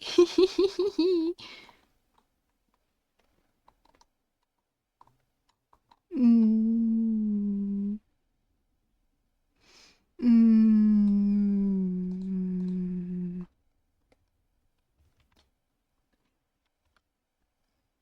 I don't want more sand. My poor little eyes. I'm already full of sand. I'm already full of sand. I'm already full of sand. Oh. Ugh. Ugh. Ugh. Ugh. Ugh. Ugh. Ugh. Ugh.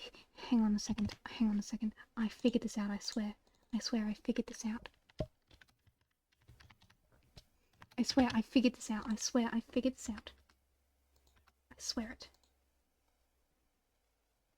Don't do it on Gumshoe! Don't pocket that Gumshoe, please. He's having a fun time. He's enjoying himself.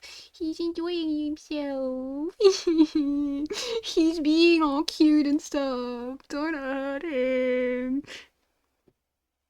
Look, yeah, but guys, yes, the pocket sand isn't meant to hurt, but if you pocket sand me, it gets in my eyes, and that's the bit that hurts. Snah. Snah. Please don't sand the bento. Please don't. Please don't. Please don't do that. Look, he made it and he got up early to make it and he's being so cute. I've been real worried about her. She looked like she lost a lot of weight. Oh, Gumshoe. Detective Gumshoe. How many weenies are in here?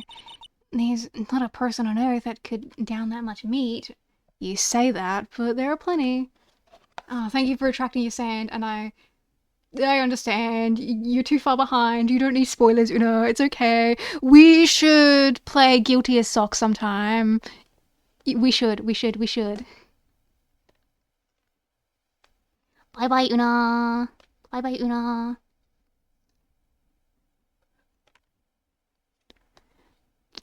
How many weenies are in here? So many. Kisses from Una. Oh my god. Yay. On the forehead, please. You think? I love weenies. I can't get enough of their tender juiciness. So, will you give it to her? It took me ages to make, so please say you will, pal. I can't exactly say no, can I? Maybe I'll eat it myself if I get hungry. Don't forget, okay? I'm counting on you to give it to Maggie. Oh, he's a cutie! He's so cute! Alright. Moving along. Cool, we'll talk to you later then. Oh, he's such a cutie. He's such a cutie. Oh, Gumshoe. Yo, it's one of them things. Yo, is that a pimp coat? This place gives off a really strange vibe, don't you think? Looks like the tiger isn't in his lair.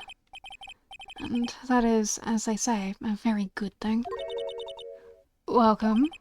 Talk about a creepy voice. Makes your soul want to shrivel up and die. Oh, don't say that about her. You're here to discuss alone. No, not actually. The manager is away at the moment. Wait quietly, please.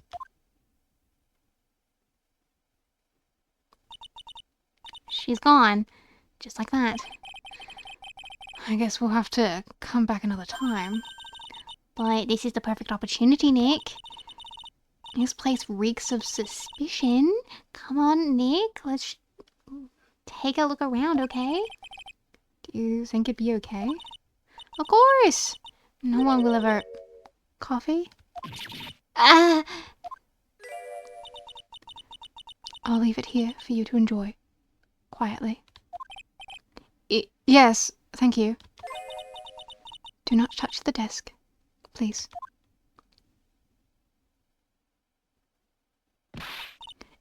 Nick! Let's get out of here. Now she wants to get out of here.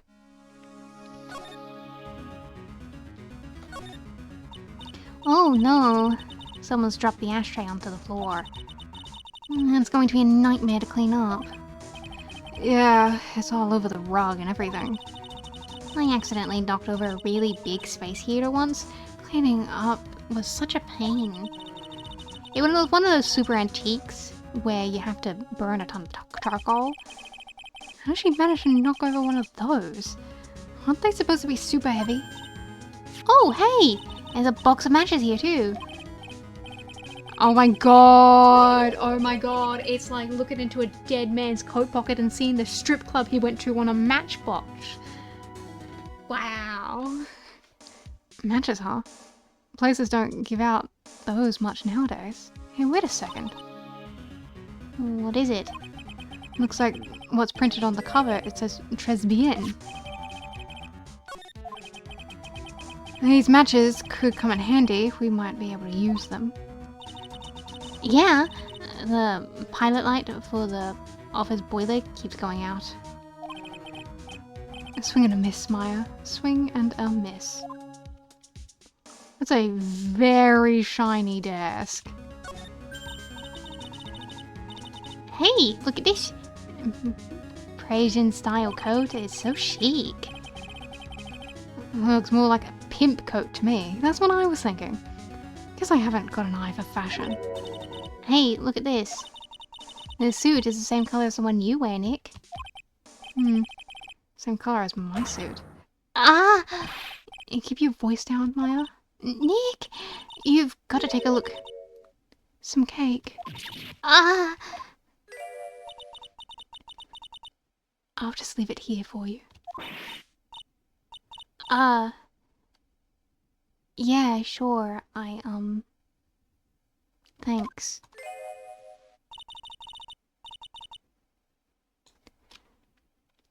Just wait here quietly. Otherwise... Sure. Did you hear that, Nick? Wait quietly, she said. Yeah, sure. I have my eye on you. Only so I can take care of you. Understand? Gosh, she's... What a lady. I'm scared, Nick. So, what are you getting so excited about for? Look at the lapel on the suit. That's an attorney's badge. Is the tiger a lawyer? No, it's clearly cardboard, you fucking idiots. No way, look at this thing, it's made of paper. For some reason, your badge suddenly looks really cheap to me, Nick. Why doesn't anyone recognize an obviously fake badge when they see one? This guy's pretty cool, he's got pretty good setup. Let's see. This round doll thing is called a Daruma, I think. I figured I'd read a book or two to be more cultured, in case you're wondering. You mean you aren't making stuff up for a change? I bet you also didn't know that no matter what, he'll always right himself. Go on, Nick. Give him a good shove. Only if I feel like dying. Now, this yellow thing, this is a Japanese chess piece. I think it's a king. A shoji piece! Yay! Not that I'm an expert or anything. I'm more of a reversey person, you know. Assuming she knows what she's talking about, these aren't exactly your typical mobster wannabe items. They're not trophies, are they? Hey! There's a piece of paper sticking out from under here. What is it? A repair bill? Looks like he did some repair work on his car. Does he even have one? 15,000 to replace a bumper and a light? That's insane! The car is registered to the Cadaverinas? Huh? So it's not even the tiger's car? Why would someone else repair bill be in the tiger's office? I mean, we don't know his name, so who knows? Win through compromise. I wonder what that's supposed to mean. It must mean something if they took the trouble to frame it like that. Yeah, well, it still doesn't make any sense to me. That's Tenderlender's guiding principle. Oh? Compromise the customer to win. Oh, I see. How about you, Nick? Yeah, well, as long as we don't have to compromise my hair, I'd say we're okay. It's one slogan no business owner should ever explain to their customers. Ugh. There's a CD player on the desk, but the desk is so loud it's a wonder you can even hear it. The light's open. I wonder what kind of music the tiger is into. Have you finished the coffee? Ah! Yes, thanks. It was lovely. So, you drank it all?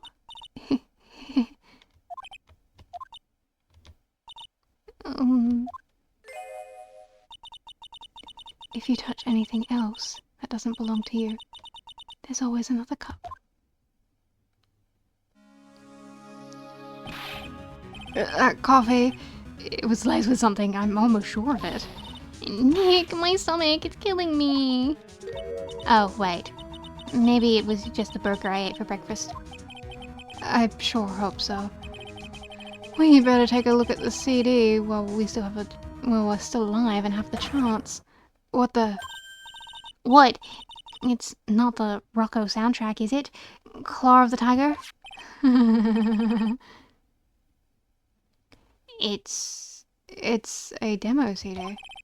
The artist's name has been handwritten on the disc in pen. MC Bomber. What? This must be the CD Maggie told us about. Let's listen to it. I bet it's heavy metal. No way, that woman will make us drink more coffee if we do. Yep, there's your loud ass fucking screaming, dude. Get it out of your system. There you go. Ah! Coming out from under the desk, Maya. What are you two snooping around in my office for? Nothing. We're just... My precious carpet! You've got ash on my rug? You're gonna wish your ugly feet never came through my door. It wasn't us. It was already like this when... If you want to argue with me, is that what you doing? You think you can take me on? I'm gonna flatten yous two into pancakes and turn yous into a new rug. Ah? Oh. Don Tiger. You're back. Ah. That voice. It's like evil seeping into my head through my ears. Don't say that about her. I'm sorry, Don Tiger. I knocked over the ashtray earlier, and... She got a death wish, or what? Oh, right! Huh? I forgot about it. Forget about it, Violetta. It's nothing. What? I ain't gonna get mad at you. You too cute, you hear? That's so unfair. Here, have some cookies. I just baked them. And you'll need some strong espresso while you're discussing your loan.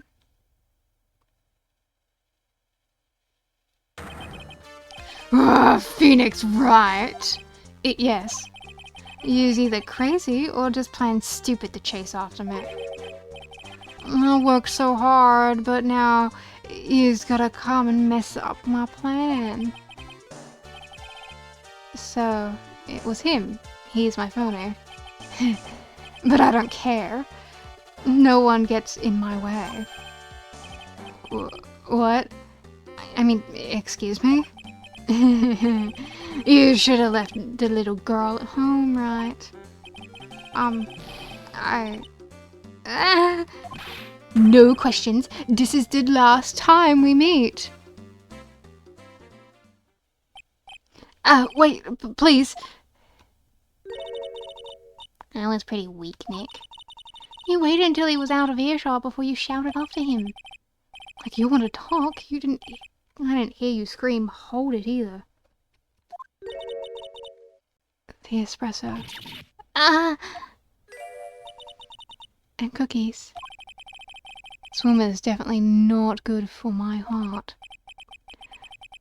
Now, was it the tiger called her? Violetta? So, I'm kind of curious about your company, Tender Linda. With the warm and friendly atmosphere you'd expect from a family-sized business.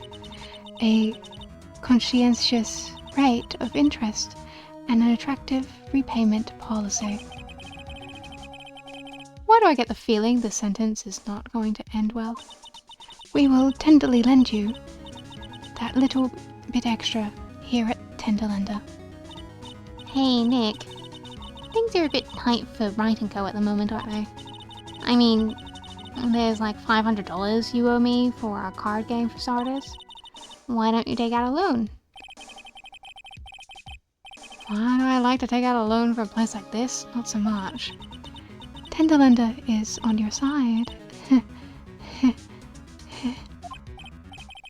So, let's say I'm late on my repayment. What happens then? We'd give you more coffee. Strong coffee. Right. I think I'd rather skip down. Hey, just remember I can make strong coffee too, Nick. Strong tea as well. So, do you know about the incident we're investigating? What incident? Well, a man was poisoned in a restaurant near here. That incident. Let me see. I was here that day with the manager. The manager being the tiger.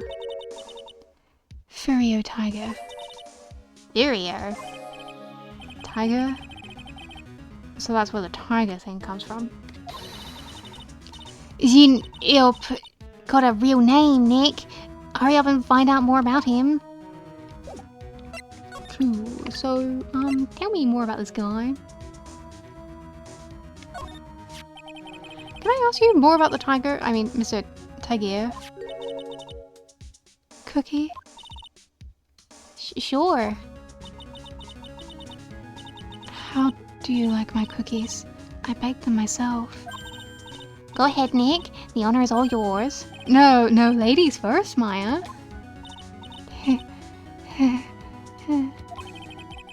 No matter how I look at it, I just don't get it. What are the tiger and the scary girl doing working together? We are lovers. It's not exactly coming across in your tone of voice. And I owed Don Tiger my life. He's the one who saved me. The tiger saved you? Please address him properly as Don Tiger. Otherwise, I'll have to. Okay, Don Tiger. Of course. I'm sorry. He saved her life. I'd sure like to know how that happened.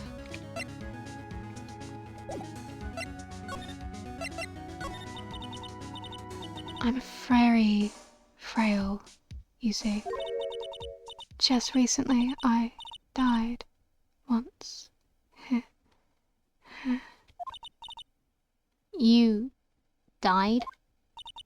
About 4 months ago. The doctor said to abandon all hope. Yes, they were expecting her to take a boat ride across the River Styx. But Don Tiger, he saved me. He gave up everything. Everything? When I found out what he had done for me, I was happy. No offense, but I'm finding that a little hard to believe. I decided I'd pay him back with my life by serving him coffee and espresso. I still wonder about what's in her coffee. So, is that why you've got a bandage on your head? This? So what's the story with the bandage? They put it on after the operation. Operation? It's just a little injury. A little fatal injury. A fatal injury? Maya must have just suffered one herself by the sound of it. So, that's the injury you were talking about before? When you said you had died once?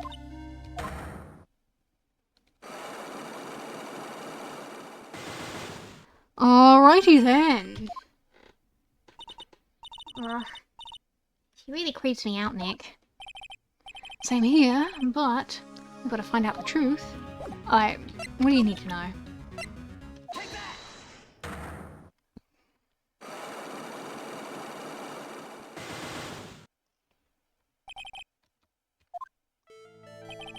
You said that the bandage around your head was from an operation? You said you suffered a fatal injury to the head, correct? Yes, the operation was very difficult, apparently. Now, by fatal injury, you mean you were hurt very badly somewhere, right? The injury in question has something to do with this. No. I make them myself. God, she's so cute. She's so cute. She's so cute. There must be some piece of evidence that'll prompt her to tell me what happened. Yay, I got a Steam achievement for that. Can't believe it. Do I have anything that would indicate a fatal injury? I don't think I do. So I'll have to come back. Lady. Pretty robot lady. I need to talk to you again. There he is. Old CD's back feeding the pigeons again. There, take this, and get out of my park. Like I thought, he's really mad. Come on, Maya. Just keep your head down and let's sneak away while we still can. What? Why? Hello, old man. What are you doing, Maya? Huh? Hey, he just turned his back on us. I'm not surprised. I really hurt his pride in court this morning. Hey, Mr. Kudo. Pigeons. Look, we really need to talk to you, alright? Out with the demons! In with the good. Ow, ow, see, chill, splinters, painful. I always knew you were a demon, Maya. I'm sorry about what happened in court earlier today. Everyone will be talking about me behind my back now. A dirty old man who was so busy looking at the serving girl's backside that he can't remember her face. A filthy, depraved animal. Not at all. Are you listening to me, boy? I don't care what you say. I saw that waitress put it in. She put some white powder into the young lad's cappuccino. We hear you. And another thing, the young layabout was wearing an earpiece on the same side as the lens of his broken spectacles. We're really sorry. So I made a little mistake about the vase. So what? I know what I saw. I tell you, I saw. I tell you.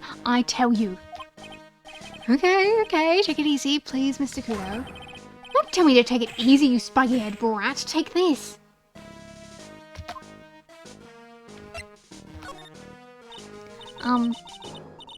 You said you were a craftsman, right?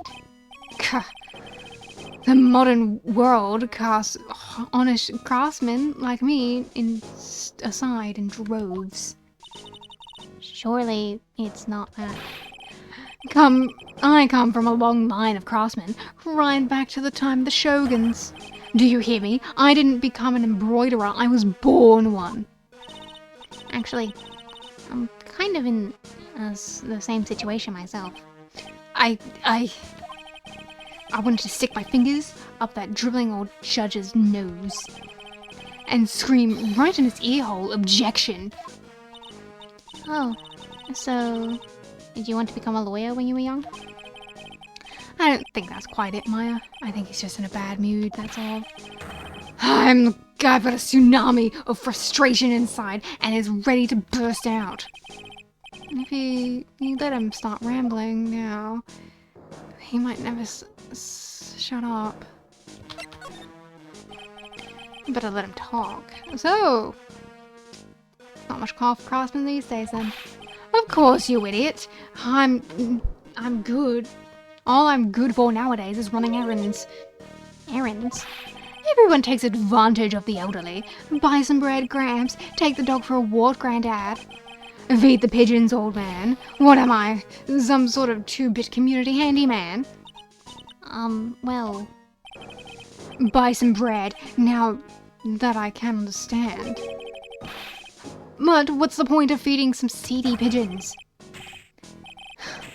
Why don't people say that what they mean? Get lost, that's what they're trying to say. Oh yes, I'm just an inconvenience, you see. At home, at the restaurant, I just get in the way, don't I? I'm sorry you don't. Wait a minute. What did you just say? At home and at that restaurant. Hold up, by restaurant, are you talking about Tresby Inn? Did you get asked to run an errand there too? Yes, I did. The very day that the young brat was poisoned. What? So, on the day of the incident, what were you asked to do? Glad you asked, boy, because I'll tell you what I was asked to do.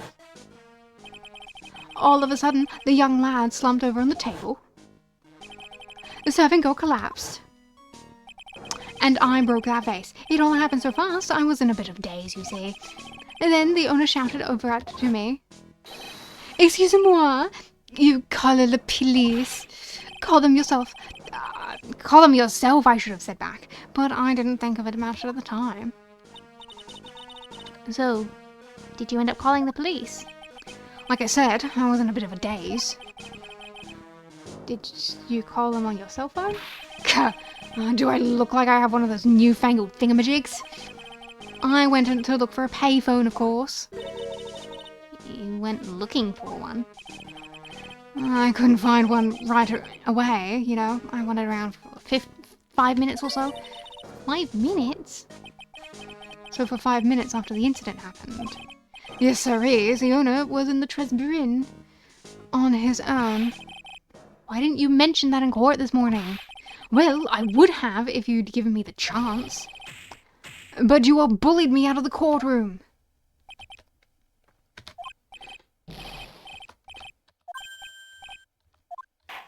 Yeah, they kind of did. It was not my fault. You're the ones to blame. You could have at least told us before you got to court. Is it really that important that Mr. Kudo was the one who called the police? What's important is the unaccounted time before the police arrived. The victim was dead, and Maggie was unconscious. Which leaves the man, alone in the restaurant. Mr. Kudo might have been chased out of the place on purpose. What do you mean? Maybe a certain someone didn't want him in the restaurant. Ah, Oh, sure, and you go ahead and say I was in the way as usual. I suppose I should have been getting myself covered in pigeon poop instead, You need to get more details about what exactly happened from Maggie and from Mr. Armstrong.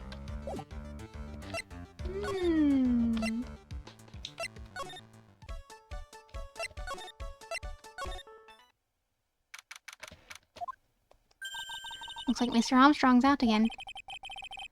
But the place is open for business. You can't have an open restaurant without a chef. Hey, it's not my fault, Nick. Don't take it out on me. Only a couple of minutes after the incident happened, Mr. Kudo left the scene, leaving Mr. Armstrong here alone. Ugh. Missing when we need to talk to him the most. Maybe he's trying to avoid us on purpose.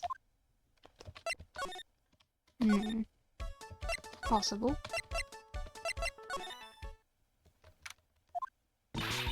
Oh, Mr. Wright! Hello, Maggie. So you finished questioning you? Wasn't it just unbelievable in court today, sir? I'm going to stay up all night and blog about everything that happened. Weren't you scared? It was pretty touch and go in there. Yeah, but you totally nailed that old man. Well, he was all over the place with his testimony. He's not the only one. Huh? What do you mean? Everyone else's testimonies don't match up either.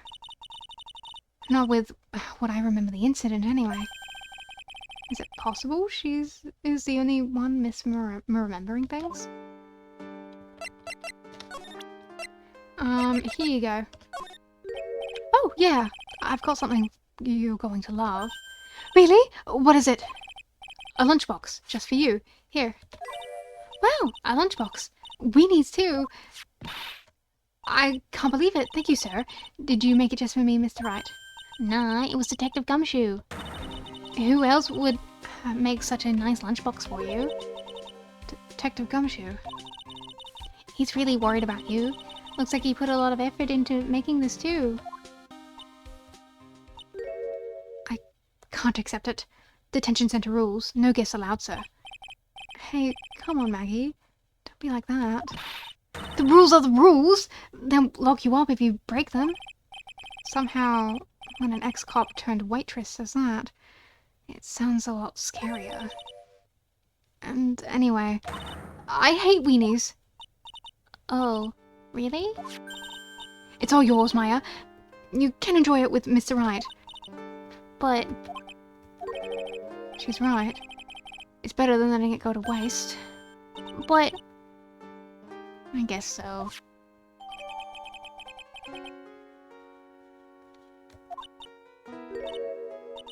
Well, how was it? I'd hit the spot. I love weenies. Oh, good. I'm glad I gave it to you then, sir.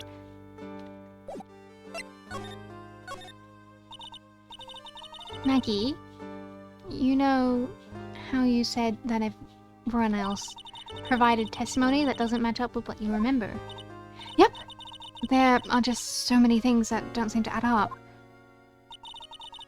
Biggest contradiction is the other guy I saw on the victim's table. He was the one who slipped something into the victim's coffee. I'm sure it was him. But didn't Mr. Kudo testify earlier today that it was the waitress who put some white powder in the coffee cup? So you really think it was this disappearing man that did it? Well, he's not the only thing that disappeared. The CD vanished as well. You know, the CD with the writing on it. Oh, yeah, the MC Screwdriver album, right? It was MC Bomber, Maya. The name was scrawled on the sports paper as well. They never did find the CD at the crime scene, sir. Or the victim's medication. That's gone too. Ouch. My head is getting way too complicated for me. You said that you passed out when the victim, Mr. Glen Elg, collapsed, right? Yes, it was embarrassing. I mean, I used to be a cop. When I came to, the restaurant was buzzing with police. And before I knew it, what was going on, they arrested me, sir. So, between the time the victim collapsed and the time the police arrived at the scene, you have no idea what went on at Tresby Inn. No, no idea at all. Why? Is it important, Mr. Wright? The other witness, the old man from the park, was pretty much chased out of the picture. Chased out of the picture? What do you mean? Old CD wasn't inside the restaurant because he was told to call the police. Exactly. Now, and you, Maggie, were unconscious. That tells me Mr. Armstrong was alone in the restaurant for a brief period of time. No. You don't think Mr. Armstrong set me up, do you? Well, you consider the facts. It's hard to imagine that Mr. Armstrong wasn't involved in this at all. Ugh. It's like the master biting the paw of the dog that feeds. Are you sure about this, Mr. Wright? Well, the old man said as much when we spoke to him earlier. I don't know. The things that man says don't add up for some reason, sir. Maggie looks like she's trying to figure something out.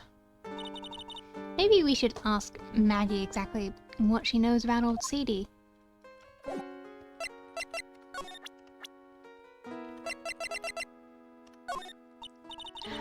I feel much better after the trial this morning. I've been a bit of a courtroom proceedings addict for years now. It feels like forever since I saw a witness as slippery as that old man. He's not really that bad of an old man, though. Still, I feel a bit uneasy. Huh? I thought you just said you felt much better. Maggie, if there's something on your mind, you've got to tell us. Especially if it has anything to do with Mr. Kudo or his testimony. Roger, I'll spill it all and see what you make of it. Is there anything about Mr. Kudo's testimony that stood out as odd to you? Actually, yes. The fact that he was even testifying to begin with doesn't quite... Doesn't quite what? Well, when I took the coffee to the victim's table, it's true that there was another customer in the restaurant. Yeah, we know already it was Victor Kudo. But I can't really say it was the old man. Okay, And then, how about calling him a really old middle-aged man? No, age isn't the issue. The other customer was a woman. A woman? Are you sure, Maggie? Well, I'm not 100% sure, but I think so. so what did the woman look like? She was sort of creepy. She had a kind of cackling laugh. Creepy. Cackling? I never get the feeling I've come across a woman like that recently. Did it happen to be this woman?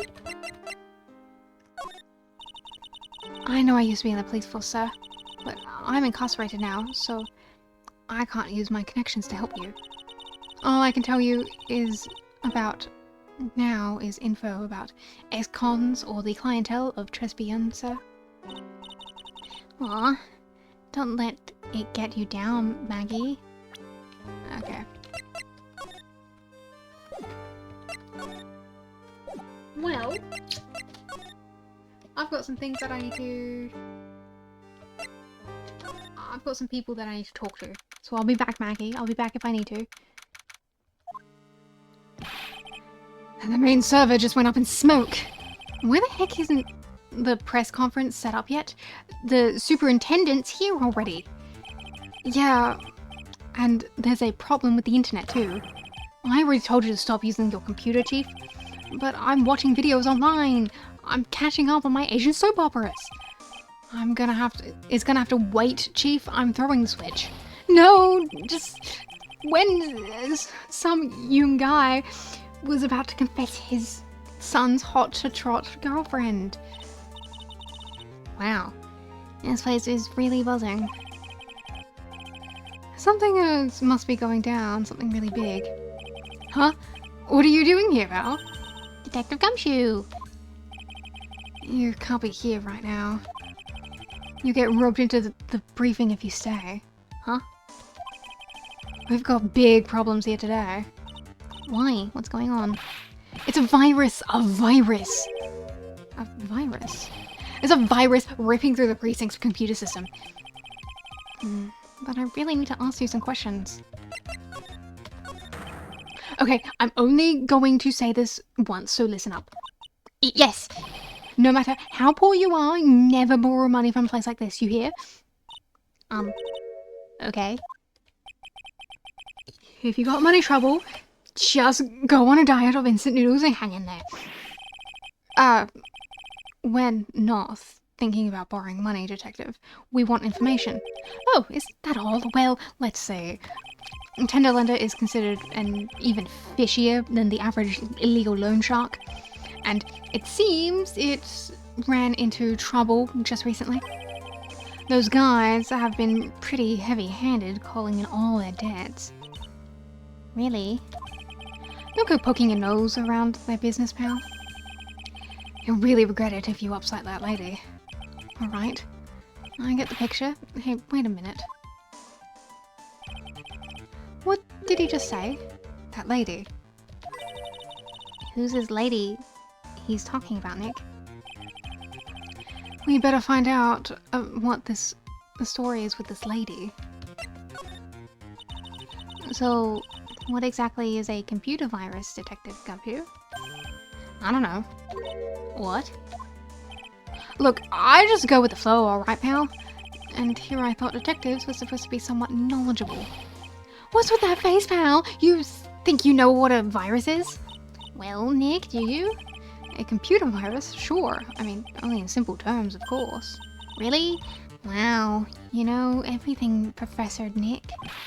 Yeah, I'm gonna call you Dr. Wright from now on. Hey, that sounds pretty cool. Don't you agree, Dr. Wright? Why do I get the feeling they're making fun of me? Okay, fine. I'm no expert, but I can at least explain the basics to the two of you. A virus is a program that gets inside a computer and causes damage. Damage? You mean it makes a machine go boom and explode? No, the damage is, well, it's all internal. So the inside goes boom, right? Imagine all the case data you've got stored on the PCs here in the station. A virus could wipe out all that. That's the kind of damage I'm talking about. Wow, that's scary. Yeah, and what's even more scary is the viruses are infectious. Infectious? Most computers are connected together on a network, right? A virus can move from one machine to another over the network. So the virus just keeps spreading faster and faster. Just like a real virus, huh? But Nick, why would anyone want to make a program like that? Yeah, it takes ages to type in all that data. Why would you want to destroy it, pal? No, people don't infect their own machines. They send the viruses to other people's. What? That's horrible. Oh, I get it. It's like you sneezing on Mr. Godot and he catches a cold. Right.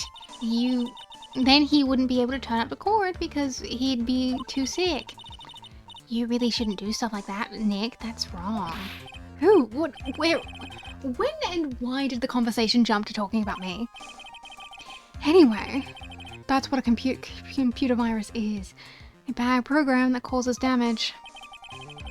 And all the different viruses have names, right? I kind of feel like I've heard the name of the virus we caught somewhere before. The name of the virus, huh? I feel like I've heard of it before too.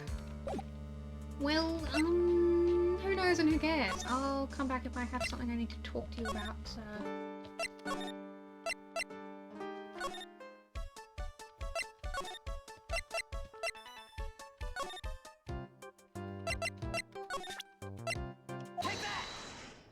Hi, pretty computer lady.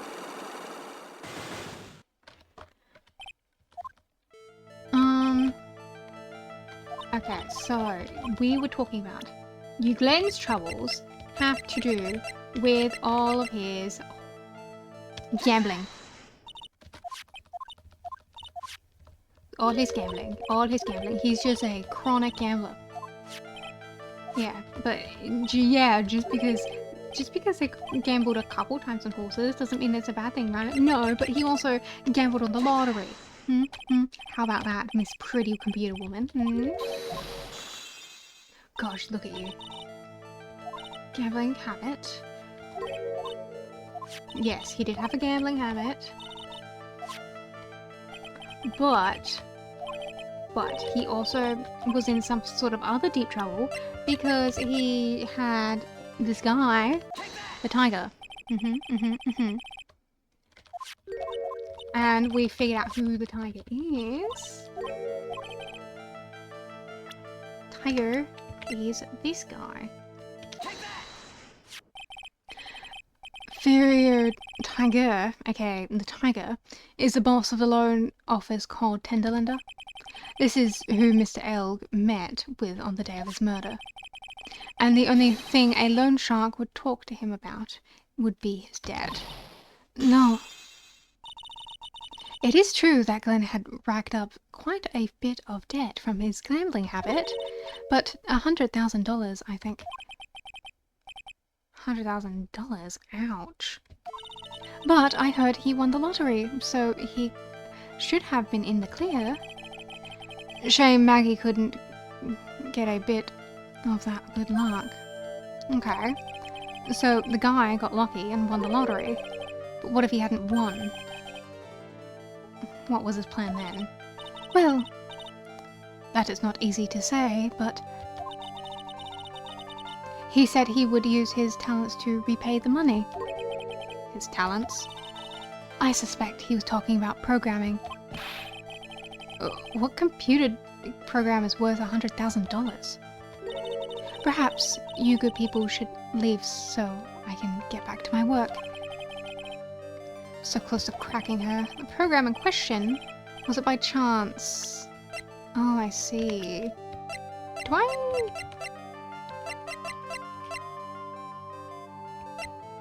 Was it by chance this?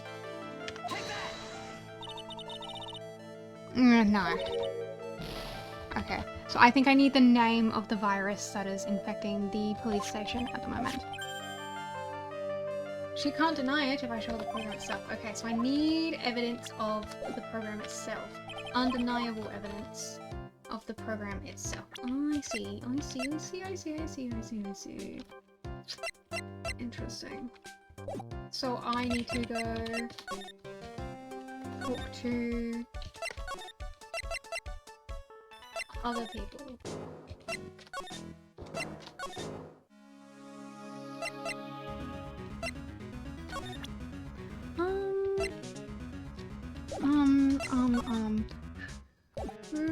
Oh yeah, and I don't have anything that could indicate an accident from you yet, so I don't have anything to talk to you about. I probably get the information from Gumshoe himself, right? But what would I need to make him say to me? Stop my ass. The name of the computer virus. Yeah. What's going on? It's okay, Maya. Cry about it. Oh. I thought that was a wrong thing. I was skipping through it when I shouldn't have been doing that. The name scribbled on the sports paper and written on the CD. That's the name of the virus. MC Bomber. Ah, so I was right. What? Yeah, the virus that's just infected a computer and every computer is a police station. Pal, it's MC Bomber. Can you give us any more details, please? We already knew about the MC Bomber virus from a while back. A group of criminals issued a series of demands to the head honchos of law enforcement. They threatened to release the virus if their demands weren't met. Who are they? I don't know. Some hotshots from the criminal underworld would be my guess. And now the virus has been released, huh? Yeah. It's on every computer in every public office in the city. Everyone's going nuts. They're hopping around like they're dancing at a carnival. All this stuff with criminals and viruses, it always feels like we're in a sci-fi movie. Apparently, the programmer who made the virus was a real genius or something. The focus right now is tracing the route of the virus to the black market. Hi, Mizu. You mean someone put this virus up for sale? Yeah, and because this one's so powerful, they're estimating the price tag was in the millions of dollars, pal. In the millions? A virus can be worth that much? There we go. Now I just need to head back to the fucking sexy lady.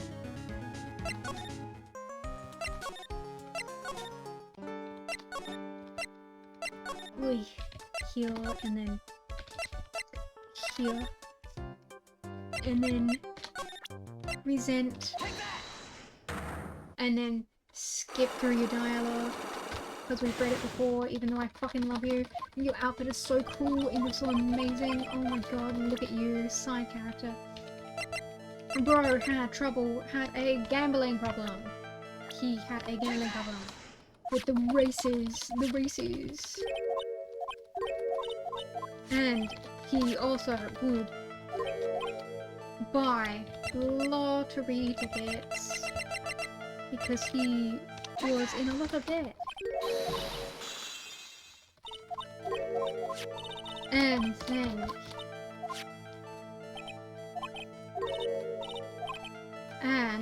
he was in trouble with this guy called the Tiger. And the Tiger is, in fact, a loan shark.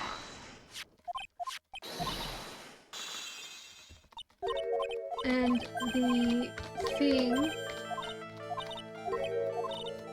and his talents were repaid through the MC bomb.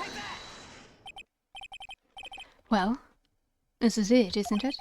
This is the virus that's infecting computers worldwide as we speak. MC Bomber. No!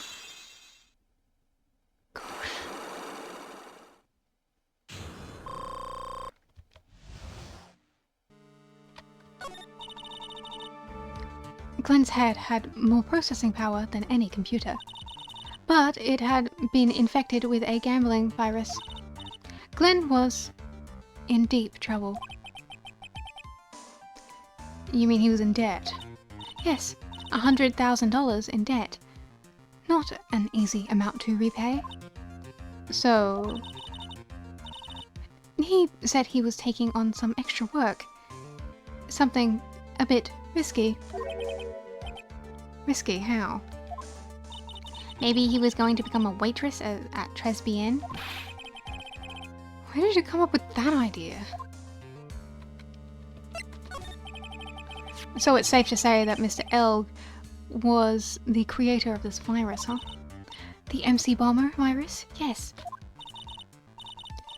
It was a work of genius. It is in a bad sort of way, of course. But still, genius. It is currently the afternoon for me. We're doing well, as you can see, with the the length we've been streaming for, something like that would probably fetch several $1 million on the black market. Inconceivable. Gumshoe was right for a change. This date, December 3rd, that is marked on his calendar. That was his deadline for repaying his debts. I guess we won't be needing these horse racing tickets anymore. Use a trash can, Nick. I see. I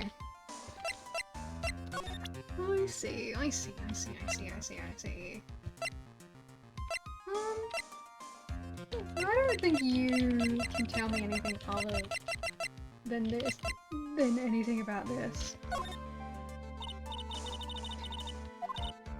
I'm sorry, that data is super admin restricted, desktop access password protected. God, it's so cute.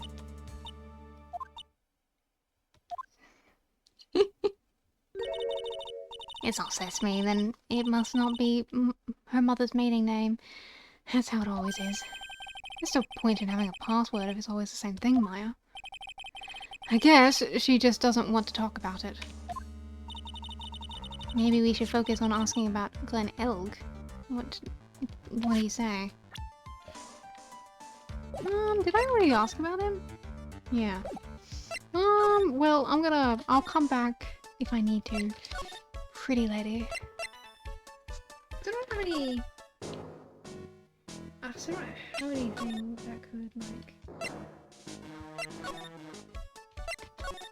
be important, though. Do I? What else could I possibly be asking any of you?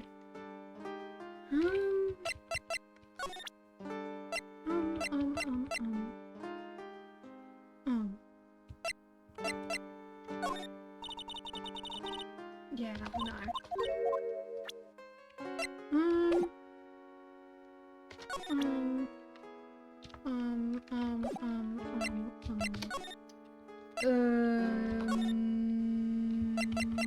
There must be something else I can talk to you about, Gumshoe, right? Like what? Like what? Oh yeah, you never got me back that thing that you took from me, dude. I've been wondering about that. That thing that you took, and that isn't mine.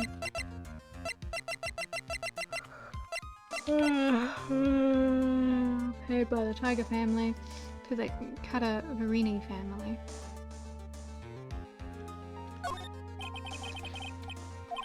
Nothing. Or I can try asking Bird. She might know or something. Okay. Now that I think about it, though, that's probably that thing with the incident. Yeah. So if I go back to the cute goth girl,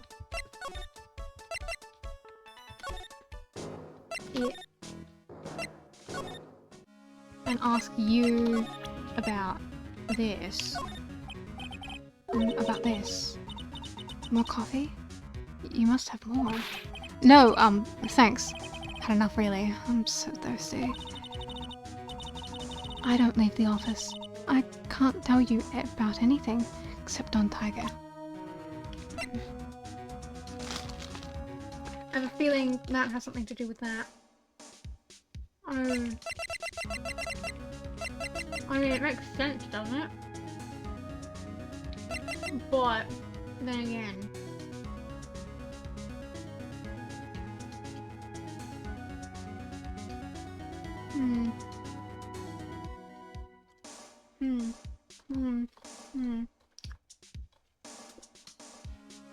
Oh fuck.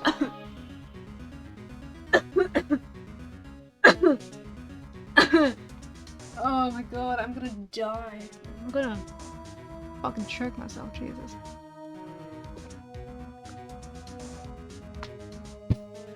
I'm good. I'm good. I'm good. I'm good. I'm perfect, actually.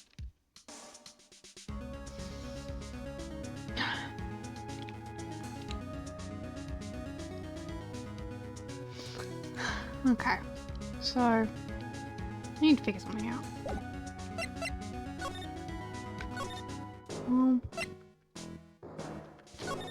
It's okay, I'm all better now. I stopped dying. Yeah.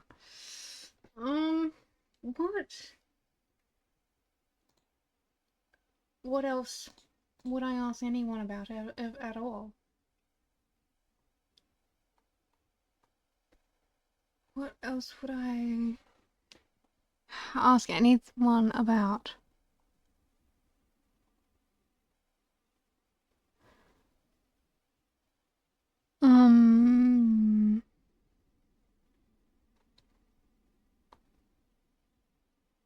Oh. No, I might as well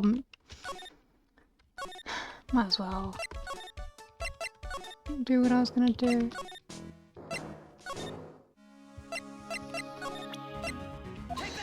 Oh god. Time to kill. Health to burn. If Phoenix dies of a heart attack, it's my fault and I take responsibility.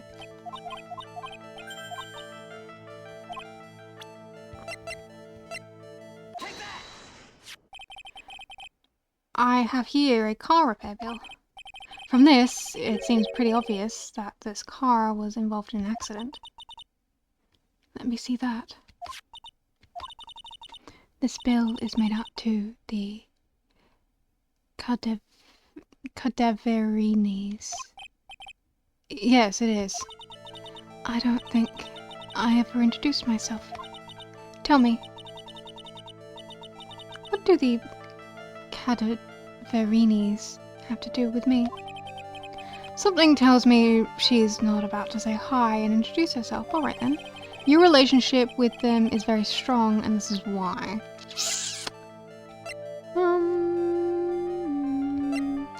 Tender Linda. I feel like I'm meant to know who they are. I'm not sure how I would know who they are, or who would tell me any of that.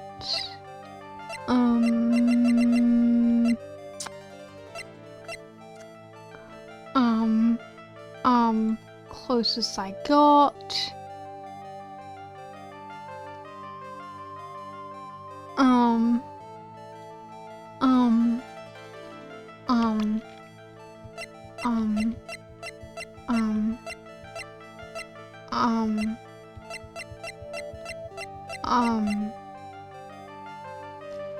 Possibly part of the staff at Tender Linda, a thoroughly bitter person.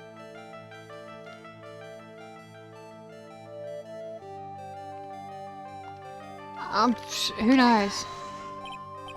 Yeah.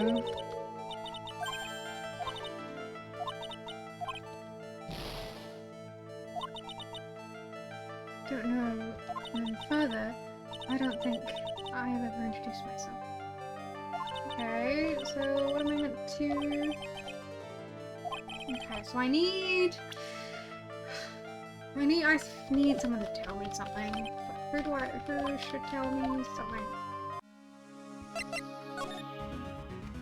Who would tell me something? Because you're not gonna talk to me.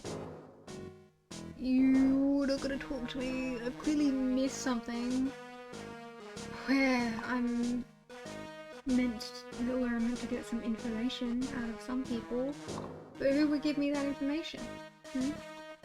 Because I tried asking Bird, and she didn't have no information at all.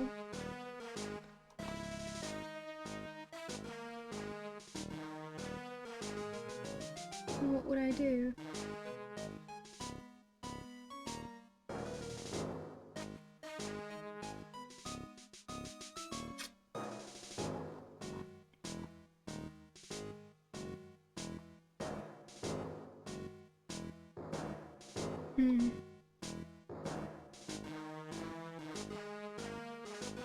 I legitimately have no idea what I'm meant to do. Hi! Hi! We're doing okay. I am lost. I am so very lost. I have no idea what I'm meant to do now. That is a good idea though, asking Gumshoe about her.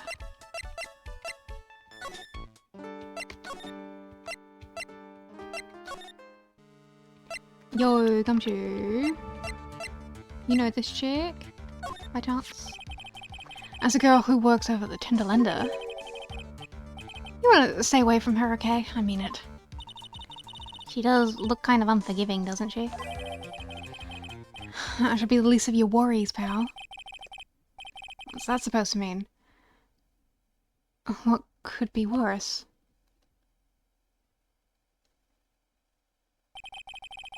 Her name's Viola Cadavarini. She's the only granddaughter of Bruto Cadavarini. Bruto Cadavarini. Do you know who that is, Nick? Never heard of him. Bruto's the boss of the Cadavarini family. The Cadavarinis? That's one scary sounding name, I guess so. We can't touch them. They're way too powerful for the police. But they're thinking of taking them on, but you're thinking of taking them on, aren't you? No, I don't remember ever saying that. I was gonna do. I better get more info on Gumshoe about this family. Okay. I'm not sure if I really want to get involved in this, but who are the Cadavarinis? Who are they? A scary bunch of people, that's who. You're a cop and you're scared? What's the point? Trust me, it doesn't matter if you're a kid or a cop, these guys are scary. They've got some serious clout in the criminal underworld. You can't touch them. They've got too much moolah. Moolah? As in...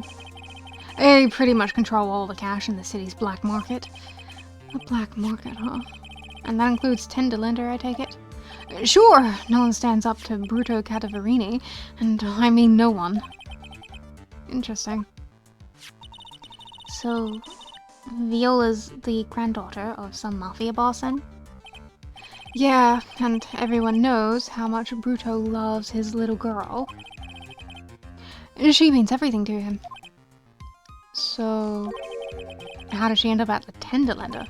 I don't know, Val. But I heard she and the boss of Tinderlender are pretty tight.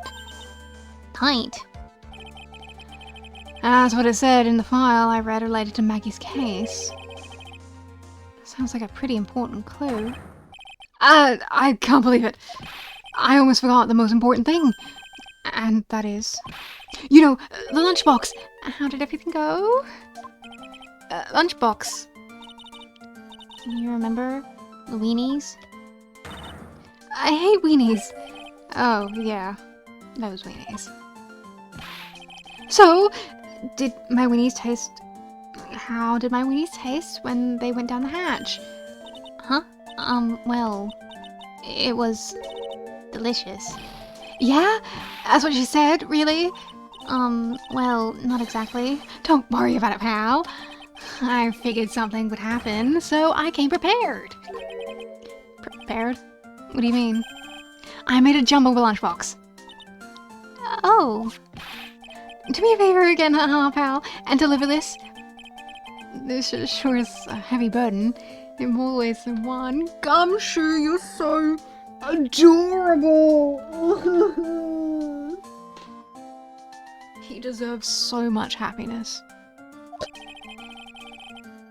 Sorry, I hit you. I can just imagine Maggie's little eyes sparkling with joy when you bring that to her. Weenies again, Nick. Tell me we don't have to eat all these too. I can't eat anymore. It's okay, Maya. We can put them in the fridge and have them for lunch. Well, dinner. Well, she's not here anyway, so we'll give them to her later. Anyway. Cute goth girl.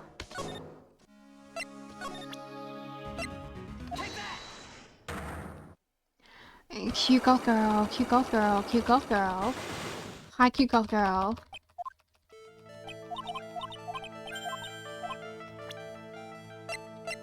has something to do with this. Because the relationship between you and these people is the fact... Oh, she's 25. Wonderful. Is because that you are one. I know exactly who you are, Viola Cadavarini. You sustained that injury in a traffic accident, didn't you? It happened about 4 months ago. I was driving in one of our family cars when someone pulled out in front of me. It was a motorbike or something like that. I don't remember it much. Anyway, I swerved to try and avoid it, but... Sorry, I hit you again. I took a blow to the head. A bad one. Yeah, I can imagine. So, what happened to the person on the bike? I'm guessing they didn't get away with injuring the Viola Cadavarini, right? I don't know what happened to them. They ran away, or so I heard. Ran away? If they'd stayed, I'd have... Is it possible? Could the person who committed the hit and run have been...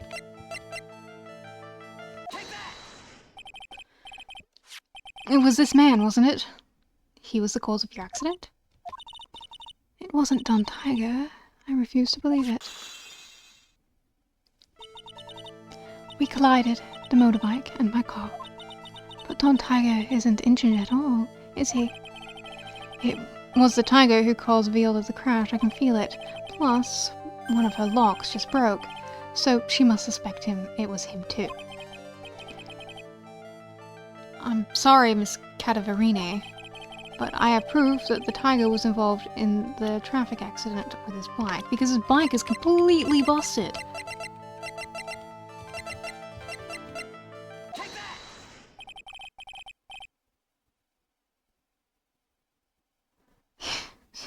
We're not getting beat up, don't worry. It's not exactly a motorbike, but Mr. Tiger rides around on a scooter, doesn't he? And you'll notice that the front wheel guard is badly damaged. Miss Cadavarini, you know the truth, don't you? Its repair bill was paid by Furio Tiger. The Cadavarinis have known for ages who caused the accident, haven't they? It's possible, perhaps, somewhere inside me. I know that that may be true. I knew it. But Don Tiger still saved my life. The operation was very complicated. It was very expensive. How much are we talking? Very, very, very expensive. She seems kind of hesitant about giving me an actual figure. I should back off. Well, anyway, it was the tiger who paid for it, right? After I recovered, Don Tiger told me. He said he paid for the operation because he cared about me. I believe him. Really? But do you honestly believe that to be true? Do you want to know what I think? I think the reason he paid for the operation wasn't because of you, but because of your granddad? Perhaps I shouldn't be saying this, but your grandfather, Bruto Cadavarini, controls a lot of dubious cash, right? And you are his beloved pride and joy. Sure, I don't know exactly how much the operation cost, but if you weren't the granddaughter of Mr. Cadavarini, do you think Mr. Tiger would have paid the money? $1 million.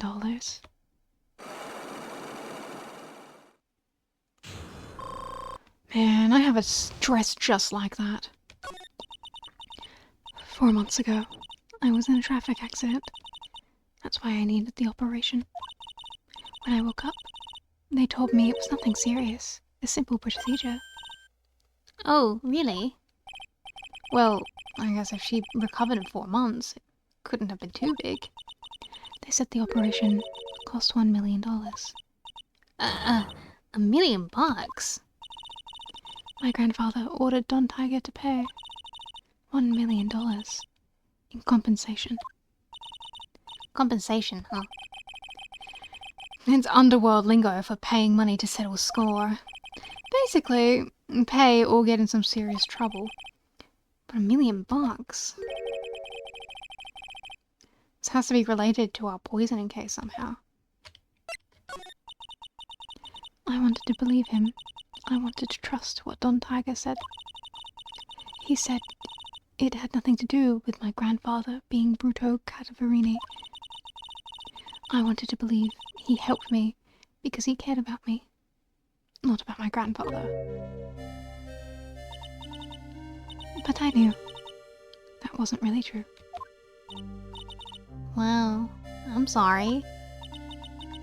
What he did to get the money was... it was... evil. He said it was all for me, so I helped him. You helped him? In what way?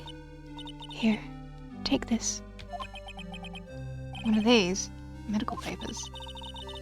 I'm Bruto Cadaverini's granddaughter. He had to pay compensation. He was made an offer. He simply couldn't refuse.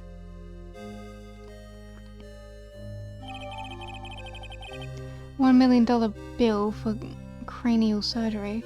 Payment was due last year. Wow. I feel so bad for Viola. It's inexcusable. Huh? There are 2 things that I consider inexcusable. Poisoning and betrayal. Only a coward would hurt people using either of these tactics. Is everything alright, Nick? We should get going. Right after we finish our espresso. Yeah. I won't need to convince Viola of anything else, so I guess I can get rid of it. Cool.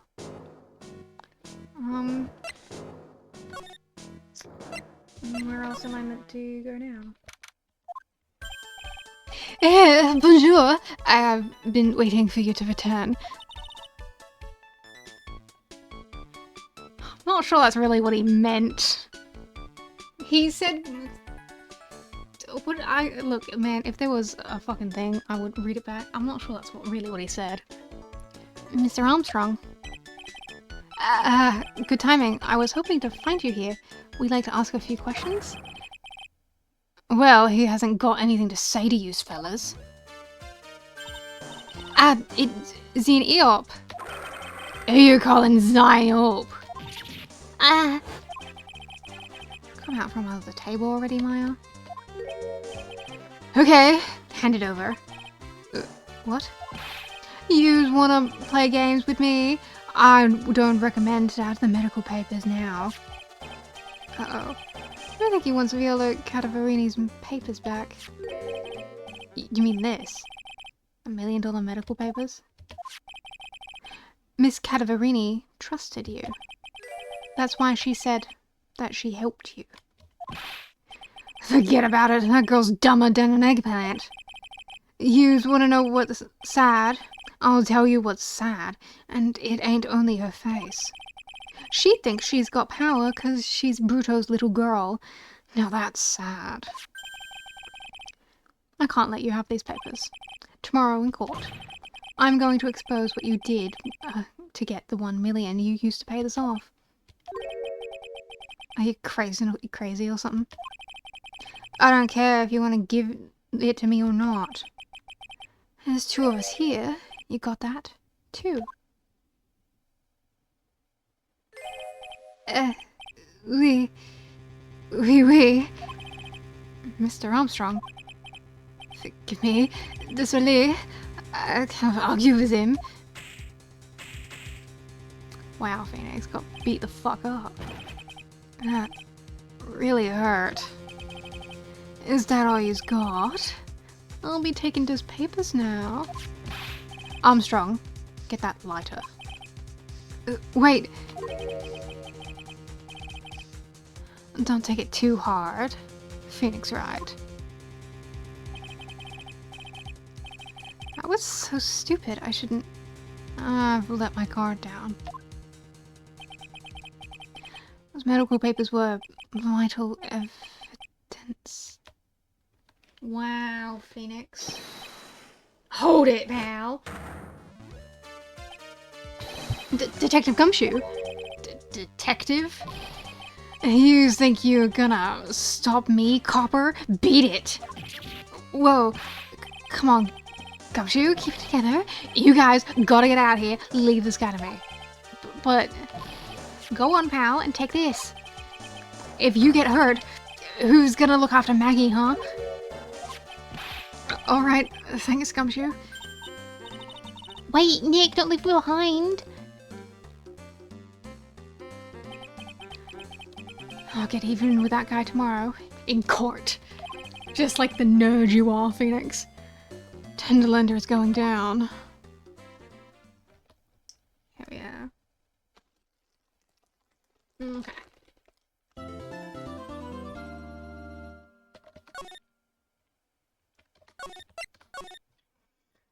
How long do we expect this trial to be? There is the 1, 2, 3, 4 testimonies. 1, 2, 3, 4 testimonies. It depends on how many words are in between, I suppose.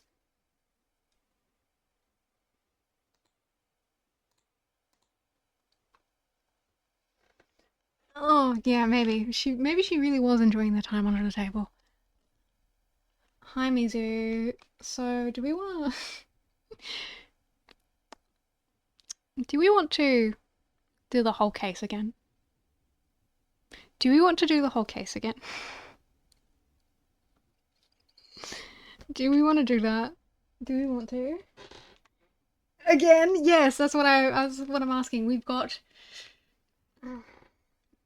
just the one trial left.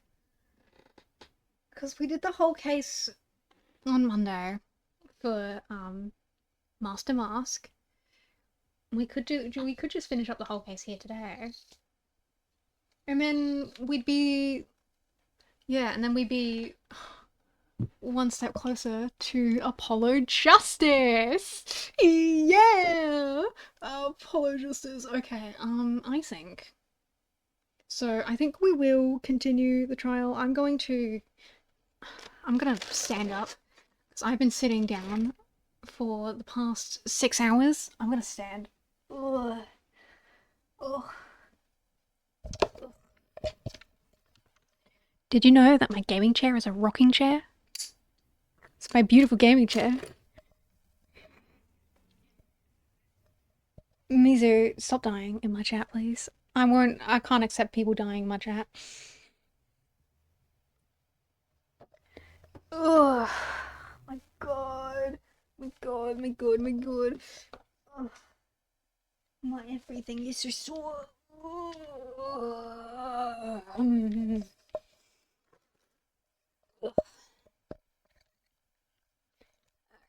Well, we are almost done, so might as well keep going. Actually, hang on, give me 2 seconds. I'm gonna refill my water. Whoa! The mic stand hurt me.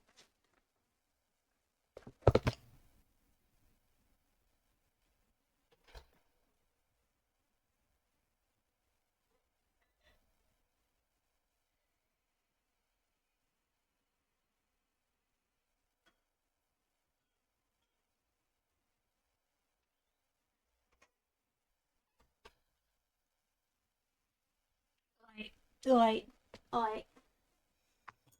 Ugh.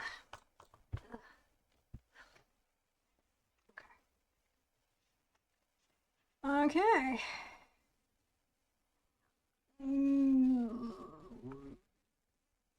Oh.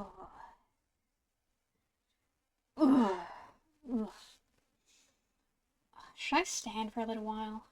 Probably should, shouldn't I? It would be good for me.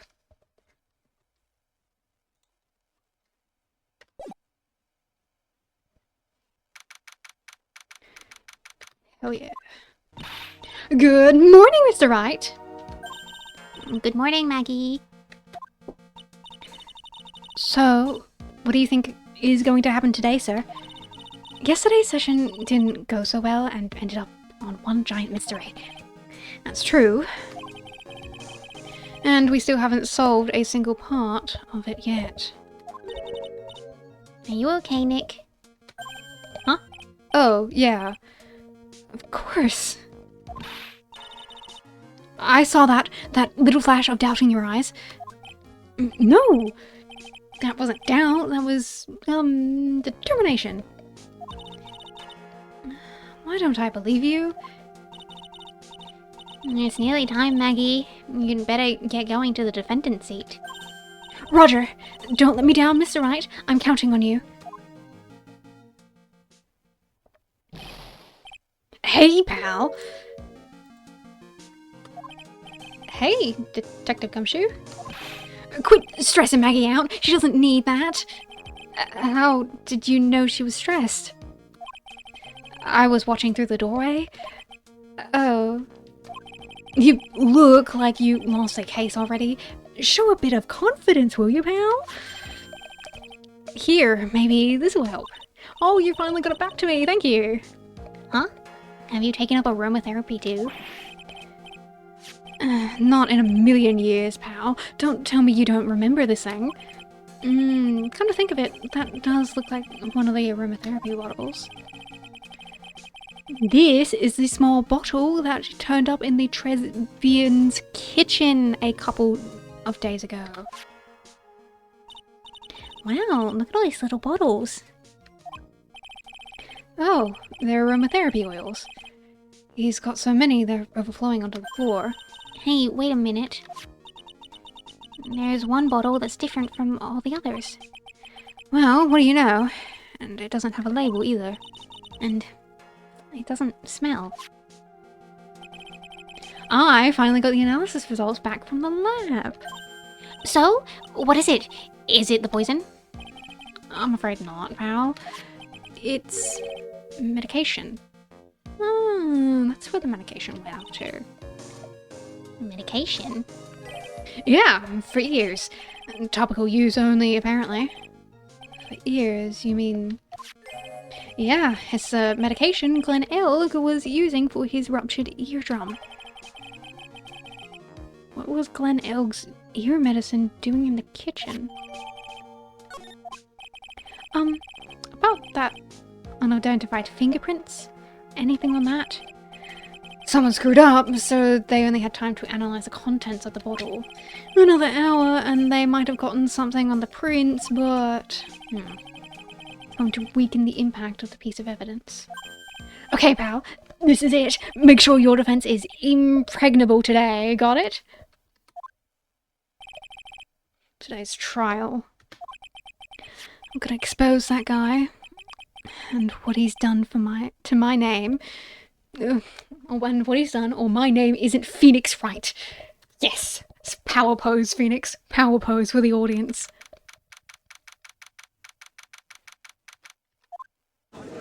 Hi, Godot. Hi, Godot. Court is now in session for the trial of Maggie Bird. The defense is ready, Your Honor. Ready and waiting as always, Your Honor. Very good. Then we'll get underway at once. Yesterday, we heard the testimony of Mr. Victor Kudo. He claims to have witnessed the defendant putting a powder into the victim's coffee. However, the witness's testimony was plagued with a number of problems.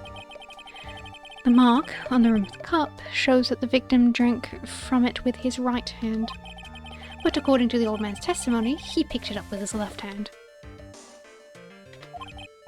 Thank you, Mr. Godot.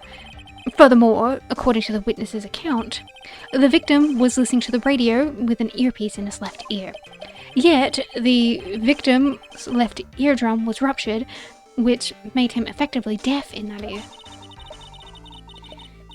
It's amazing how many contradictions a single case can have, huh, Nick?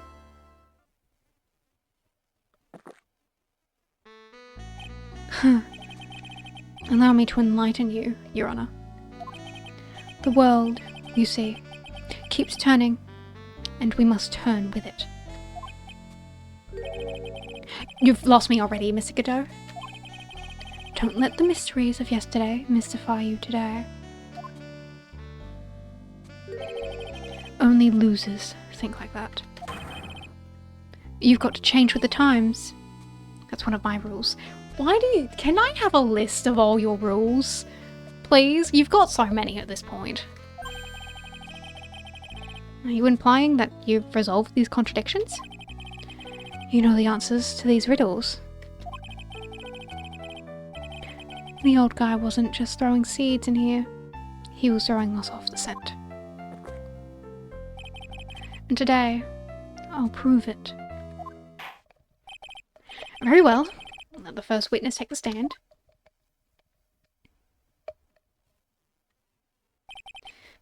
And you are? Oh, bonjour, everyone! I'm Jean Armstrong, the owner and head chef of Le Tresbian restaurant on Sunday. Forgive me for asking, witness, but are you a woman? God, this dates this game so hard. Oh la la, mon dieu! As you can see, I am the pet and turkey gentleman, no? On the day of the incident, you were in the Tresbian's kitchen? Is that right? With you, monsieur? Everything feels right.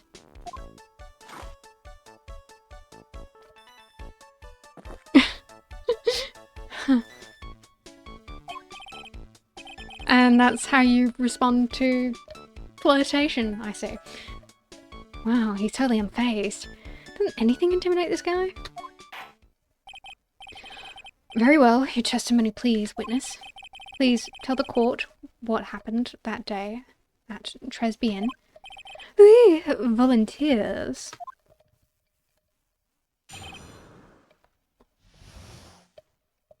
My hair is in my face, Jesus. When it all happened, there were just 2 customers in my restaurant. I remember I was experimenting with some new art deco that I like, having a large mirror between the tables, for example. Perhaps that is what the old man was looking at. Look up Le Epes and Le Glaçage.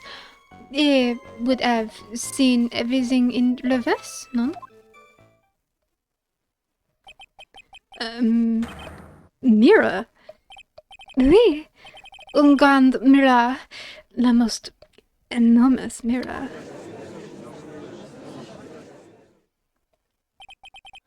And suddenly, the mystery disappears. Like I said, the world keeps turning, so roll with it. Could explain the coffee cup and the earpiece conundrum. The mirror would have made everything appear back to front. What the heck? That's way too early in the morning for this to be happening to me. Now then, Mr. Wright, you may begin your cross-examination.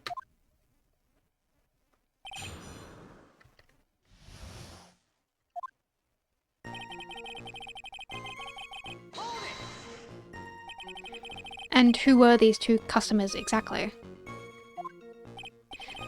Yes, of course. The young man who died.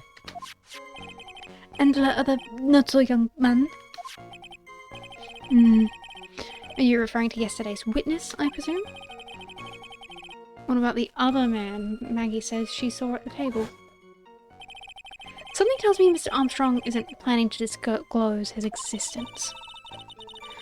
We need some hard evidence first before we can bring him up, don't we? I guess, well, I'll just have to try a different approach for the time being.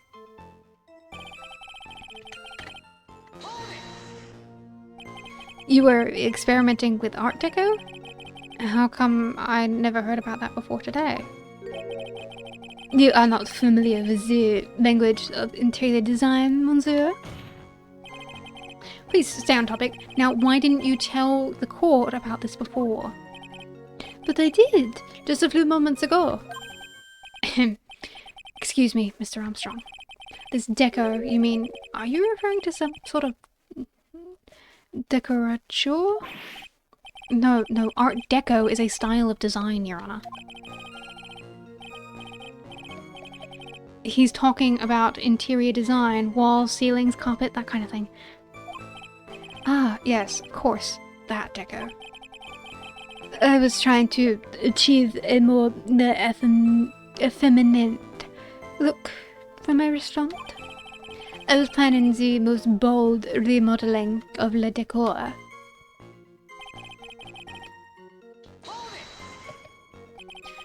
How big of a mirror are we talking about here? Both!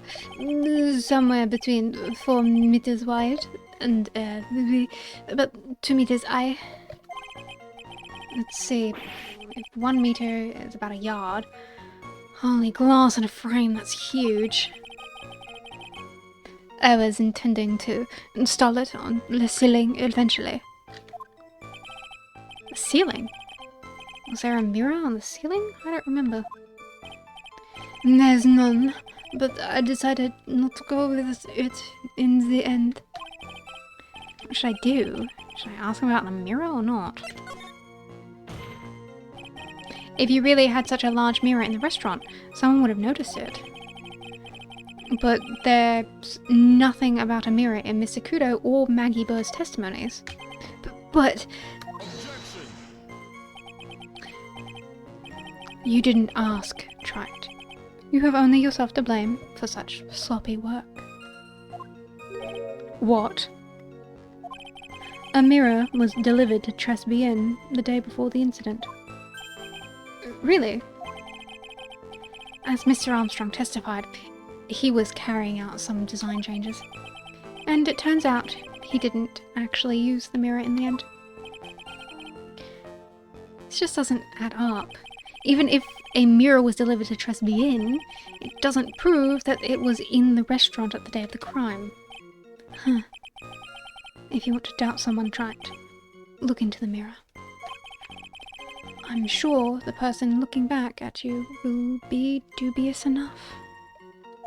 God, you're so angry these past couple days. Godot. What's going on? See, you're emotionally rattled about something. Yes. Witness yesterday had seen the victim reflected in a mirror.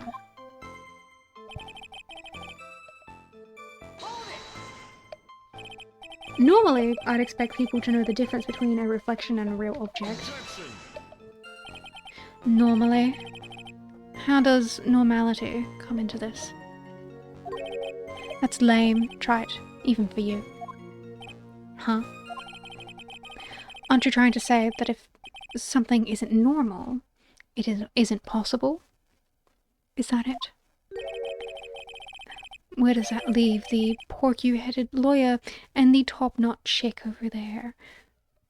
Wow, you are aggressive! And the ungodly cool guy with a mask over here. Wow! Wow, really fucking stabbing the fence lately, Godot.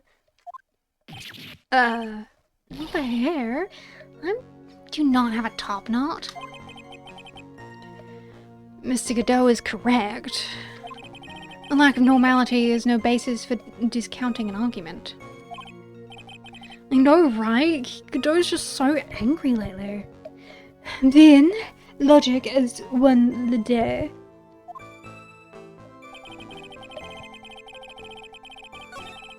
It's kind of hard to believe everything's the fault of a mirror, but... Do you think old CD saw something? Everything through a reflection? If he had, it would explain all the contradictions in his testimony. But that just makes the situation worse for Maggie. There's gotta be something in the old man's testimony. We've just gotta dig deeper.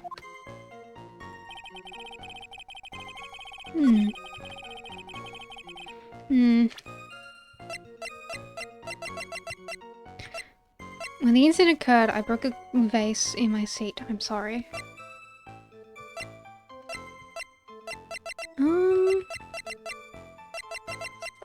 What would any of this have to do with the thing?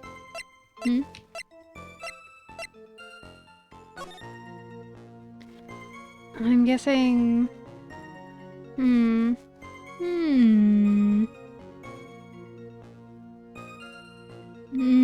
God, he got custom upholstery for this shit. With the name of the thing on it and everything? Jeez. What would any of this have to do with anything is my question.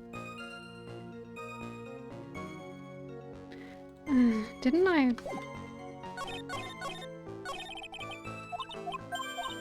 Hang on. I didn't press this, did I? Everything? He would have seen everything in reverse. Oui. Hey, Nick. We should take a sec and think about what that old CD said in his testimony. How did he phrase it again? The boy was wearing an earpiece in the same ear as the green lens of his specs. No question. You can lock me up if I'm wrong. It was his left ear, without a doubt. Yeah, but he was most definitely wearing the spec on his left, so... If he saw everything he described reflected in a mirror, then everything he said that was on the left was actually on the right, huh? And that clears up all the problems with his testimony, I guess, or does it? Huh. Kinda hard to believe.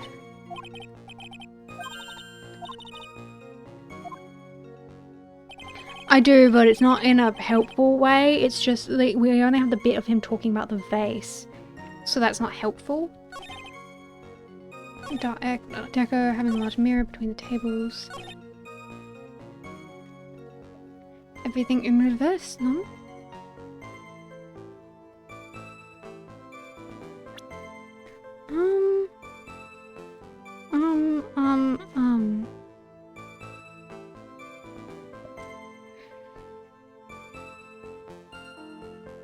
Yeah, like, my thinking is that you would have seen everything in reverse, except the eyepiece is most definitely on the left eye. The coffee cup, the earpiece, and the HMD. Let's think back over Mr. Kudo's testimony for a second, shall we? The boy was wearing an earpiece on the same side as the green lens of his specs. Now, question, you can lock me up if I'm wrong. It was his left ear, without a doubt. So, to summarize, we were told the HMD and the earpiece were on the victim's left side. Now, if Mr. Kudo saw all that in the reflection of a mirror, it means both the HMD and the earpiece were actually on the victim's right side. Exactement. You see, Monsieur, now that you think about it, is it not so hard, non? Unfortunately, that's where we run into a monumental contradiction with the facts. If Mr. Kudo really did see everything in a mirror, why is it that the HMD is now on the wrong side of his head? Order! Mr. Wright is correct. If the witness genuinely observes the victim reflected in a mirror, then we would expect the victim's eyepiece to have been on the right eye. How bitter. Try it. You should have a taste of this bitterness. It'll calm you down in no time. Are you talking about your coffee? Or something completely different? You don't understand the way the witness thinks. how he thinks. You remember this, I presume. I broke the vase. Sorry. Apology. I mean, Mr. Kudo's sworn testimony. Exactly. The old man has one very grievous habit, other than throwing seeds. The more of an impression something makes on him, makes the more muddled his mind makes it. And what's the most striking thing about Mr. Elg? Clearly, it's the victim's earpiece. And that's my point. The old man strikes again. Mr. Elg's HMD made a big impression on the old man.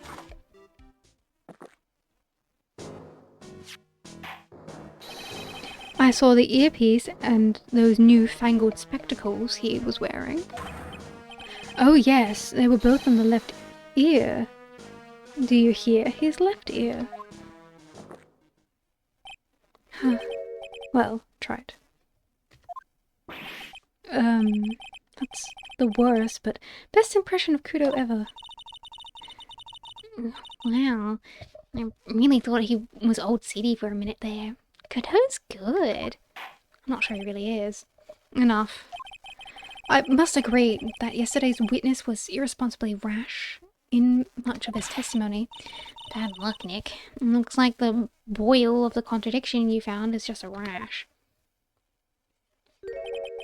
A mirror can't be beaten by a handful of seeds, nor can it lie. So, what exactly was the old man looking at? Fill us in, Mr. Armstrong. Go on, tell the court. We're all ears. I can explain. Please, if you will look at the plans of the restaurant.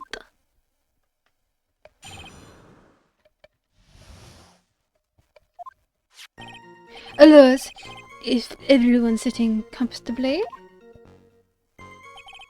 The mirror, it was in the middle of the restaurant, dividing the two halves. There was only one seat from which it could have seen the image of the victim. That was the seat at the table next to the victim. That was where the old man was sitting. After the terrible incident occurred, I moved the mirror so it was not in the way. But, naturally, I did not touch anything else. I see no problems with the explanation we have just heard.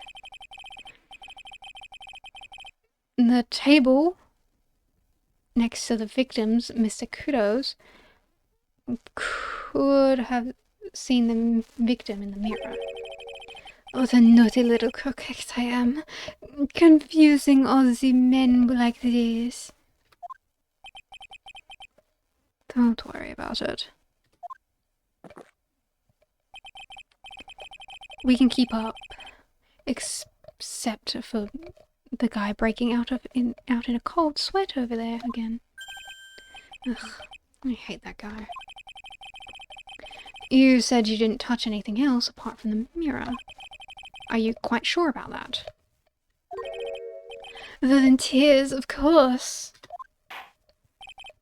Very well, Mr. Wright. Your cross-examination, please. Well, what about that thing that we found in your thing, my dude?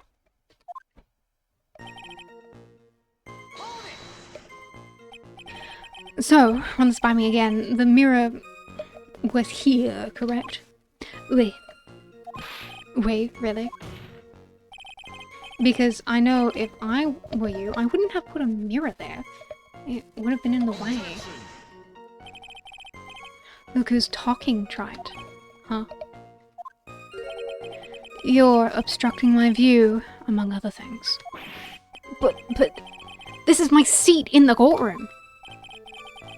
Tresbian's charm is that it gives you the impression you're the only customer.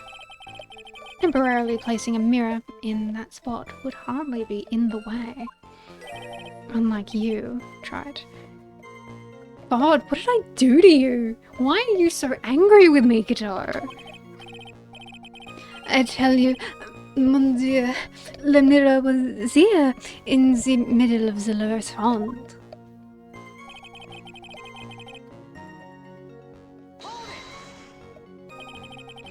And where would that be? Oh la la! Look how you lean towards me. I always attract the younger boys. Maybe I should keep you in suspense a little longer. Mr. Armstrong, tell the court what you know at once. I attract the older ones too, you know, handsome. Shall I tease you too? Ugh.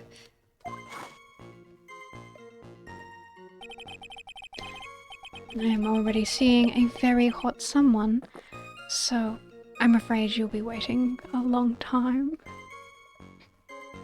Wow, Godot, bragging much? But she has mocha cream skin and a cappuccino perfume. I mean, I will tell you, there was only one seat from which you could have seen.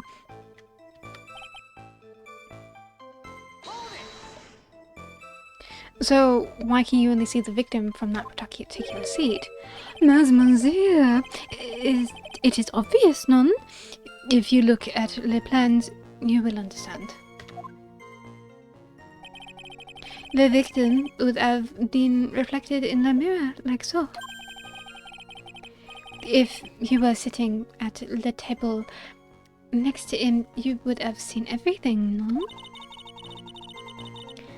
So that's the seat old Sadie was sitting in on that day? When the poisoning happened? The old man was sitting at the table next to the victim. Why does that seem kind of odd?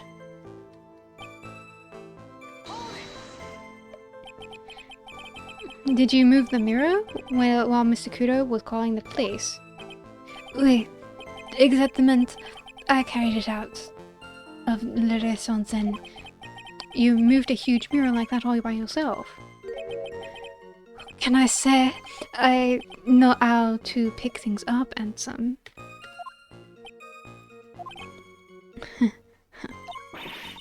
Godot actually laughing at something.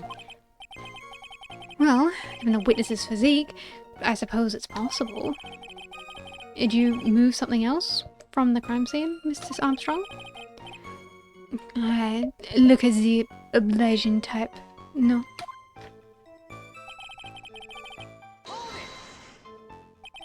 Are you sure about that? I touched nothing except the mirror. Mr. Wright, is there something the witness has said that doesn't match the crime scene? Yeah, there is. I just can't put my finger on it exactly. Huh. Suffering from a case of heartburn, right? Oh, I have just the thing for that. And oil, like golden mare and Frankenstein's. Add a few drops to your coffee and voila. Enjoy. Focus, Phoenix. Breathe. I need to ignore those two and just find some evidence. It is pretty strange though, isn't it? I mean, nobody mentioned anything about a really large mirror. You'd think someone would have, but Maggie didn't, and neither did old Sadie. And then the only logical explanation is that there was no mirror inside Tresby that day. Now I've got to prove it, somehow. Very good question. What is this somehow, Mr. Wright? What is this somehow? If the mirror...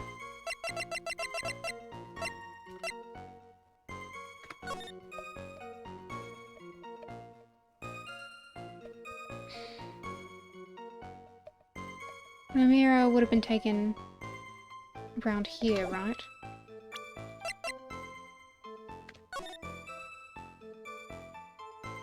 Yeah, because the photo was taken from the kitchen, so the mirror would be right in the way of it. But what does that have to do with anything? And if the old man was sitting there and the vase broke, then that vase wouldn't be there either. So that has to be a lie, right? Is that what we mean? But which statement do I do it to?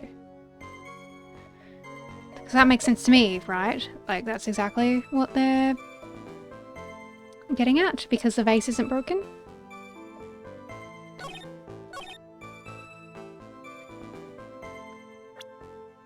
Again, with the picture of the vase, right?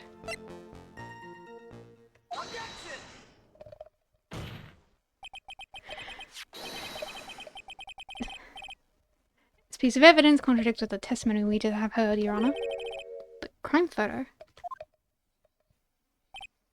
Yes, this photo clearly shows something that theoretically should not exist. What on earth do you mean by that, Mr. Wright? Should not exist. Sounds like you're describing yourself, tried. Godot! Fuck, you are fucking catty today. What is wrong, dude? What did I do to you? Yeah, the vase shouldn't exist. If we're trusting the old man's statement and just saying that we thought he was sitting in the wrong place, the vase shouldn't be there. Pretty obvious what should not be in the picture. The vase. What possible connection does that have with the witness's testimony? Your Honor, I'm telling you that there should not have been a vase on this table, because it very clearly contradicts the testimony. There is only one thing that was clearly demonstrated in yesterday's testimony. Mr. Kudo broke the vase that was on the table where he was sitting. And yet, as the court can now see, there is an unbroken vase on the table next to the victim. Why? Because Mr. Kudo was not, in fact, sitting in the table where the victim was at all. Don't be an idiot, Trite. That's impossible. That seat's the only one Kudo could have seen the victim's reflection from. Exactly. There is only one conclusion we can draw from this contradiction. There was no mirror in Trezebian that day. Your testimony, Mr. Armstrong, is an elaborate lie. Mon Dieu! Don't try to confuse the court, Trite. Obviously the witness cleaned up the vase, while the police were taking their time getting the crime scene. Unfortunately, Mr. Godot, that doesn't quite work for me. Mr. Armstrong already testified to the contrary in his own words. I did not touch anything else except the mirror.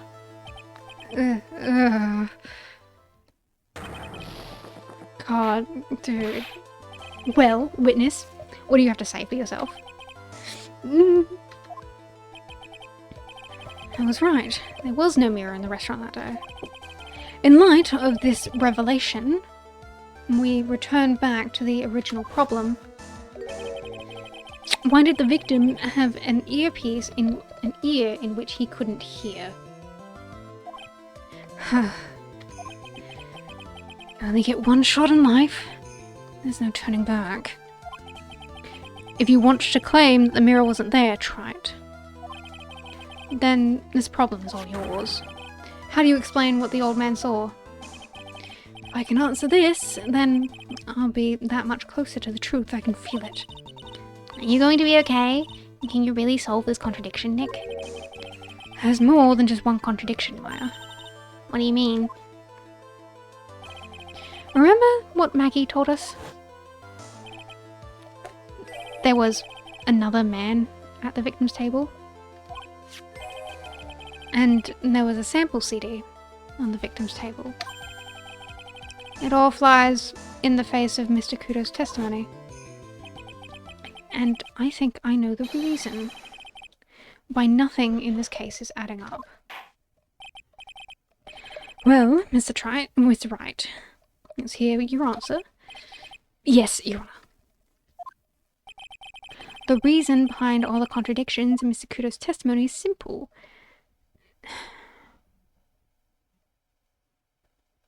Mr. Kudo made a mistake. The ear doctor made a mistake. the victim was a phony.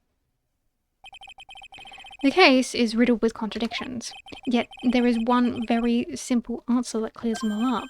And what is that?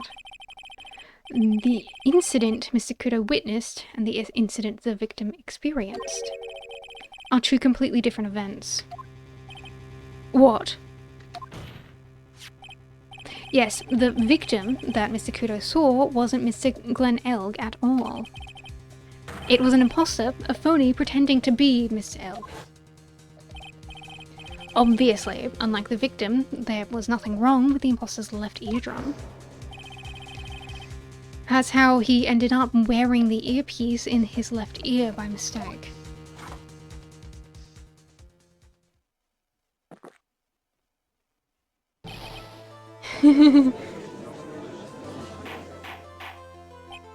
Order in the court, settle down, or I'll clear the courtroom. Quiet, Gramps. Why don't you clear out of here, huh? God, he's fucking so upset today. What did you say? Tried. Are you saying that what Mr. Kudo saw was a setup? Yes. Someone pretended to be Mr. Glenn Elg and acted out the whole coffee poisoning. All for the express purpose of creating a witness out of Mr. Victor Kudo. Get real, Trite. Why would anyone want to do that? Isn't it obvious?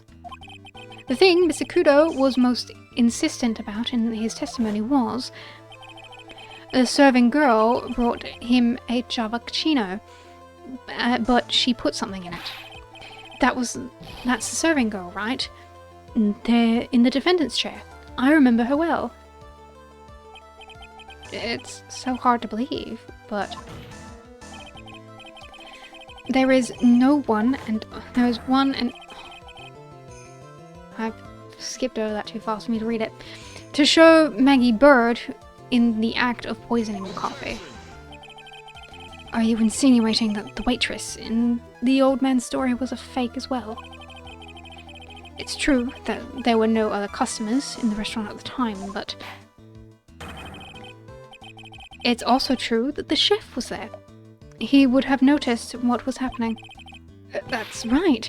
Well, witness, if your restaurant really was the scene of such theatrics, you would have known about it, correct? Oh la la, this is most difficult for me. No, it's quite simple. All you have to do is testify. You are under oath, after all. Was there, in fact, a phony in Tresbian that day? The defense demands that Mr. Armstrong tell the whole truth about what happened. The defense's request for additional testimony is accepted. You will accurately explain in detail the events of the restaurant that day.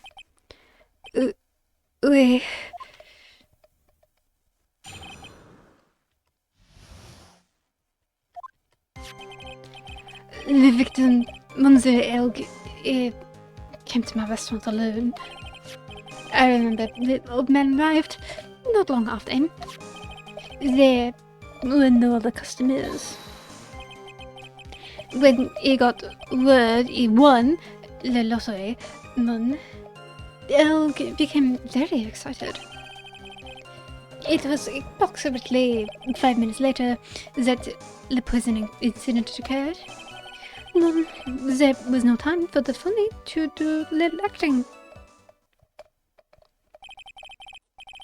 Just so we're clear, there was no mirror in the restaurant after all. Je vous demande pardon. Forgive me, Your Honor. I lied because I wanted this mess to be cleared up quickly. What you have done is commit perjury, Mr. Armstrong. I will decide how to punish you later.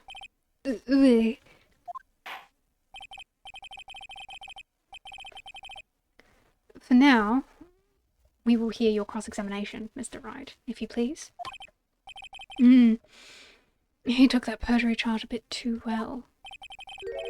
But I'm guessing he'll be in more serious trouble after the cross-examination.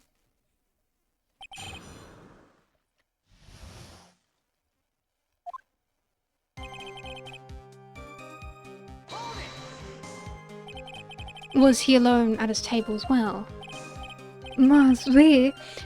I saw him from the kitchen. Yet the defendant, Miss Bird, remembers it differently. She swears that another man was at the victim's table. Unfortunately for you, tried. Yesterday's witness also testified that the victim was alone.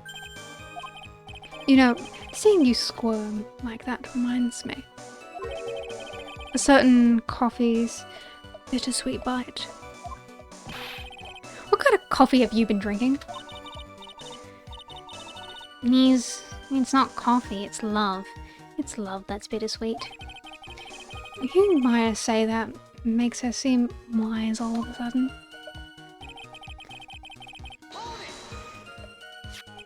By old man, you mean Victor Kudo, correct? Oui, he comes often to my special coffee. I drank your coffee once, Mr. Armstrong. It's special, I'll give you that. It's worth a sip, just for the experience.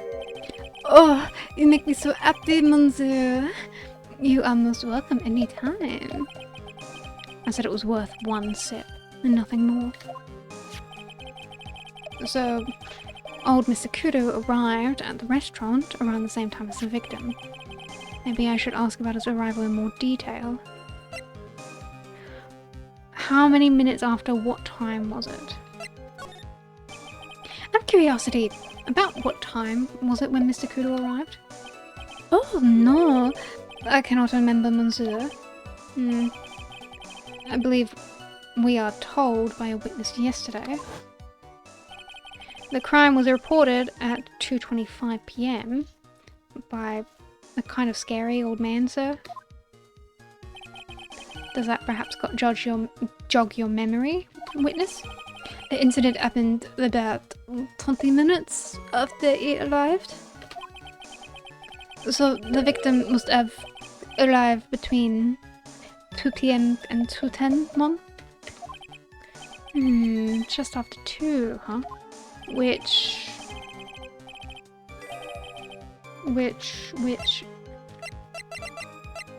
doesn't match up with that at all. Thank you for your help in jogging my memory, monsieur. You are wonderful. Ha ha ha. I can't sit here all the time and do nothing now, can I? The time of the day will be added to the witness's testimony. Oh, oui, monsieur judge. Everything I do it for you. Merci, Ben. That's French, isn't it? Wow, so he is bisexual. I'm glad at least one person is in a good mood. He's even humming a song to himself. Arrived just after 2. Hell yes. I'm afraid I finally got you, Mr. Armstrong. What is it that you mean? At the time in question, the victim was listening to the radio in his earpiece. The show he was listening to was Millionaire Radio.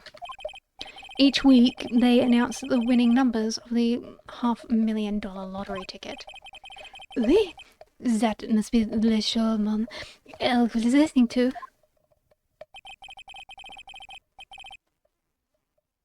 I can't see the problem with this testimony, Mr. Wright.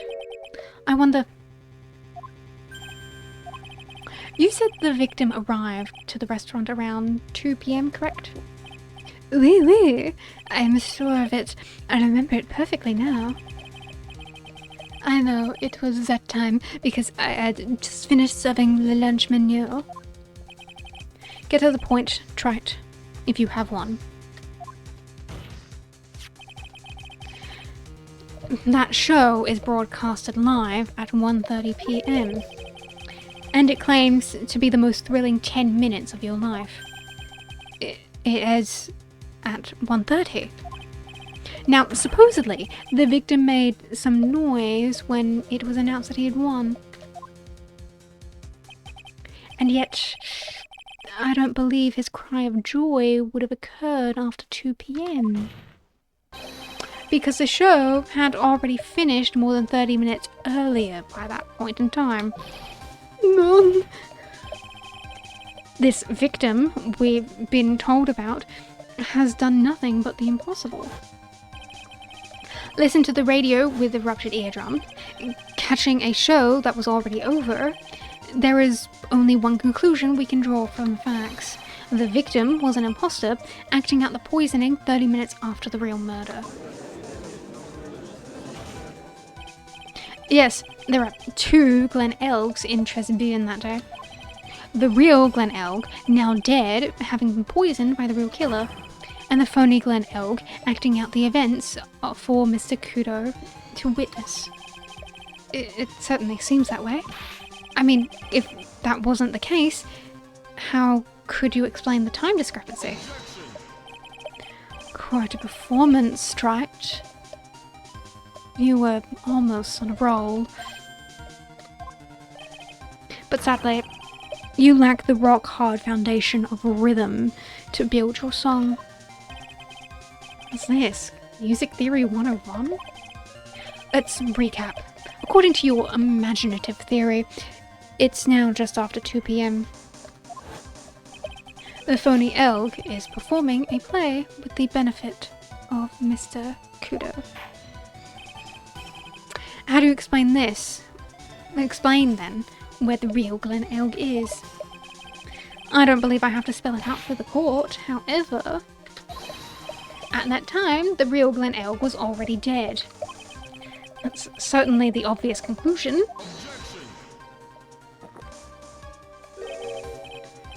Thank you, Tried. That's exactly what I was hoping you would say. What? Now, I presume you can prove this theory of yours. Can you explain where the missing corpse went to? The missing corpse? According to the old man's testimony, there was only one other customer there. If that customer was the phony Glen Elg, then where did the killer hide the body of the real victim? The prosecution has a valid point, Mr. Wright. If your theory is to stand up to examination by the court, you must provide us with proof by answering the prosecution's question. Where did the killer hide the body? Yes, Your Honor. No conjecture, Tried. Let's hear some facts for once. Show the court a piece of evidence that proves where the body was hidden. Evidence? What's with the intense pressure all of a sudden? I thought I had him with that contradiction. But he's turned it all around and backed me into a corner instead. Well, Mr. Wright, the court will now hear the defense's theory and evidence. First, where was the body of the real Mr. Elg concealed? Outside or inside? Good question. I think that it was inside. Because like the theory is mostly about the fact that what's his face? Jean is unwillingly in on this. You say that, but I've got no fucking clue what it is. It would have to have been too dangerous to take the body outside. Obviously, the body must have been hidden somewhere inside Tresbyan. Interesting. But where could the body have been hidden inside a restaurant? Perhaps you would care to show the court on these plans, Mr. Wright? Yes, Your Honor. the exact location where the body was concealed inside the restaurant. I think it only makes sense that it was in the kitchen. Because as I said before, I'm assuming that Jean is unwillingly in on it. The body was hidden here. I see. Nice supposition. The real question is, can you back it up? Where's the evidence that proves the body was hidden in that location? The evidence that proves it. Okay. Jean's debt, and alone, broken vase, fingerprints. The fact that this was in the kitchen. Is that the only thing that I can really use about it?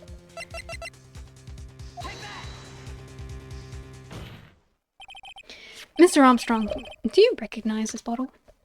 No. I have never seen that ugly bottle before in my life. They only have the very best bottles, monsieur. The highest quality only for me. Where was this bottle found, Mr. Wright? Interestingly enough, Your Honor, it was found in the kitchen of Tresbien. But I only have ever used these bottles for my aromatherapy oils. But this bottle doesn't contain aromatherapy oil, Mr. Armstrong. No, it contains medication. What kind of medication? I'm sure everyone remembers, don't they? That Mr. Elg visited an otolaryngological clinic and was given medication that day. You can't be serious. The defense had the contents of the bottle analysed, and I have the lab results here.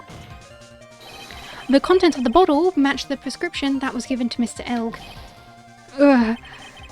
Glenn Elg's murderer hid the body in the restaurant kitchen, at which time the bottle fell out of the victim's pocket. Mr. Armstrong, when the incident occurred, didn't you say you were in the kitchen? Monsieur? Yes, you know what I'm talking about. What I'm about to say. It was you who hid the victim's body.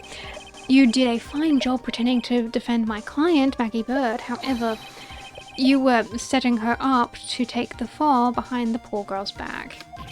No. Order. This is an extraordinary development. Witness, did you murder Mr. Glenn Elg? Never! I could not do such an horrible thing. None. Oh no, Godot. Godot, what the fuck? God, he's so upset today. The bitterness.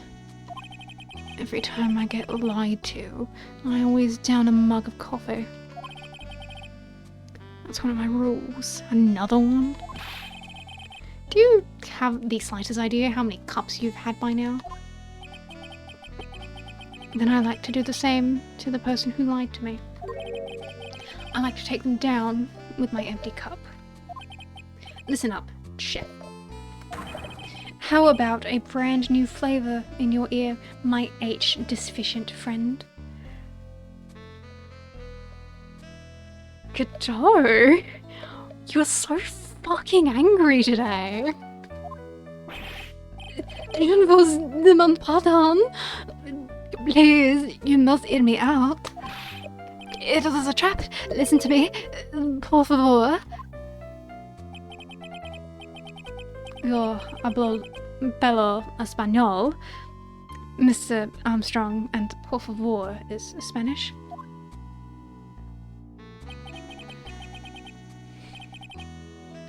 I'm only going to ask you once. did you do it? None, absolutely none. I simply... Let's hear it. You've got one shot. Right, Gramps. Witness, this court will permit you the chance to make one final statement.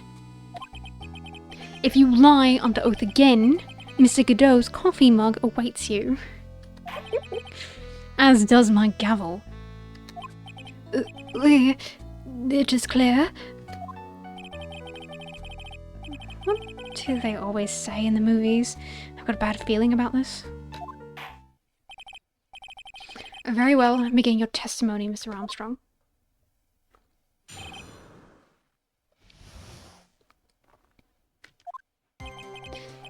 It is true. I hid the body in the kitchen. Ben forced me to do it. I had no choice. I had to go along with him. Sorry, I hit you. Because there was a reason why I could not refuse. But I did not kill him. I swear it. You must believe me. You were forced? By who? I cannot say, or I will be erased. Let's try a different question, then. When Mr. Elg died, was he the only person at his table? There was...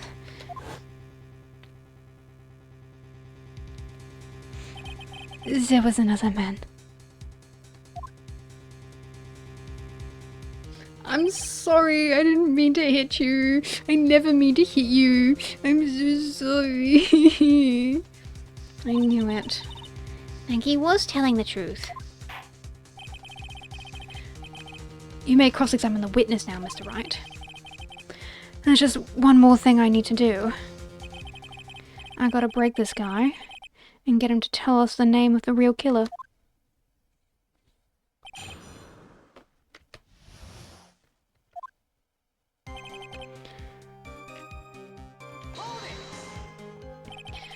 Did you carry the body by yourself? I carried him, and I carried Maggie, too. Maggie, too? When she saw the victim collapse, she fainted. I could not leave it there. But why did you hide the bodies?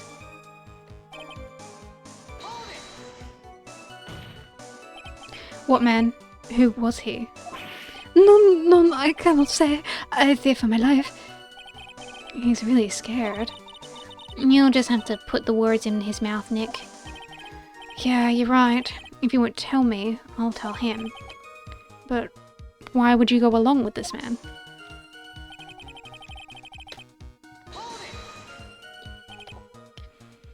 And what reason would that be, Mr. Armstrong? You know, Monsieur, Yes? surely you cannot expect a young maiden to talk about such an embarrassment. A maiden? You're a bit old to get away with that. And a bit too male. I can't finish the cross-examination without establishing his reason, so I'll just have to prove it with evidence. I could not refuse because of your debt? You have a $500,000 debt, don't you? $500,000? Is that true, Mr. Armstrong? Oui, je suis désolé. I was weak. I borrowed the money. This is Mr. Armstrong's Achilles heel. And that's why you can't refuse anything asked of you by this man.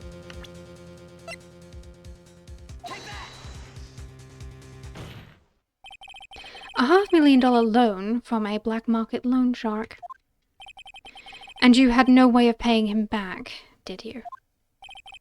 That's why you were forced to do anything this man told you. Oui, it is as you say. Mr. Armstrong. The tiger, he told me it was going to use my restaurant for business rendezvous. On the day in question, it was meeting the victim to demand that he repay his loans. I don't know why it happened like that. I just did what he told me to do. I had no choice. I carried the body and the inconstant Maggie out of the dining area and into the kitchen. After that, I just tried to forget about what I had seen. I think we can now safely say that the man who forced your hand was Mr. Furier Tiger. I do have one further question for you, Mr. Armstrong. The poison and the lottery ticket that were found in the defendant's apron pocket, was that your doing as well? None. I knew nothing about that. Making it look like this was Maggie who had done it. I was not. It is despicable. Mr. Gadar, you will summon this Furier Tiger to be a witness. I doubt that can be arranged today, so we will adjourn for now. Proceedings will continue tomorrow.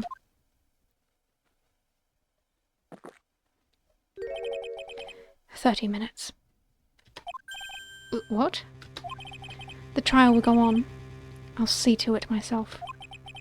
I need half an hour to get that guy on the stand. Not a minute more. Don't sit back and relax yet, Trite. No one knows if that chef is really telling the truth or not. This trial could still go either way."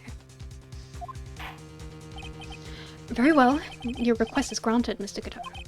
We will resume once Mr. Tiger is ready to take the stand. Until then, court is adjourned for a 30-minute recess.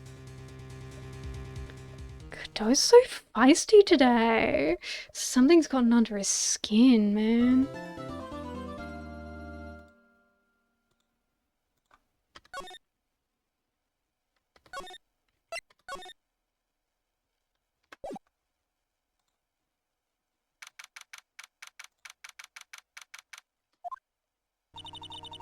So, we're finally going to see the tiger on the stand? We've almost got this case won now, Mick. I wish I could agree. Huh? When I cross-examined Mr. Armstrong just now,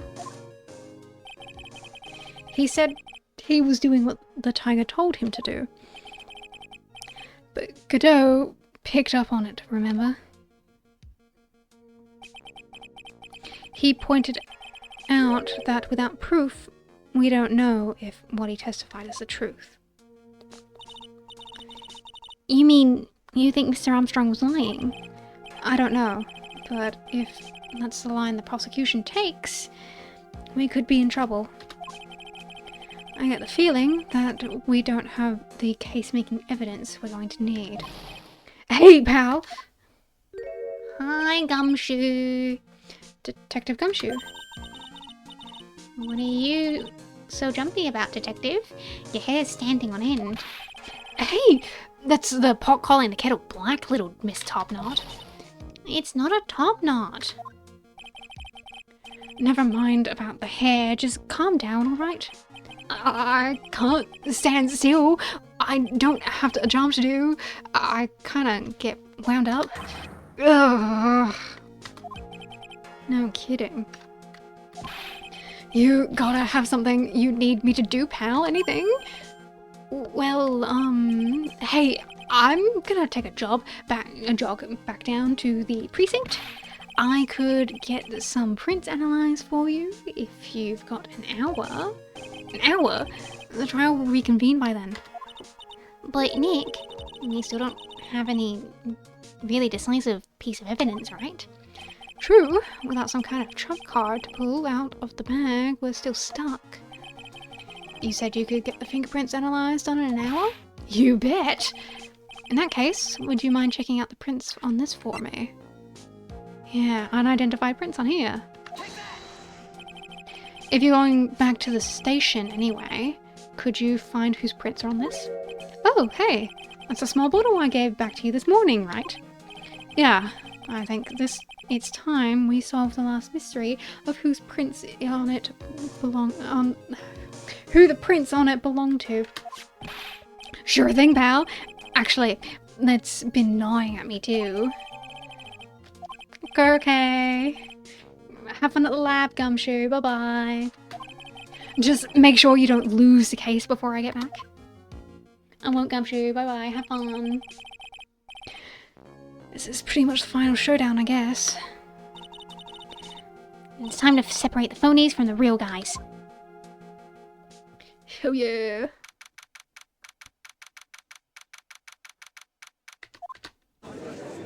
What's up, kiddo? Are you still catty? Are you still feeling fucking annoyed?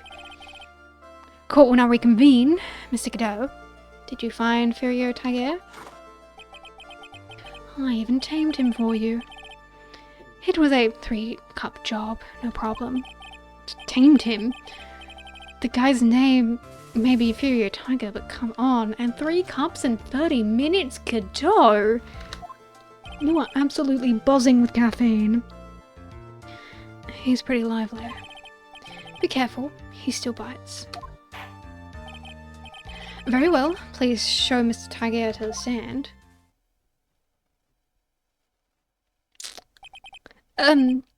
Witness, please state your name and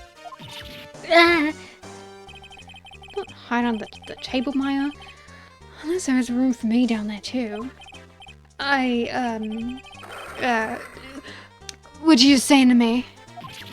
Nothing. I didn't say nothing. Honest. Who could have guessed that fear would induce a bad Brooklyn accent in the judge? I can't do a fucking Brooklyn accent. I'm not Mugman. I got business to take care of, you hear me? So, who the hell called me into this hole? Was it you, Spiky? No, of course not. It was the judge. Your Honor?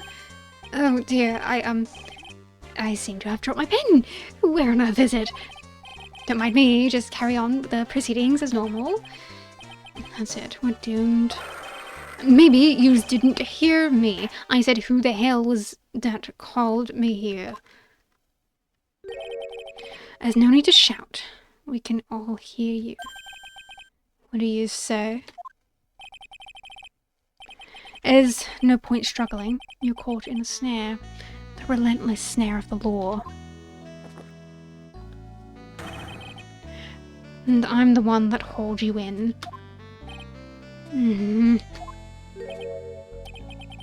Too cool. Don't let him get the better of you, Nick. Let's start with the basics. You know about the incident in question, correct? Incident? I don't know nothing about no stinking incident, Mask Boy. You mean you didn't attend the previous trial of Maggie Bird? Maggie who? I've got more important things to do than watch courtroom dramas. Of course, well, perhaps you could give us a testimony then? Please tell us what you were doing on the day of the murder. Phoenix Wright.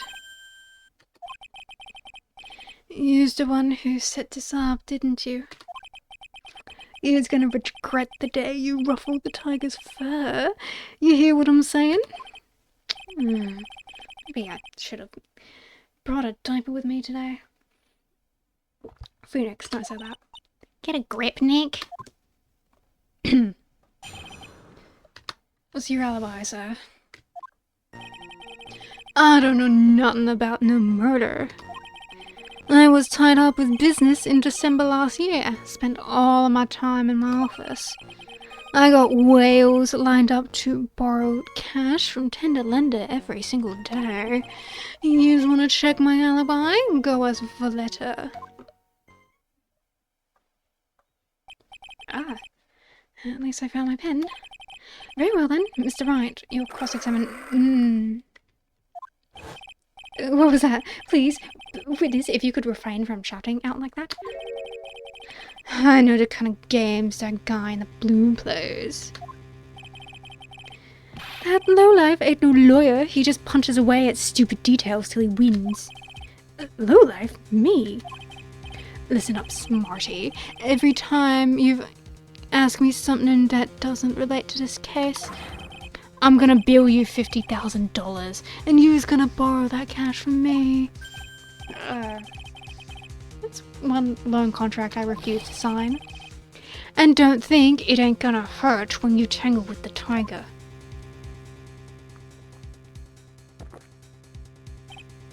I love a good spectator sport.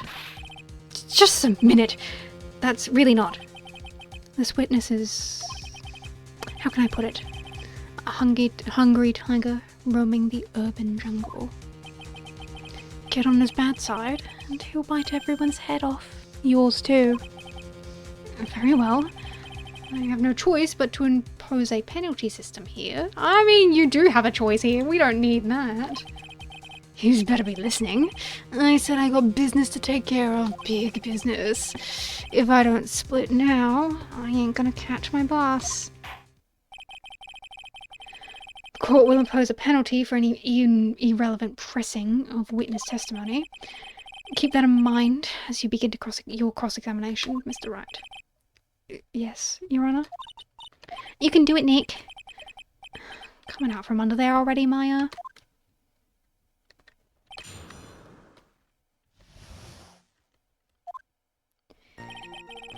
I don't know nothing about no murder. I was tied up in business all last December, spent all that time in my office. I got whales lined up to borrow cash from tender lender every single day. Just think. All you have to do is press him on something irrelevant and bam, $50,000.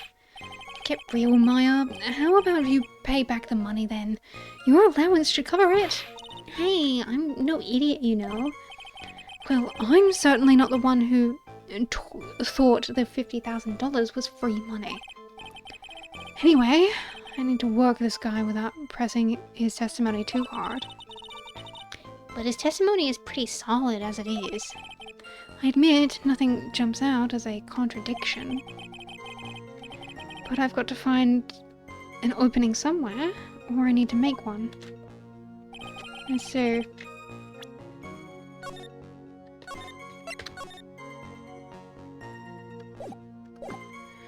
okay, so what do we have here? We've got this from the tender, from Tresbian. Payment due last year. That's irrelevant right now. That's irrelevant right now. That will come up later. The tender lender. Painted to look authentic, but it's definitely not. That with the meet the tiger. What do I present? And if I'm not presenting, then I'm... Sorry, I hit you again. If I'm not presenting, then I'm pressing. And what would I be pressing against at all? Ever. In any capacity of the word.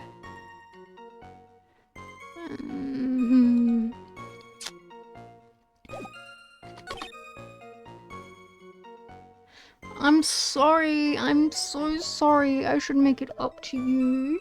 I'm sorry.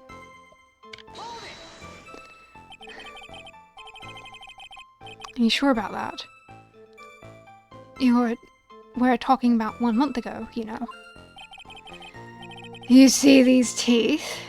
That's how sharp my secretary is. Sharp? Is he talking about Viola Cadavarini? She writes everything in my scheduler. December, mainly in the office. That's what it says, and so that's where I was. It seems like a rather, sketchy schedule. Ugh. There he goes again. What the tiger did all December isn't the issue. What's important now...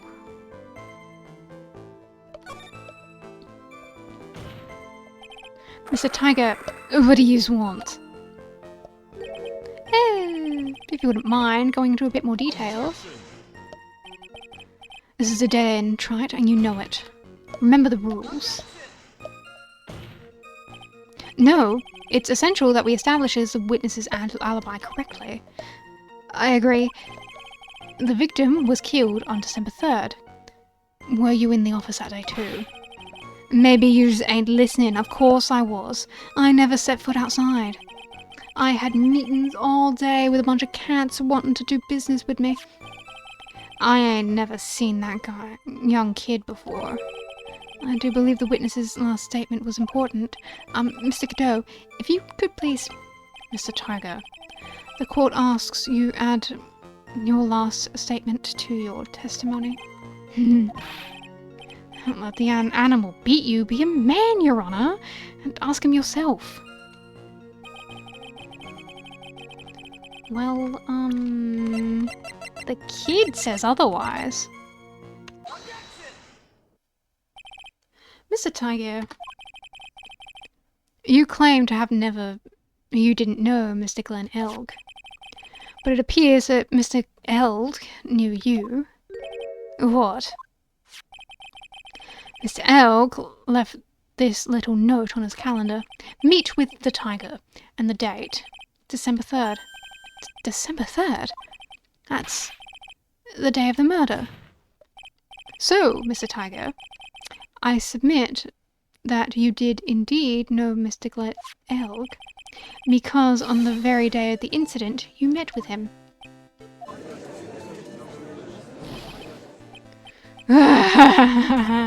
Not bad. He was actually not bad. Sorry? I was just messing with you. I see how good you were. Did you hear that, Nick? He said you're not bad. That's one compliment I can do without. Plus he's lying through his teeth. Witness, please remember that you're under oath. Lies will not be tolerated. You calling me a liar? Is that what you're doing? So, you're saying your claim to have never seen the kid before is the truth. I said I'm dead serious. You better believe that's the truth. Huh. Then I'd say that that gives me time to enjoy another cup of pure black magic. That is, while you testified for the court again, Mr. Tiger. Oh, yes, would you mind indulging the court, witness? He never actually met the victim. That's gotta be a lie right there. It's time I nailed this guy.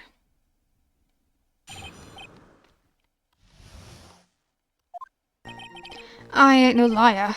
I never met Glenn Elg. There was some lame guy with that name, though, wanted to borrow cash from me. I set up a meeting with the guy at my office, tender lender. I wished around for him, but he ain't never showed. I ain't never been to that Tresbian joint he's here. I see. That all seems perfectly logical. You had arranged to meet the victim, but he didn't show up. I've heard it's pretty hard to keep appointments when you're dead. Very true. You may begin your cross-examination, Mr. Wright. Yes, Your Honor. Didn't I tell you? I got a big deal going down today. I ain't gonna make my bus now. I'm gonna have to take the express train. That bill's going straight to you, right? Ugh.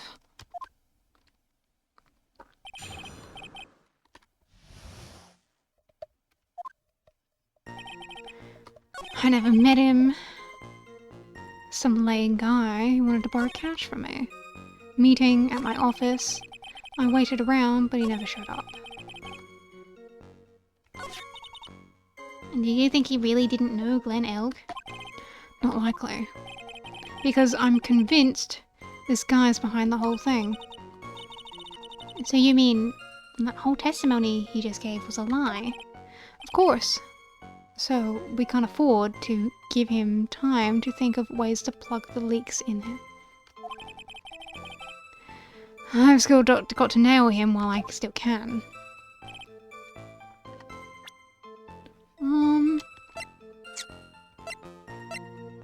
That would prove that you have been there, right?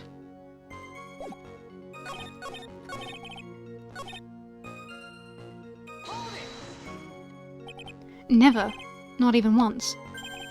Not even once. I was in my office the day that went down. I didn't put no poison in no kid's coffee. Capiche?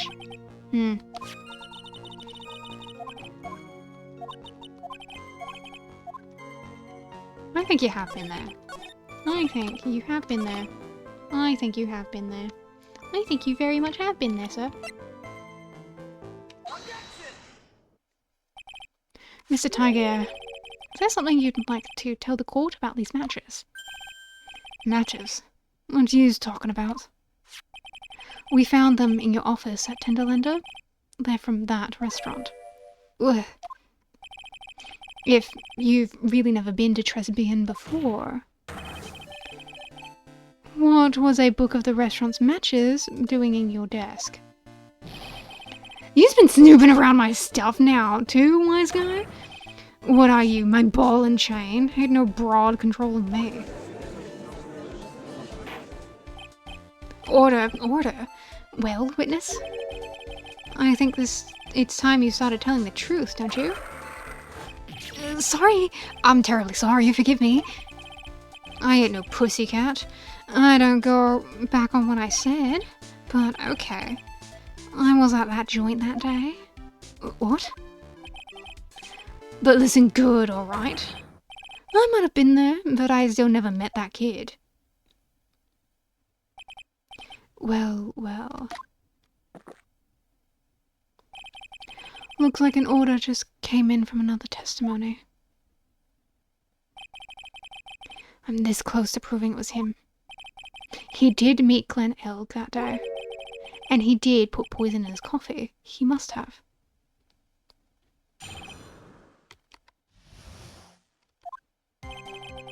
I was supposed to meet with the kid at the restaurant that afternoon. When I opened the door to the joint, I saw one ugly scene. The guy was laid over the table, stiff as concrete. I figured if the place wasn't hot already, he was gonna be, so I split. I heard the cop sirens on my way out, and I went straight to my office. I say, you didn't actually meet with him in the end, huh? Well, Mr. Wright, your cross-examination, please. Yes, Your Honor. Hold it! If I wait around here any longer, I ain't gonna make the normal express. No more stupid questions. Huh. No problem. Anytime Wright presses you on something irrelevant, I'll see he pays a penalty. Mr. Godot, that's my job. Your job is to slam that little hammer of yours and call a guilty verdict. Wow, stealing things out of the playbook of Miss Francisca von Karma, are you? Godot, you're so pissed off today. Do you want like a massage or something? So do it. Yes, sir. A special express ain't cheap, right? Just so yous know, since yous paying. Man, doesn't the rule of law mean anything around here?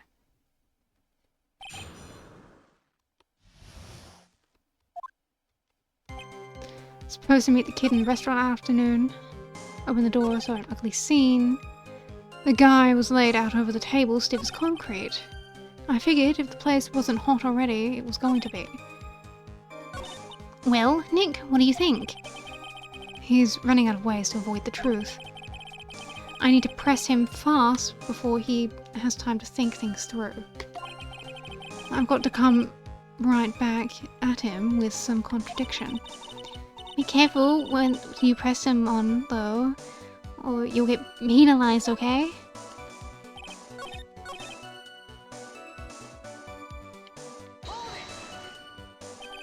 You mean you saw Glen Elg's dead body? I guess I did, but I only saw him from behind. He was wearing some raggedy bit of cloth. He caught a hat. And what time was it? This? I don't know. Huh?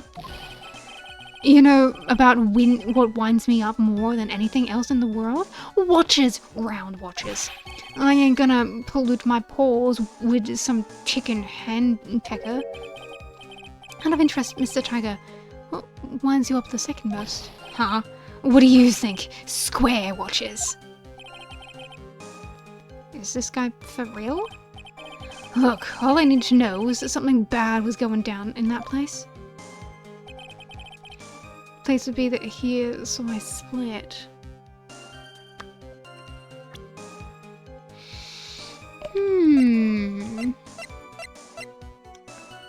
So many interesting things. Cop sirens, so I went straight back to my office. You went straight back? Did a bout of guilt suddenly hit you for what you did?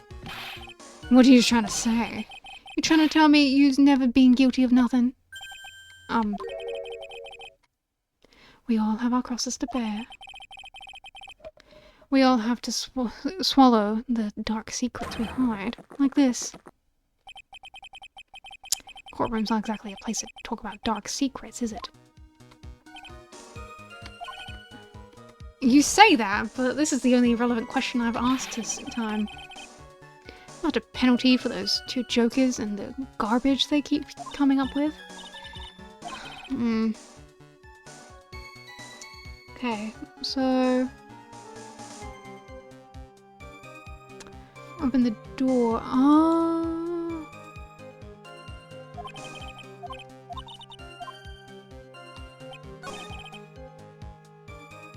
Hang on.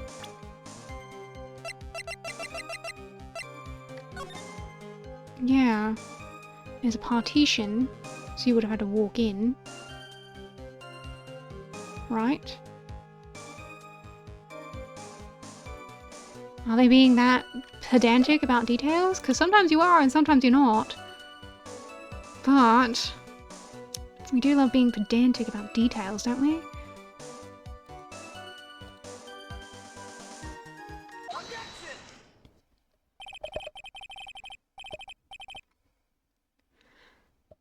You're something of a loan collecting pro, aren't you, Mr. Tiger? And no one escapes the tiger's clutches. Well, I'm something of a line detecting pro. And no one escapes the Phoenix's clutches. I think it's time we got something straight. What's this, Trite? A new line of irrelevant questioning. These are the floor plans of the crime scene. You say you were standing in the entrance, Mr. Tiger. From there, your field of vision would have covered an area something like this. Indeed, the witness would have a clear view of the victim's seat. Isn't that what I just said? I saw the back of the kid's head. Unfortunately for you, that is not possible. If the court would think back, you'll remember that between each of the tables is a top partition. Why, that's true. Now look at the plans again. The truth is painfully obvious. From the entrance, the field of vision of any customer walking in ends here. So, from the entrance of Tresem Bean, you couldn't have seen the victim's suit. But you did see the victim that day because you met with him. Wrong. Have you forgotten the old man's testimony yesterday? The victim was alone at his table. But the defense has just proved that point is moot. The victim, witnessed by Mr. Kudo, was not Glenn Elg, but a fake. What? In order to have Mr. Kudo falsely testify, the real killer posed as the victim he had just killed and acted out a charade. That will do. His trial has gone on long enough without the obvious question being answered. Who exactly was this real killer who impersonated the victim? You say the killer murdered Glenn Elg and then impersonated his victim in a performance for Victor Kudo. In that case, Mr. Wright, reveal the identity of this criminal to the court.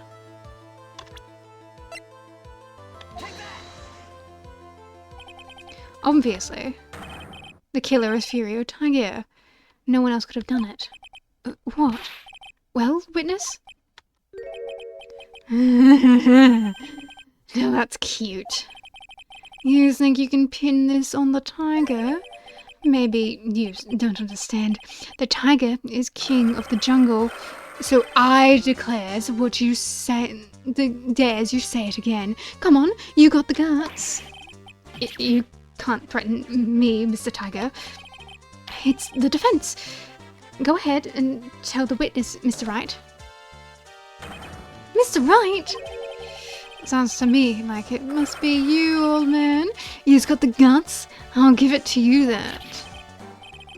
Mr. Wright, don't leave me to handle this alone. Perhaps I can end this embarrassment. Mr. Godot! Let's just go back over Mr. Kudo's testimony one more time. The old man didn't see just the victim. Oh, no. The serving girl brought him a Javachino, but she put something in it. There's no question about it. She very conspicuously put some white powder in there. Was the victim he saw the real victim or not? That doesn't matter. The fact remains he saw the accused put the poison into the coffee. Yes, it was the waitress that... Very impressive, Mr. Godot. Waiting for my absence to launch your attack.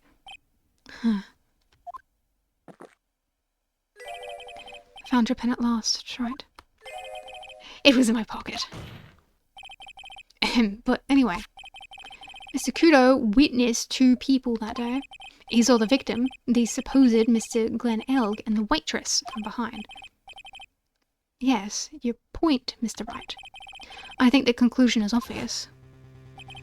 If Glenn Elg was really the killer in disguise, then surely it's possible the waitress was also part of the show. What? You mean the waitress was also an imposter as well?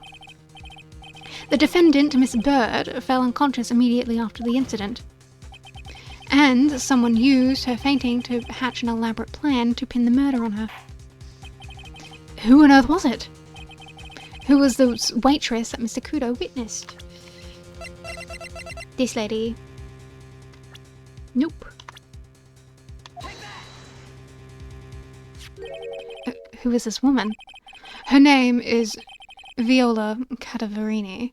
She is an employee of Tenderlander. He is making a big mistake. Do you know who Violetta's grandfather is? You better be going home in the armored truck tonight, if you know what I mean. Stop shaking, Nick. Where was I? Yes, the defendant, Miss Bird, has stated the following. Well, when I took the coffee to the victim's table, it's true that there was another customer at the restaurant. She was sort of creepy. She had kind of a cackling laugh.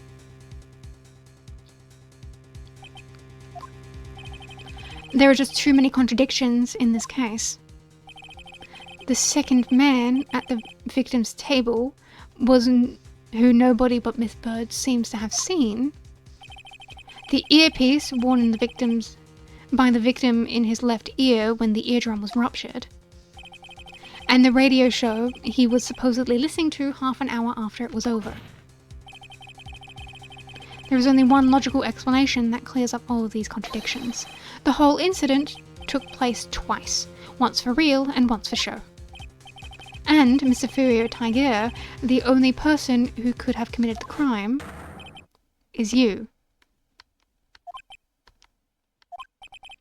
Witness, what do you have to say? That's cute. Sorry? He's alright. I could do with a guy like you around. What do you mean?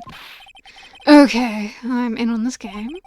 I'm gonna have to charter a jet to get to my meeting now, but I'm gonna give you one more thing to think about before I go. Something to think about. You just got it all wrapped up nice, hon, right? But you just missed one real important thing. But that can't be. I was at the joint that day, and I met that kid too. But I couldn't have poisoned him, he's here. What? Did you really expect us to believe you now, Mr. Tiger? Huh. What a troublemaker. Troublemaker? Looks like we're going to need another one for the road.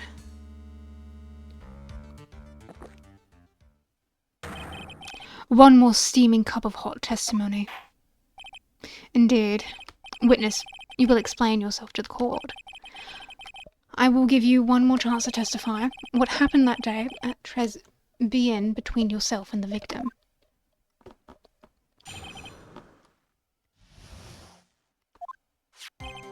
Yeah, I loaned Elg cash, about $100,000.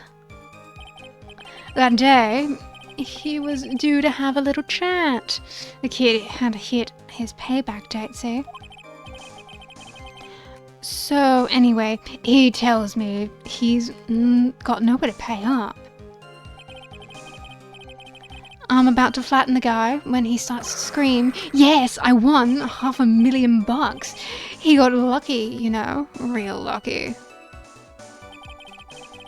If that waitress hadn't done what she'd done, everything would have been over. Now, I see the principal amount of the loan, Mr. Elg, was $50,000. Yeah, well, he's got the VIG to take into account. Interest builds up fast, you know. It's faster than fast. $100,000 is twice his principal. And the repayment deadline was December 3rd, the day of the incident in question. Yeah, he was one lucky kid. He got that $500,000 just in time. So I ain't have no reason to kill the kid. And if I ain't got no motive, you ain't got no case. His motive? He has to have one, but what is it?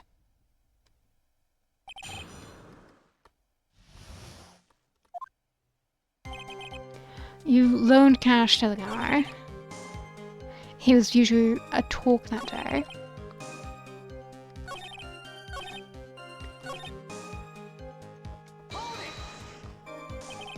The waitress, you mean? The girl with the glasses in the defendant chair? Who else could I mean? If she hadn't gotten in the way, things would have been bada bing bada boom, over and done with. Maybe I should push a little on this. What exactly are you implying the defendant did? How about you go ask Four Eyes about that $500,000 ticket? She wanted it so bad, she poisoned Elle's coffee. A likely story. Your word hasn't held water lately, Mr. Tiger. Let's not forget, this witness was actually at the scene, right? The law don't exactly agree with some of the deals I send down. I couldn't be there when the cops showed up, so I split. I'd say. Your Honor, the witness's last few statements are worth a good 2 cups of coffee. I concur, Mr. Godot. You will amend your testimony accordingly, witness. So that's what he is after, Phoenix Wright. Thanks to what she did, my business with that kid was over.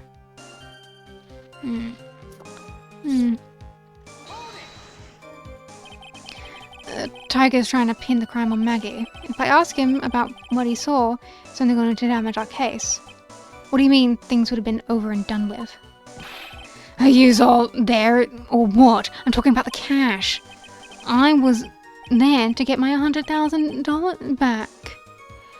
And that's all. I'm a businessman. It was all coming together before that waitress got in the way. As far as I can tell from the witness's testimony, other than recouping his loan, Mr. Tiger had no motive for killing the victim.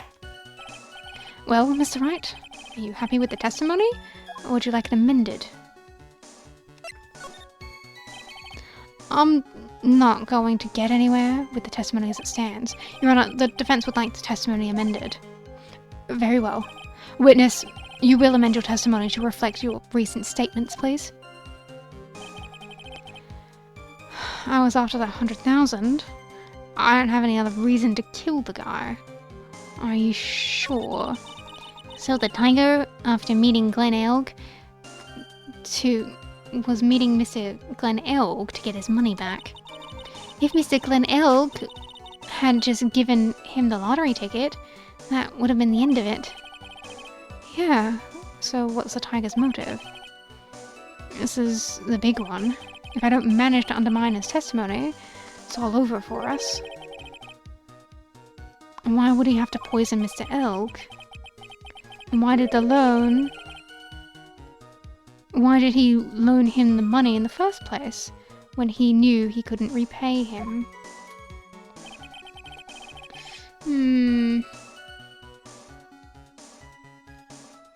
Well, here's the thing. He only won like 50,000, right?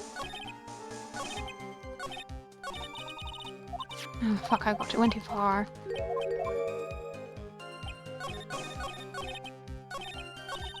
Fuck, I went too far again.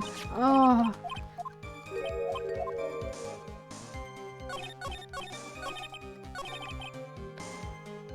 I was after my 10,000. There was no other reason for me to kill the guy. I guess so, but this is potentially worth millions. So, and that was there at the time. That's Mr. Elg. So I suppose that would be a motive, wouldn't it?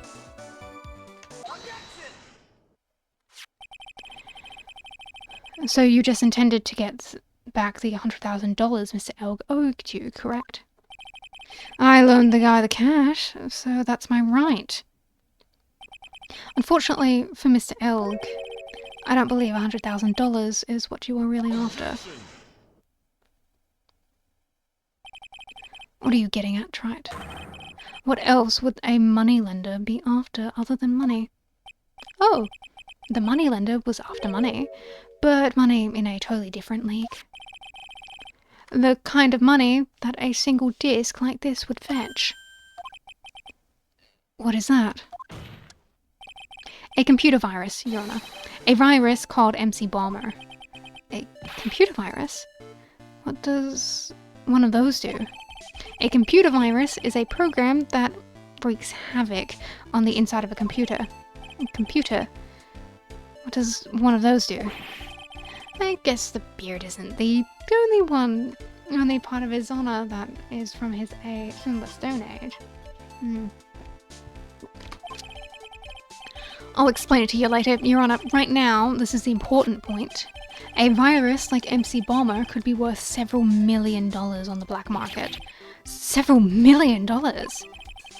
Lending money with no hope of ever seeing repayment would normally be bad for business. But in this case, the very fact that Glen Elg had no way of repaying the money is crucial. What? Glenn Elg was a programmer, a highly skilled programmer. That skill was the collateral Mr. Elg put up in the order to borrow the money. You're trying to suggest the witness's motive was to get a hold of that program? Exactly.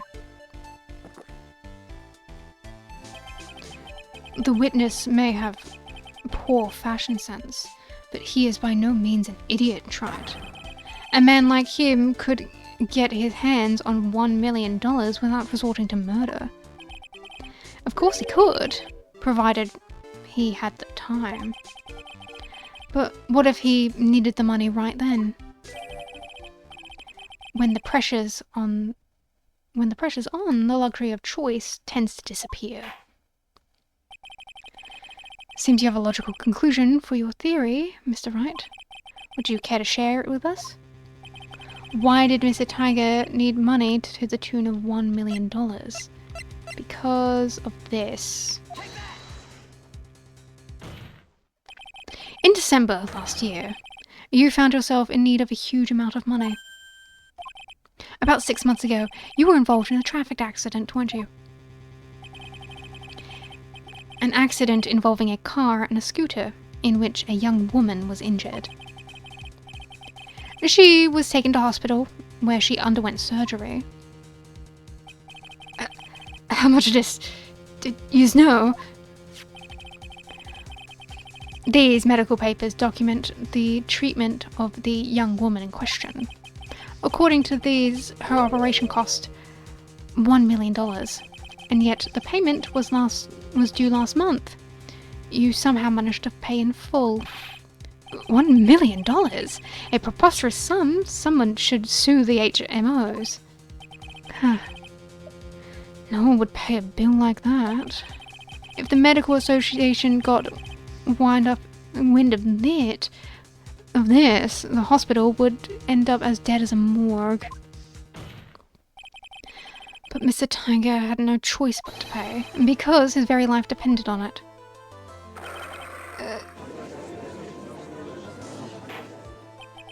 Order! You say his life depended on it, Mr. Wright.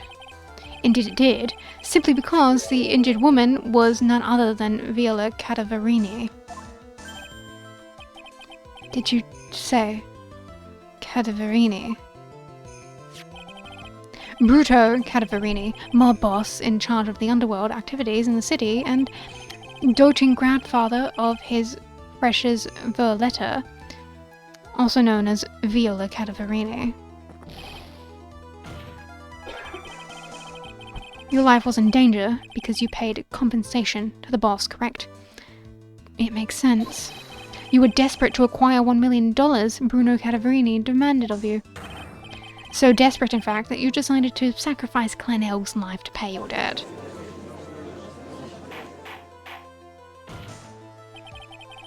On the day of the murder, Mr. Tiger's sole intention was to get his hands on the CD.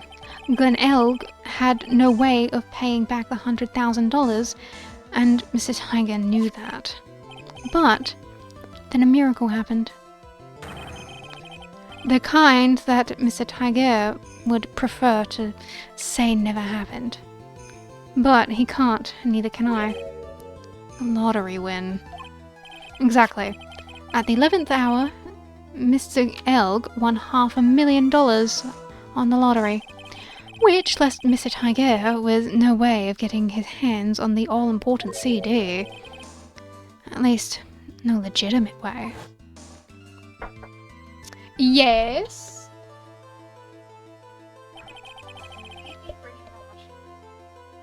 Yeah, I can do that. How much longer do I have with this? Soonish, because it's supposed to rain. Yeah. I know. Where am I at? What? Nothing, I'm just reading this.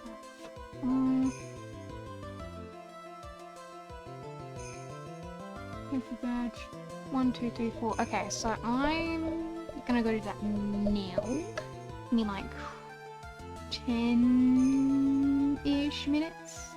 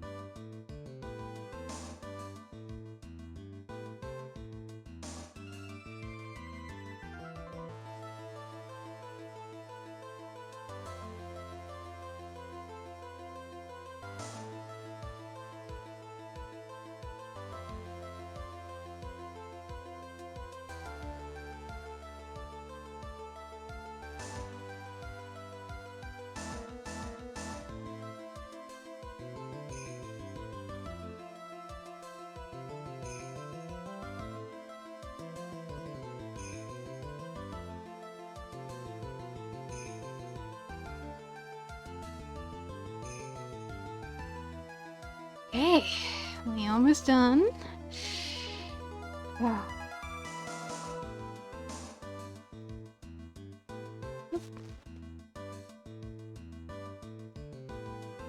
Huh. Oh, why does it do that now? Why was that turned on at all? That's weird. Anywho.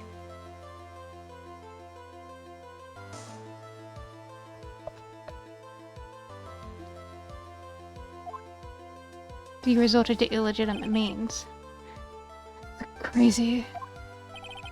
He murdered Glenn Elg and then made his next move to frame Maggie Bird for the crime. Mr. Tiger posed as Glenn Elg, while Viola Cadavarini played the role of Miss Bird. And then they reenacted the whole thing in order to establish a witness. The witness being the one we all heard testify yesterday, Mr. Victor Kudo. Like I said, Trite, that's crazy. No one could pull off a stunt like that.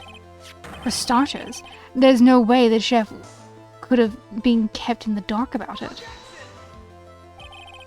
But Mr. Armstrong was in on it from the very beginning. Have you forgotten already, good Mr. Godot? Mr. Armstrong owed the witness money, too. $500,000, in fact. He had no choice but to go along with Mr. Tiger's plan.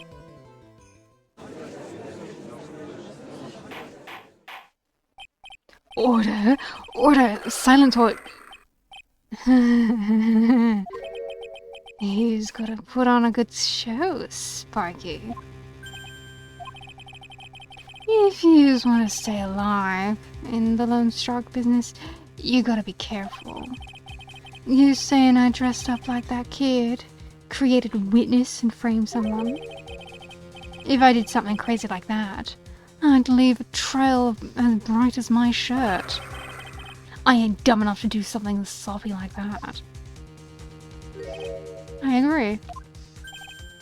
You do. Despite your appearance, you are very careful. That's why you took one more precaution, one more trick to make sure Miss Bird had no way out.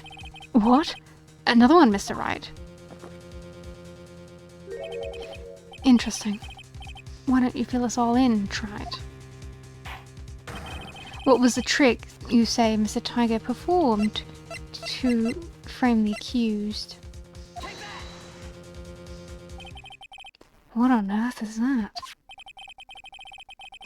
What an insult to think anyone could be fooled by such a childish imitation. Consider yourself insulted, Your Honor. Mr. Tiger, you didn't just pose as the victim on the day in question. A month ago, in this very court, you posed as me. What? That's the truth. But the witness looks nothing like you, Mr. Wright. Although, now that I think about it, it was you, wasn't it? No doubt it was you, standing in here, this very court, a mere month ago. The Phoenix Wright, who put up the most disreputable, shabby defense I have ever seen.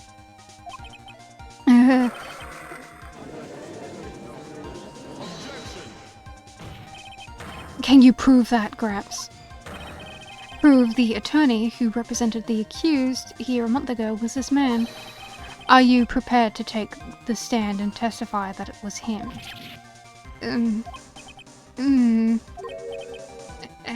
Hey, forget about it, yeah? I wouldn't do something like that, not me. You made a mistake, right? It was someone else, huh? Have you no pride, sir?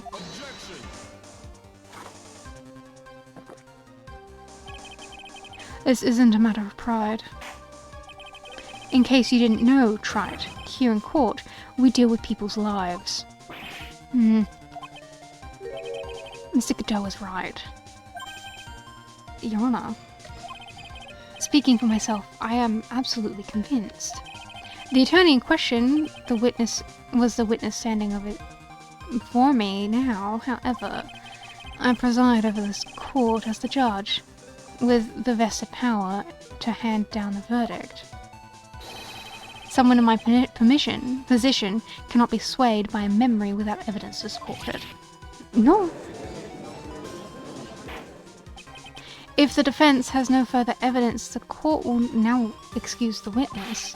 The circumstances surrounding Mr. Tiger are dubious, for sure, but not conclusive. But we've come so far. You say he impersonated Glenn Elg. You say he impersonated you. But none of that adds up to murder charge. You don't have a shred of evidence that the witness poisoned the victim's coffee. Ugh.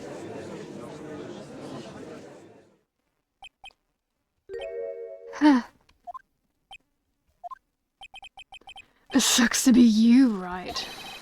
Don't mess with the tiger, or you're gonna get mauled. He's got that. All you managed to do here was chase him around a bit. But I was so close to getting him to admit his own guilt. Looks like I won't be needing a refill. I just had one more piece of evidence. One more piece of evidence, and maybe I can get Maggie off the hook. The witness's cross-examination is over. You are free to go, Mr. Tiger.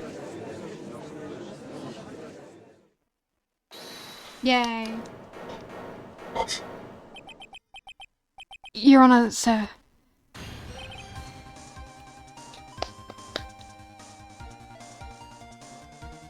Hi, Gumshoe. Hi, Gumshoe. Hi. Detective. Detective Gumshoe. Sorry, I took so long, pal. I've staked everything on this. My badge, my works. So, here it is. My heart's counting on this too.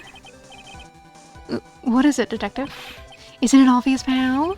It's the final decisive piece of evidence. What? Hi, Gumshoe. Hi, Gumshoe. Hi, Gumshoe. Hi, Gumshoe. Sorry it took so long, pal, but I finally got the results from the lab. The results. About the prints, pal, from the medicine bottle. Oh, so do you know who the prints belong to now? Do you think I'm some sort of hack detective? Of course I know. So, tell us. They're the tigers, right? I knew it. You bet. Clear as crystal all over the bottle. They're Furio Tiger's paw prints, alright. That's great! We've got him now, Nick. What's wrong with you? You've hardly said a word since Detective Gumshoe got here. He's laid everything on the line for this, Nick. I know. Look, I'm sorry, this is kind of hard to say, but really doesn't make any difference whose prints are on the bottle now. Huh? What? Why not? What we need to produce is at this stage in the trial, it's irrefutable evidence that the tiger put poison in Glenn Elg's coffee. He's already admitted that he met the victim. The fact that his prints are in this bottle, that really doesn't make any difference now. I knew it. Right, no matter how hard I try, I'm never any use. Hey, don't be so hard on yourself. This was our last chance to help Maggie. And I've been working on some useless piece of evidence the whole time. It's alright, I'm a real loser. I'm not breaking news to me, pal. Detective Gumshoe. Maggie! You've been working on something for me. Sorry I let you down, Maggie. I know you didn't do it, and I'm a detective. We're supposed to be able to prove stuff like that. I'm really sorry. I'll get out of your way. Detective Gumshoe, wait. He's gone. Isn't there anything we can do now, Nick? I wish there was. Gumshoe worked so hard to get that evidence. If only there was some way I could use it.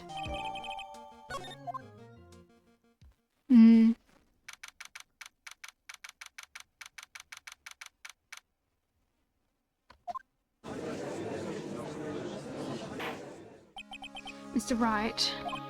Yes, Your Honor. I granted you a recess so you could prepare this decisive evidence you've discovered? Yes. Don't keep us all in suspense, Wright. Show us. Naturally. We can assume it's evidence that will actually stand up in court, can't we? Think, Phoenix, think. Don't let Gumshoe's hard work go to waste. How much more of my time are you gonna waste?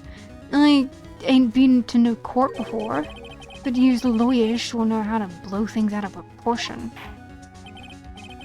No doubt, given the nature of the evidence, it will speak for itself. Nevertheless, you will talk us through it, Mr. Wright. Well, I know I can't prove anything new with this evidence. I'm really backed into a corner here.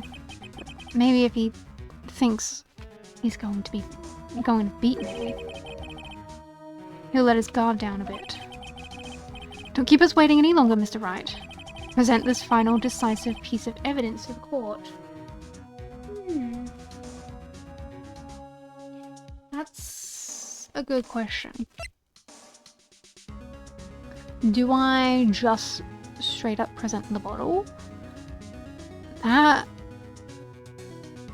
could make that does make the most sense.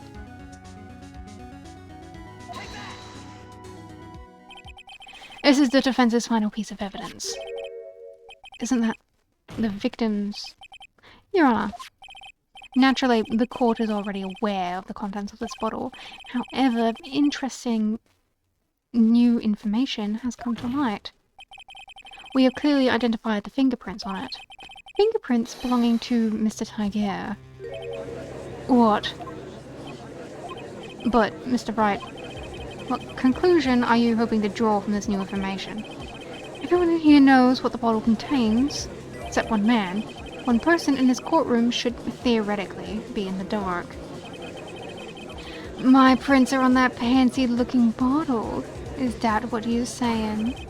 Well, what the hell's in it anyway? A phony trial, a phony lawyer, and phony clues. Everything about this case has been phony. Seems like the perfect excuse for some phony evidence. Mr. Tiger, this is the decisive piece of evidence that will prove your guilt. Why? Because it contains potassium cyanide. This bottle contains potassium cyanide. Potassium cyanide? The poison used to murder Mr. Elg, Your Honor. The victim's killer used this very bottle. And on this bottle, Mr. Tiger, we found your fingerprints. Well, how do you explain that? You'd make a good clown, you know that? What? You ain't never gonna get this to stick. You're just making me laugh now. You think a cheap bluff like that's gonna fool the tiger? Bluff? I can see straight through you, Phoenix Wright. That ain't a bottle with the cyanide in it. No. This is the bottle we found traces of poison in. Don't mess with the tiger or you're gonna get ripped to shreds. The cyanide bottle was brown and it was made of glass. That cheap piece of trash don't look nothing like it.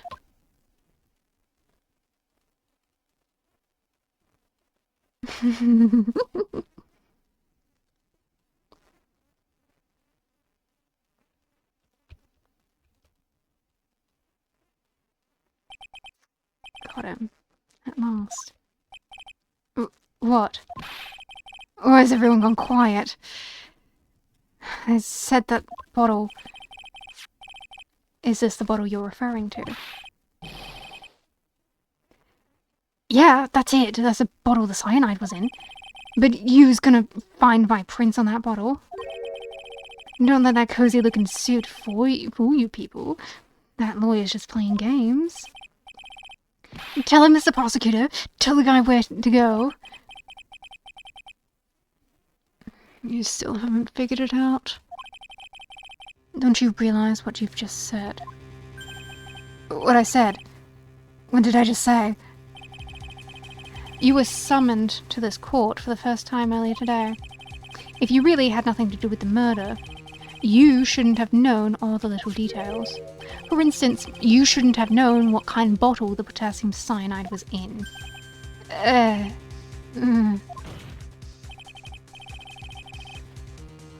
But just now, you slipped up in front of every single person in this courtroom. You described the exact bottle used by the killer to hold the poison. Yous don't know who you's messing with. I'm the Tiger. I control millions of dollars in the black market. You think I'm gonna let some jumped up suit get the better of me? Sure, the last piece of evidence was phony. But that's just what you deserve. The phony trial with a phony lawyer. It was all played out by you, the biggest phony of all.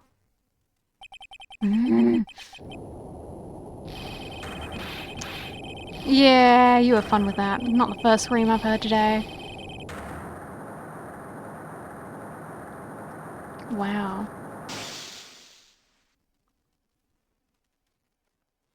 Wow. I'm sure he's doing just fine. What's going on? It looks like a blackout. Well done. Try it.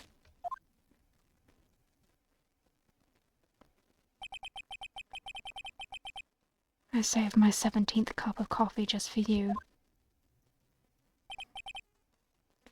Savor it. While you watch the police restrain your prey.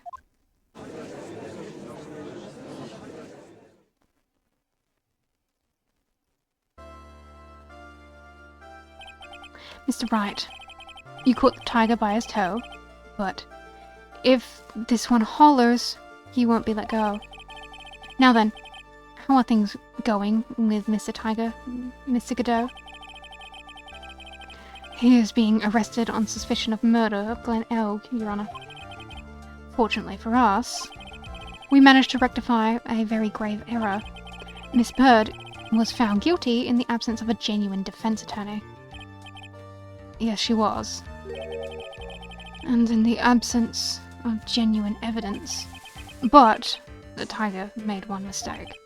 Indeed. He very nearly got away with everything if it wasn't for that one slip of the tongue. Rio Tiger is a truly frightening criminal. A truly frightening one is the defense attorney over there. Godot. Well, I am now in a position to deliver my verdict. This court finds the defendant, Maggie Bird, not guilty. Hooray for Maggie. Yay for Maggie. Yay for Maggie, guys. That is all. This court is adjourned.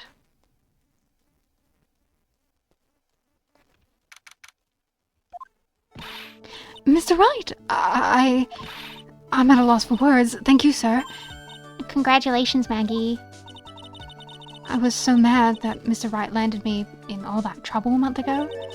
But now I feel like I can forgive him. Hey, that wasn't me, Maggie. That was the tiger. Look, Nick, in the doorway. Detective Gumshoe. Oh, guess I'll be heading out then. Wait. Detective Gumshoe.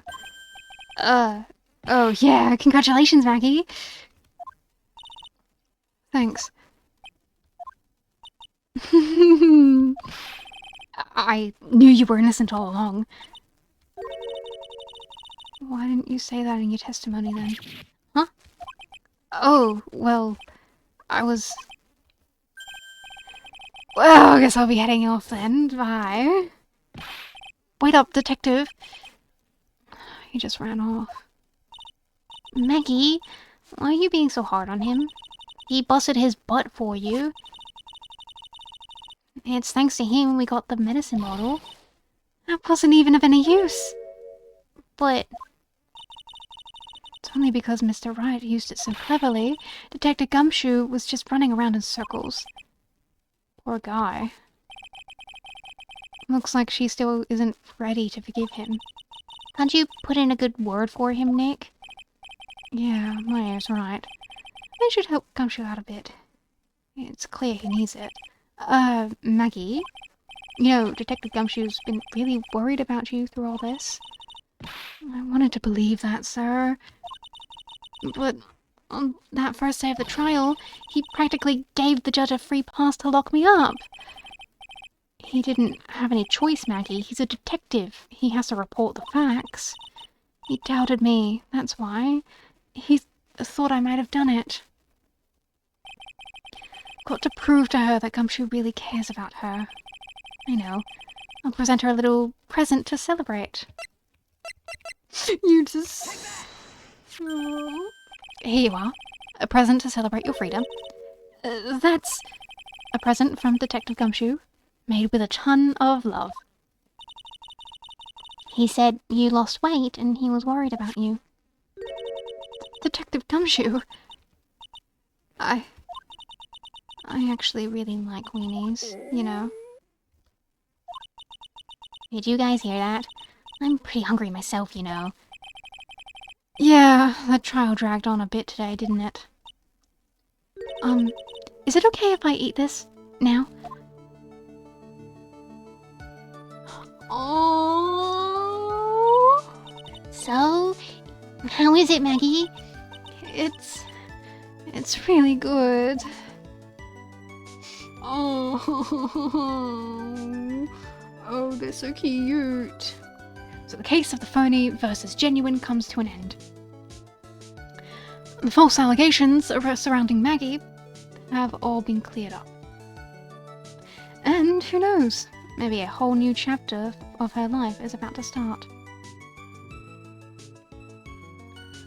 Yay! All this talk about food has made me realize I am fucking starving myself. Oh yeah, I know Gumshoe's so good.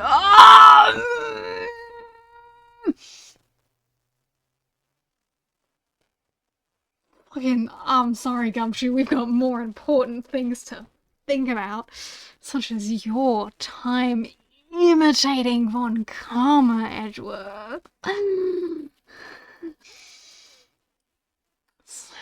I think I might just end up thinking about a certain someone again all over again. Hell yeah, turnabout beginnings, I can't wait.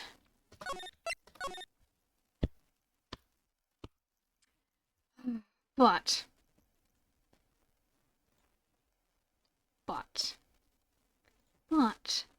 that is all for today. It's been 8 hours again. Because I like doing this to myself and I wanted to finish the fucking trial again. Okay, guys, okay? I like doing it. Oh, Gumshoe, he's so cute. Oh, I love him. He's such a sweetie pie. The sweetest of pies. Oh, and I'm so excited for Turnabout Beginnings. I can't wait to see what that's all about. But I have been streaming since 9 o'clock in the morning. It is now 5:30. I think I deserve some food because I've eaten nothing but a fucking cookie today.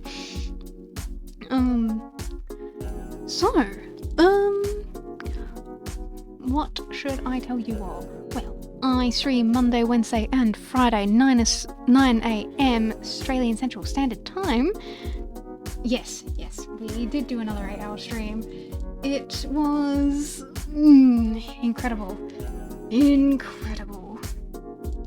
But yes, so I will be streaming again on the Monday, and that's when we'll be doing the turnabout again. I might end up splitting that one in half. I might not, depending on how I feel. I'm not entirely sure yet, but we'll just have to see how things go.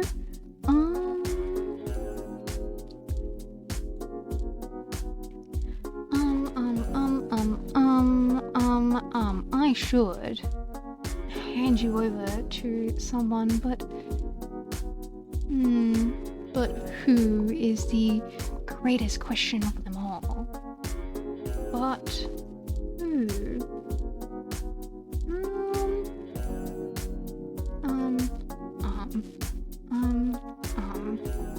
Yes, of course. I hope you all guys enjoy the stream. I had a lot of fun. I do enjoy doing this. I actually don't mind doing it longer.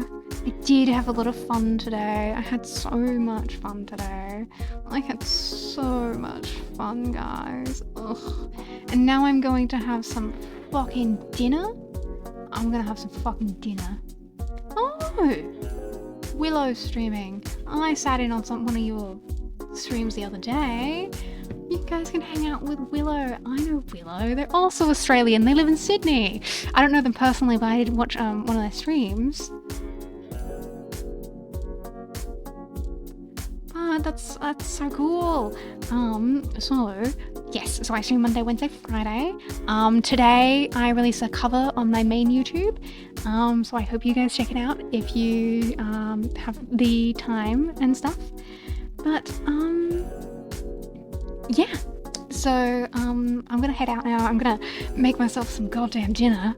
So if it's like past 10 p.m. for you, please go to bed. You definitely need some sleep. But bye bye.